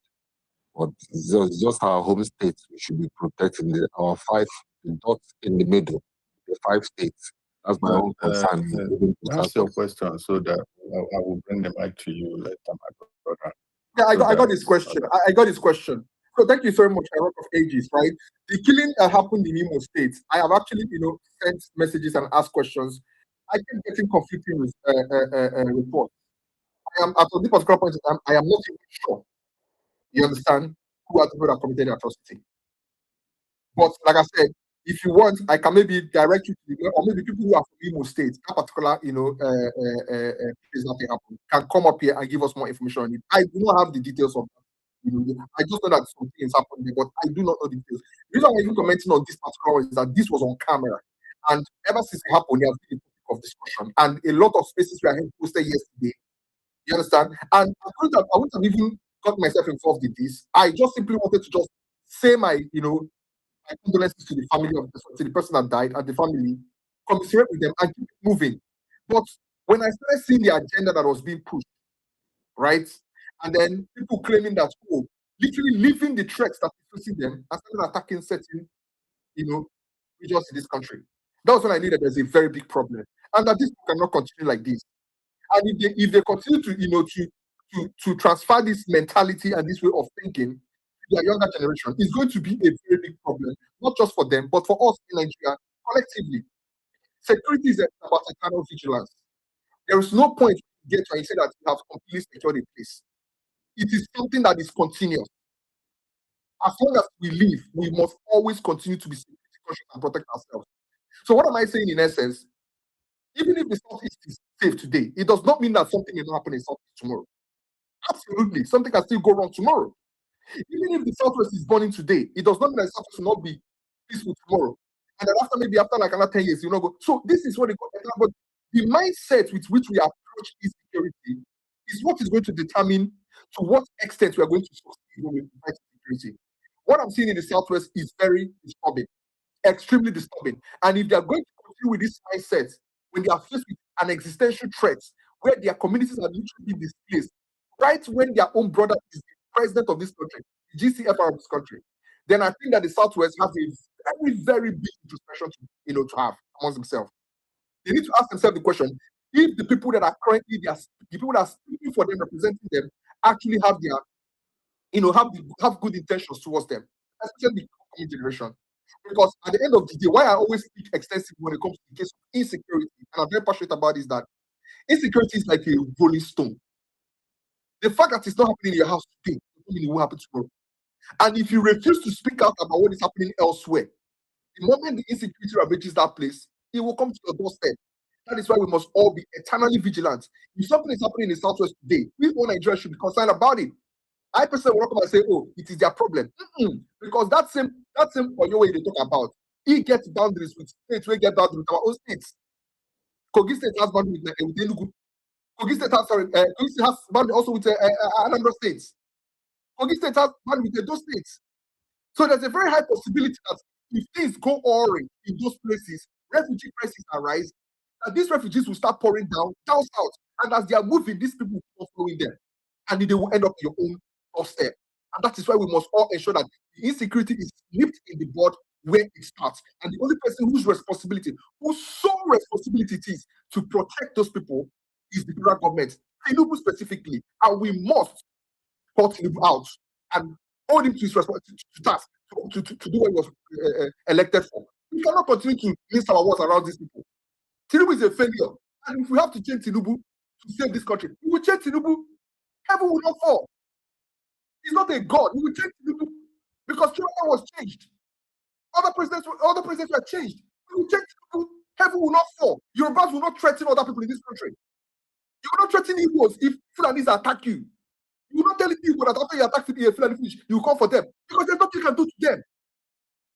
You will not threaten us because people are killing you in your own homeland, and you refuse to call your own leaders to call them to account. You will not do that. And if Tinubu fails the just will remove Tinubu, heaven will not fall. That's what I wanted to say. Thank you very much, Kenny. I yield. Yeah, thank you. Thank you so much. Thank you, Kran. I totally agree with what you said. And that's where we need to toe this line. We need to hold accountable the sycophancy, the hypocrisy of all the people that held Jonathan accountable. Now, blood is flowing in their land. They are losing local governments to bandits, and they are not speaking about it. Those are the people we are talking about today. Well, then, let me pass the mic to speak up. You have the mic. After you, it goes to Vestolo. Speak up, are you there? Yes, I'm here. Good You have the afternoon. mic. Hello. Okay. Good afternoon, everyone. Good evening, good morning, wherever you are. I'm so happy for the that you guys are discussing. I'm so very happy. I hope you can hear me very well. Yeah, we can hear you. We can hear you. Go ahead. All right. So, some things that I want to add in this discussion is that having lived in Yoruba land for over 15 years, there's some things that I noticed or maybe I learned that most Igbos don't know. Most Igbos, especially in the Igbo bụ ndị toro na southeast, Igbos have this liberal mindset. They don't care about anything that is happening in other regions or whatever. Onye Igbo ihe dị ya mkpa bụ ya rijuta afọ chọta ego mee some achievement ọ ya eme. It's not bother. Is in the sorry, let me speak English. Is in the culture. I've been trying to keep this to myself, but with all the things that is going on in Nigeria, if you keep on saying that, don't say it so that you don't sound like a bigot, we see ourselves, this country will be destroyed, this country will be burned down if we keep keeping it, it's not saying it the way it is. Because these people even say they don't even care. It's not as if they mince words when they do their own. They are naturally an average Yoruba person on a bigot is in their culture, is in their. That's what I want you guys to understand. It's something that we need to start talking about. That is the truth. I'm not saying that there's no outliers. There are some people, some of them that are good, some of them that hate that bigotry thing. It doesn't mean that they were not trained with it. They were trained, but it's just that they feel like it's not the right thing to do. Do you understand? So that's one thing that I found out that many Igbo people don't. Currently now, I stay in Enugu.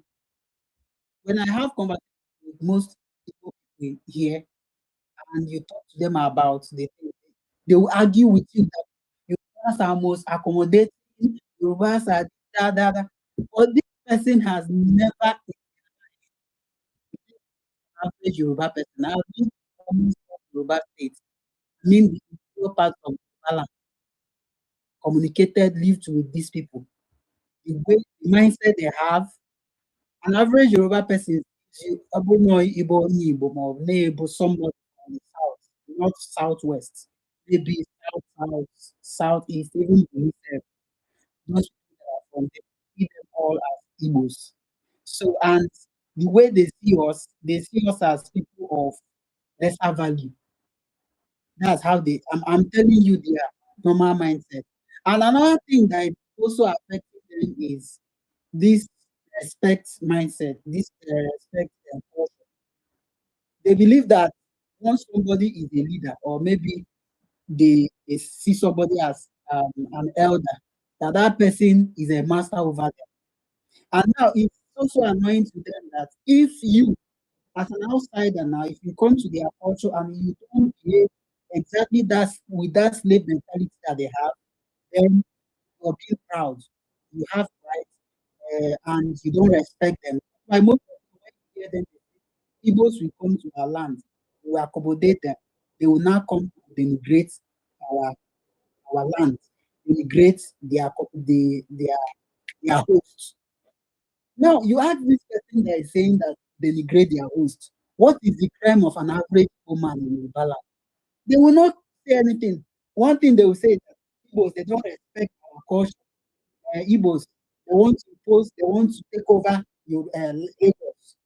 So you ask the person, how does an Igbo man want to take over Lagos? He now tell you that they have bought all the land. They want to vote somebody that is not a Yoruba person. You now ask them, who is the person that is not a Yoruba person that Igbos want to vote? They cannot say anything. These people are talking from the side of hatred, bitterness, and the culture of bigotry. And it's high time we speak up. It's high time we challenge things. The few of them that are not like that, rather keep quiet. Most of them would rather keep quiet. They will not say anything. Most of these people that are supporting Tinubu upon all the crimes, because I was coming from talk just a few hours ago, and we were having conversation. Here, a very and he's telling me that we are going to do railway system. We are going to make local government of. I asked myself, but this guy now that is saying this thing, the person he's saying that is going to do this thing has been president for the past 3 years. Why is he still talking about what they are going to do? Like what they are going to do? You find out that this guy he's supporting this man is not because of what this man has done. It's just because this man Bonye tribe, yeah, this tribe man. So whatever he's doing, I do some of the time I watch interviews, like normal street interviews where they ask people, who are you going to vote for? Some of them will say, I'll vote for Tinubu now. We are Yoruba now. You cannot, I cannot leave Yoruba man and go and vote an Igbo man. Like, you ask yourself, like, how does this people think? And this person is someone who is really suffering, who can barely eat 2 times in a day. And his brain doesn't tell him that this suffer that he's suffering is because of lack of good leadership. It's because of this bigotry. It's not like this thing is not preached every day. During the 2022 general election, Obi kept saying it. The northerner does not buy bread from a separate price or in the different markets. A southeasterner does buy bread different price. Same thing to a southwesterner. So he has been preaching with bigotry, religious uh, um, bigotry. He has been preaching against it. But if you notice, think into these people. Most of these people trying to preach to them about bigotry is just a waste of time because it's something this person lived, like grew up with. It's just like telling someone who is, for instance, now a typical Igbo man, I like the leader well. They know more happy, more Japanese, Chinese noodles. You understand? This is just their culture. The only thing we have to do now is that as Nigerians, I'm not talking about Igbos or Southeasterners, as Nigerians, it's very good that most Nigerians should brace up and speak up. Condemn these people when they are trying to do this thing. Condemn them fast. Because if you don't do it, it will continue. Just imagine what was happening when the Southeast was boiling. Many people come to social media here, you will see that Nigeria military or Nigeria security agencies killed some people, killed some youths, or maybe they started shooting sporadically different places. You see many of them hailing them that they should wipe away everywhere, kill them, kill them. They are just that they are terrorists. They are this one, they are that now one. Even when NSAS, I remember during the NSAS that Igbos were the ones that carried out and sent that they want to burn down Lagos. You keep asking Pick yourself. up 30 seconds. 30 seconds, please. Right. So at the end of the day, what I want to say is that is in the is like a culture. Bigotry is just like a culture. So if you want to change, you have to beat them man to man. When they come up with it, you give them the same energy they come with it. That's what I have to say. Thank you very much. Thank you, Speak Up. Now, while we continue to talk, my brother, Speak Up, we really, yes, I understand the culture and everything, and we do have those conversations about culture sometimes. But what we are really focusing on is the sacrifice and the hypocrisy of Southwest, their elders, their celebrity, their elite on what is going on the bloodshed that is going on in their land, insecurity taking over, and you can also talk about sacrifice if there's anyone in the Southeast too, or what the IPOB is doing, or the menace, whatever, is discussing insecurity in any part of Nigeria, we can talk about it. But it's to criticize the psychophancy now that is happening that Adeboye, somebody like Adeboye and the rest of them has taken a duct tape and sealed their mouth, even when a blood is flowing in their land, even when villagers are getting ransacked and chased away from their land. As we speak, they said Ogbomoso is under attack. They are facing people away. But Adeboye is not speaking. The same Adeboye that carried the placard in 2012. What's his name? The celebrities, none of them are talking. But all those people spoke in 2012. They carried placard when things were not worse.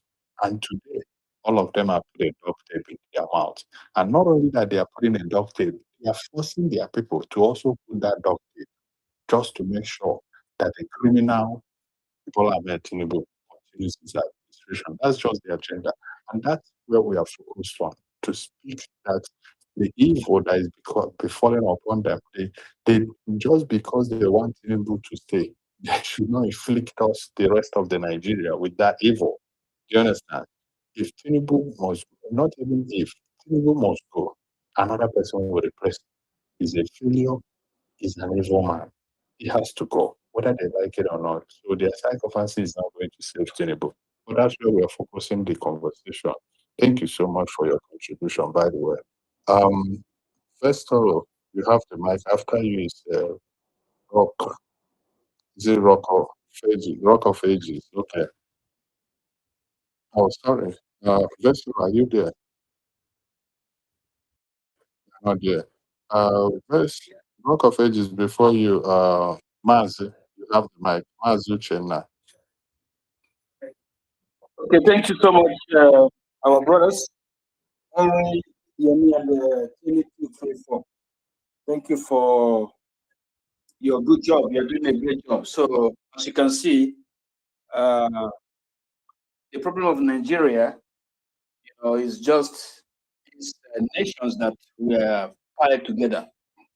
And when you are in a business venture or dealing and you are not having the same heart, and you are engaging yourself to do the business, you are going to, betray one another. So that's what is happening in Nigeria. So all of us wanted Nigeria that should work, but all have been story for more than 60 years now. And we can see that Nigeria can work. You can see during the NSAS, for example, that was, an epic center for Nigeria transformation, removing all this bigotry, hypocrisy, betraying, and name them. But you know, just like we are saying now, or we are speaking here, the same tribe actually brought the issue of Igbos trying to destroy maybe Lagos State or Southwest, that the IPOB are the ones agitating or are the ones protesting or are the ones bringing the revolution. And we see that that revolution was killed because of what? Because of different mindset, different, way of living, different opinion, because there's nothing like unity. So if we all here can understand that there is no way you can be able to, just like Al-Majri, you can't be able to heal or cure this mentality of Al-Majri or bigotry. If you cannot, you cannot cure their mindset, if you cannot be able to understand the different nature in Nigeria, the different way of doing things, the different people in Nigeria, because they can never be one. That is the issue. Before you can change these people, you have to build a special, educational center for transformation. Even transforming the so-called, professors or learned ones in Yoruba land or maybe in us, because we also know that Fulanis are not indigenous to Nigeria. That's what we should know. Fulanis, they are not indigenous to Nigeria. So that is what we settled. It's settled. So that for Yorubas who have chosen to be bigotry and they are, in leadership, they are lecturers, they are, in the streets, you need a special school for mind transformation to change their mindset. If you want Nigeria to work, you need this. Because I know there are good Yorubas, of course, they are good Yoruba, but there are very few. They are very few. They are not up to 0.5%.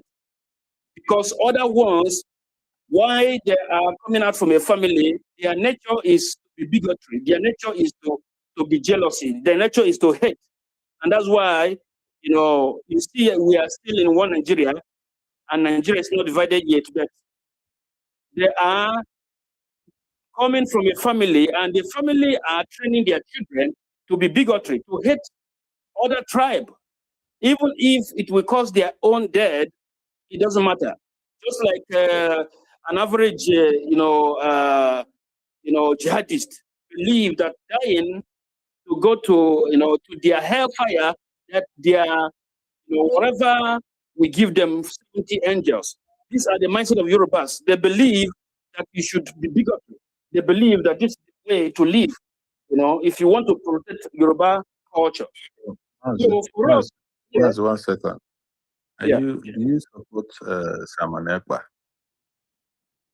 Yeah, for me, of course, I support Moneka because you can see what Okay, happened during. 1 second. Let's don't go. Yes, Let's don't go too fast.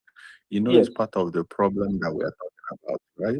The people that support the killing of their own people. You know No, that, right? let me explain to you. Let me Simon explain to Ekpa you. falls into that category too. Okay, Right? let me explain to you. Let me explain to you about Samaneba. What many people do not understand about. For me, I don't support anyone that support the killing of any human being, whether But you he are has Igbo, whether you are Yoruba. publicly preached that. Let's take it one by No, one. Let's no, not make it rowdy. Let's not make no, it no. rowdy, Let me brother. explain to you. No, Mazi, he I don't only want us to be advocates. rowdy. Mazi, calm down now. Maybe I give you mic. I accepted your mic and I'm speaking. Let's not make it rowdy. I am All saying right. he has publicly advocated for killing of his own people. And not only that, let's leave Nigerian court about Mazi Nnamdi Kanu. We're talking about competent jurisdiction now in Norway that jailed, that put him in jail. That's a, they tried him. You understand? So what I'm saying is I'm so sorry. I don't think you having my Simon Ekpa picture are in the right place to Okay, let me, criticize the can I, Yoruba yeah, sycophants can I too, just, because can I just say something? Listen to me, be a beloved, you have listener. 1 minute to wrap up. 1 minute. Okay, Sorry. all right. So thank you. So now, the issue of Samaneba you brought, in Nigeria, a lot of propaganda is happening in Nigeria that is beyond human understanding. You know, first and foremost, you can see that Nigeria military, that the terrorists that have been, you know, called to repentance are being recruited to Nigeria Armed Forces. And they are being deployed to the southeast. That when Seven will rise then and say that if you kill my people, these are what I'm going to do. If you do not release Muslim, this is what I'm going to do. Can I finish? Sorry, I have to wait you because you're not letting me. It's on record that Simon Ekpa has preached for sit at home. You understand? It's on record that he has advocated killing of Igbo people too. It's on record he has advocated for havoc in Igbo land. So it's no different than Adeboye that is using a duct tape to seal his mouth today. It's no different than Wizkid. All of them, Simis, that spoke out against Jonathan in 2012, but now they are supporting the killing that is happening in Southwest. It's no different than all of them. You understand? So I'm respecting your belief to support him. That's fine, but I'm saying you're not the best person to to speak about this. Anyway, I've given you Mike a little bit. Let's move because we want to talk about we are speaking against something, and you can't have Simon picture and you're speaking against the same thing that we are preaching about. But thank you for your contribution, though. I appreciate it. So let me move. Sorry, everyone, that I muted the mic. Sorry, I removed you, Maz. I don't want it to get too rowdy. I'll move the mic to Rock of Ages. You have the mic. Okay, thank you very much. My own is quite a short submission. Our Yoruba brothers should know that should take it cue that first of all, Tinubu won't be there forever. They won't escape 2027. I strongly believe in that. But even if he does, just like Thomas said, you just have 4 years. Let's look at Buhari. When Buhari was there, as soon as they first secured, the one speaking up all the atrocities. Right now, Buhari is gone, and Castina is like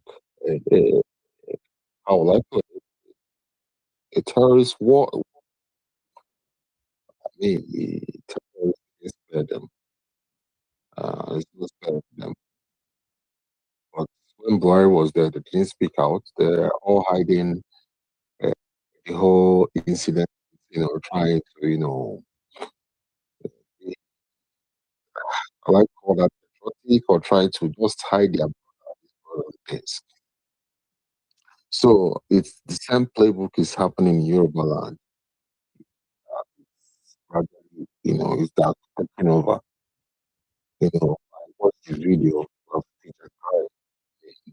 It's terrible that a viable profession like teaching,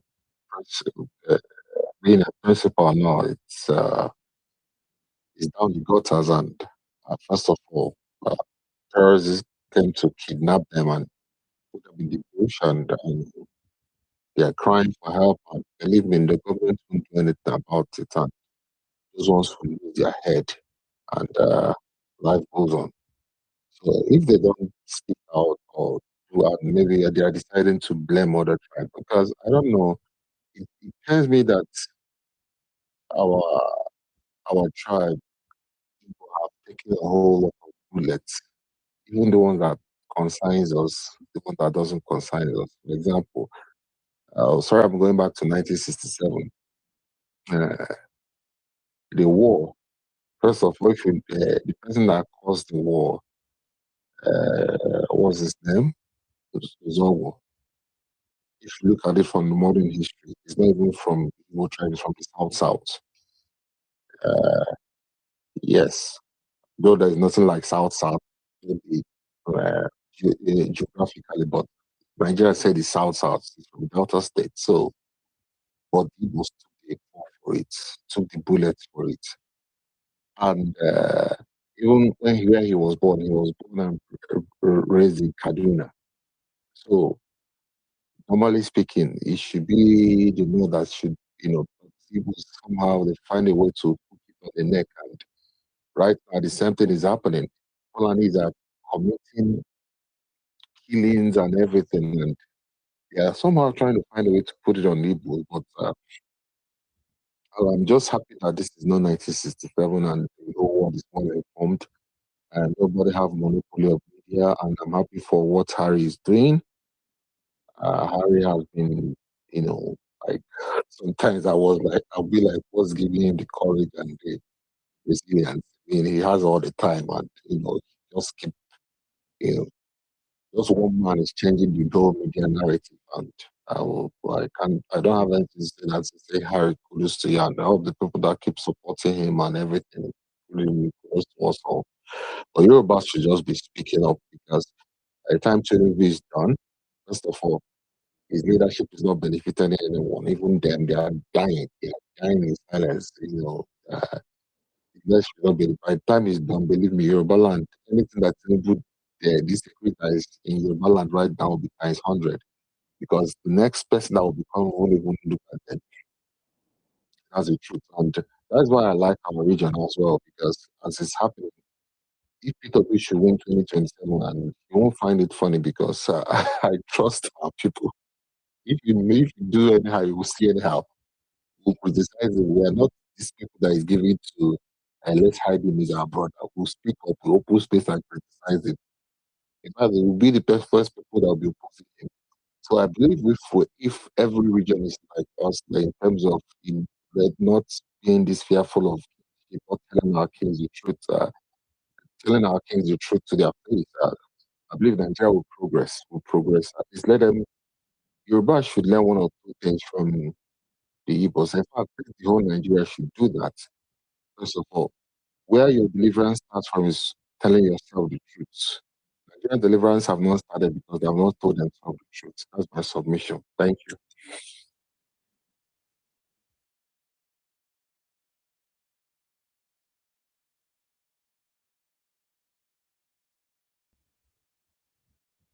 Hello, I'm done. Thank you so much, Okafeji. Are you still there? I'm done with my submission. Thank Okay, you. yeah, thank you. Thank you for your time. Gentle Zero, are you there? Gentle Zero. Dear Amara, you have the mic. Okay. Hello. Give me 1 minute. Okay, I'll come on. Amara, you have the mic, Amara. Yeah, can someone else go? Okay. Eichmann, are you with your mic? Yeah, yeah. Greetings, everyone on the You have space. the mic. Yep. Can you hear me? Yes, I can hear you clearly. Okay. Greetings, Mr. Kenny, Yami, and our very own Harry. So, mine, I'm going to be very petty in my own submission. But first of all, I am a believer that there's no tribe that doesn't have someone that is evil or bad. It's cut across every tribe and every region in Nigeria. There are good people, there are bad people, and the rest of them. And mine is not about bad people. It's about the hypocrisy we have in Nigeria. Because with all the education that most of us claim to have attained, we still behave like illiterates. Because it's not about who becomes the president, whether the person is coming from Yoruba or is coming from Igbo, Ibibio, or any part of the Nigeria. It's about competence. Can this person be able to take Nigeria to where Nigeria wants to be or where Nigeria needs to be? That is the bigger question. But every time these political elites use these tribal cards, they play these tribal cards on us, religion, and the rest of them, and divide us. And most gullible Nigerians keep falling into this trap every season of election, and it's quite appalling. And that is why when we talk about these things, as if I'm asking myself, what's the essence of going to school? What's the essence of traveling outside the country? What's the essence of being exposed? because you see these people that are exposed, the Yoruba people that are exposed, but when you come on spaces, you see them talking as if they didn't even go to elementary school. And you keep wondering, are these people actually, are we sharing the same country with these people that have this school of thought? Before now, we all know that we didn't have people like Harry, we didn't have people like so many of them that Igbo actively are trying to, I won't say they're actually bigots. Let me say, for instance, because of what has been going on in Nigeria, the Yoruba people have always been the ones spinning this bigotry.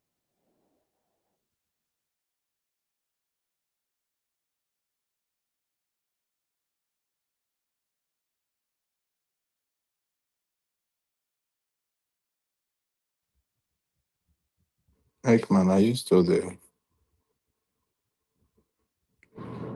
Eichmann, are you there? Gentle Zeal, are you ready?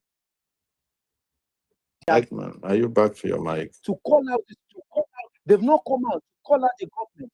They've not come out to come and say, look at what's happening. None of them, all of them are doing as if they are not seeing it. They can't see, they can't talk, in fact, they can't hear anything. Some of them will just decide not to be, they don't want to be part of politics, they don't want to get involved.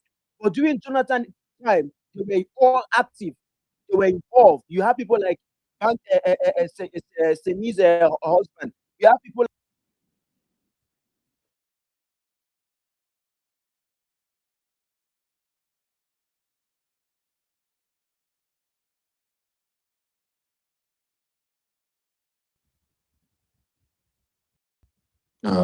Gentle Zeal, are you there? I think we lost Eichmann. Amara, are you ready for your mic? Amara, are you there? No, someone else should go. Okay. Someone else should Okay, go. that's good. Thank you. Eru Bodo, I don't know you and Lanos if you who came first. No, you have the mic, Eru Bodo. Eru Bodo. Oh, all right, all right. Good day, everybody. Yeah, Nigeria has a very terrible insecurity problem right now. I mean, there's no denying it. But again, I also think that it's not a recent development. I want to believe that we all remember what happened during Buhari's time. Okay, so yeah, Nigeria has a right to be angry, but um, I really think that if people take their their time to understand the problem, probably some things would um they will get to.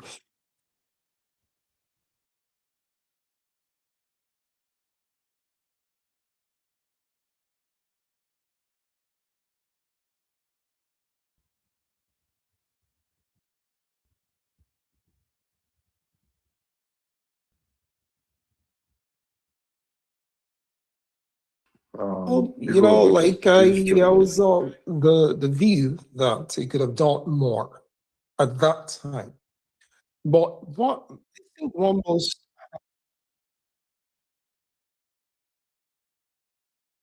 he just blamed it on maybe some northern folks and like yeah. So I was angry about that. Okay. So I felt like look, like and I was like, oh, why didn't you just expose these people and all that? If some people were responsible and yeah. Right. So I was angry. I was one of those people, I was one of those who were angry. But you see, sometimes, like if I've heard a saying that, we live forward as humans, we live forward or we learn backwards. So, and that's the good thing about it, history. So you can read history and it's not like history is meant to teach lessons. It's probably meant to teach patterns. You start to see maybe patterns that you could not have seen, at that time when those things were happening. So there is the hindsight, we can learn, looking back. All right. So I think it can take their time. Personally, my own view now is that the North is actively using. I think Obodo's network was bad. Anosike, are you there? Anosike, are you there? Jerry, are you close to your okay? Yeah, I'm here, Anosike, but are you someone. there? Go Yeah, ahead. I'm here, but You have the someone mic. can. Okay. Someone else can go. Okay. For now. Got it. Jerry N, you have the mic. Yeah, thank you. Can you hear me? Great. Yeah, thank you, host. Thank you, Kenny. Thank you, Harry, Grandmaster. I agree to everybody on the space. Thank you very much for giving us the time. Now, just quickly go through 3 points. So, this issue of bigotry, I first of all feel that there is a common denominator, a common bottom line beyond which we cannot descend below that bottom line. Where we could say at least, come on, hang on, we are human beings at the end of the day. We can't continue to drive the country down in order to continue your face, your nose to spite your face. You purposely punish yourself so that you can punish your enemy. This mindset is primitive. Bigotry is something that's, the greatest bigots in the world in history, where I would say probably the slave trade and the whites, you know, for until the 1830s when the black Americans were freed from the slave camps to become normal citizens. They were lynched, they were bought and sold, they were killed, they were flogged. So in terms of level of hatred, you can never get this level of hatred from one group to another. But the thing is, the white would not hate the black enough not to develop their land. They will develop their land so that everybody can at least enjoy affluence and good quality of life. Because I like myself more than I hate you. You see that? So I know I hate you, but I like myself more than I hate you. That's the mindset. That's the bottom line that you should not go beyond. I cannot suffer myself in order to suffer you. So even if I'm a bigot, I cannot suffer myself in order to suffer you. But people are going. This is the mindset that I see with a lot of, especially these northern extremists who are, supporting different bandits and Sheikh Gumi and all these people talking about these are our brothers. They don't mind keeping that structure of banditry, criminality, terrorism in their region. They don't mind killing themselves as long as they have that their agenda of Islamic conquest. Now, this primitive mindset is coming to the Midwest, to the Southwest. Unfortunately, people that produced some of the great, the Awolowos who had free education, Wole Soyinka, who, despite his political affiliations and viewpoints, he's still arguably an achiever somehow. He's still an achiever, whether we like it or not. I don't personally like him, but I have to say the truth. The region has given us this level of caliber of people, and now descending into a mindset that allows them to throw themselves under the bus, to punish themselves in order to spread the whole country. Okay, if you want to be a bigot, no problem, be a bigot. Be a bigot. Okay, find another Yoruba person that's competent. Get to Simbajo, put him there. If you want to be a Yoruba man, get to Simbajo, put him there. At least that'll be better, isn't it? So this is the point: is why would you punish yourself in order to punish other people? I can never understand this because for me, I would rather make the economy good so that we will all enjoy it, so that my people can enjoy more instead of destroying the entire country and allowing others just so that I can punish other people. You see what I'm saying? And the other point I was going to say was also I'm going to play devil's advocate here, honestly. So I beg making a note, making a come off me from this space. I'm going to just blow Tinubu's trumpet a little bit, but this is just to bring everything into context. Tinubu, one thing, he's a criminal drug kingpin and all those things. Yes, he stole the election. He didn't win. That's clear. But one thing Tinubu has is that the guy is bold. The guy was able to say Emilio. He was able to confront even Buhari during the 2023 campaign. So one thing I know is the guy is bold. And I know that was born out of some persecution he had during the Obasanjo's tenure. So that's why he's boasted about the IGR that was raised in Lagos from how many billion, 600,000 to 50 billion or whatever, right? Sin and all those things, which is criminal offense, is robbing people. But let's just say he has learned how to become regionally independent. So I think what that did was that created in him a federalism mindset. That's why if you go to his timeline now and type in federalism, you'll find so many statements in support of federalism. So one thing I had, I said, even when he lost, I was devastated. When he stole the election, I was devastated. But I said to myself, okay, this guy is bold. The guy will confront the structure. The guy, he won't hide face. The guy will speak out. And I know in his heart, I feel that he wants federalism because he went and said at some point in time in history, he said, Nigeria is not supposed to be one. I don't support a one Nigeria.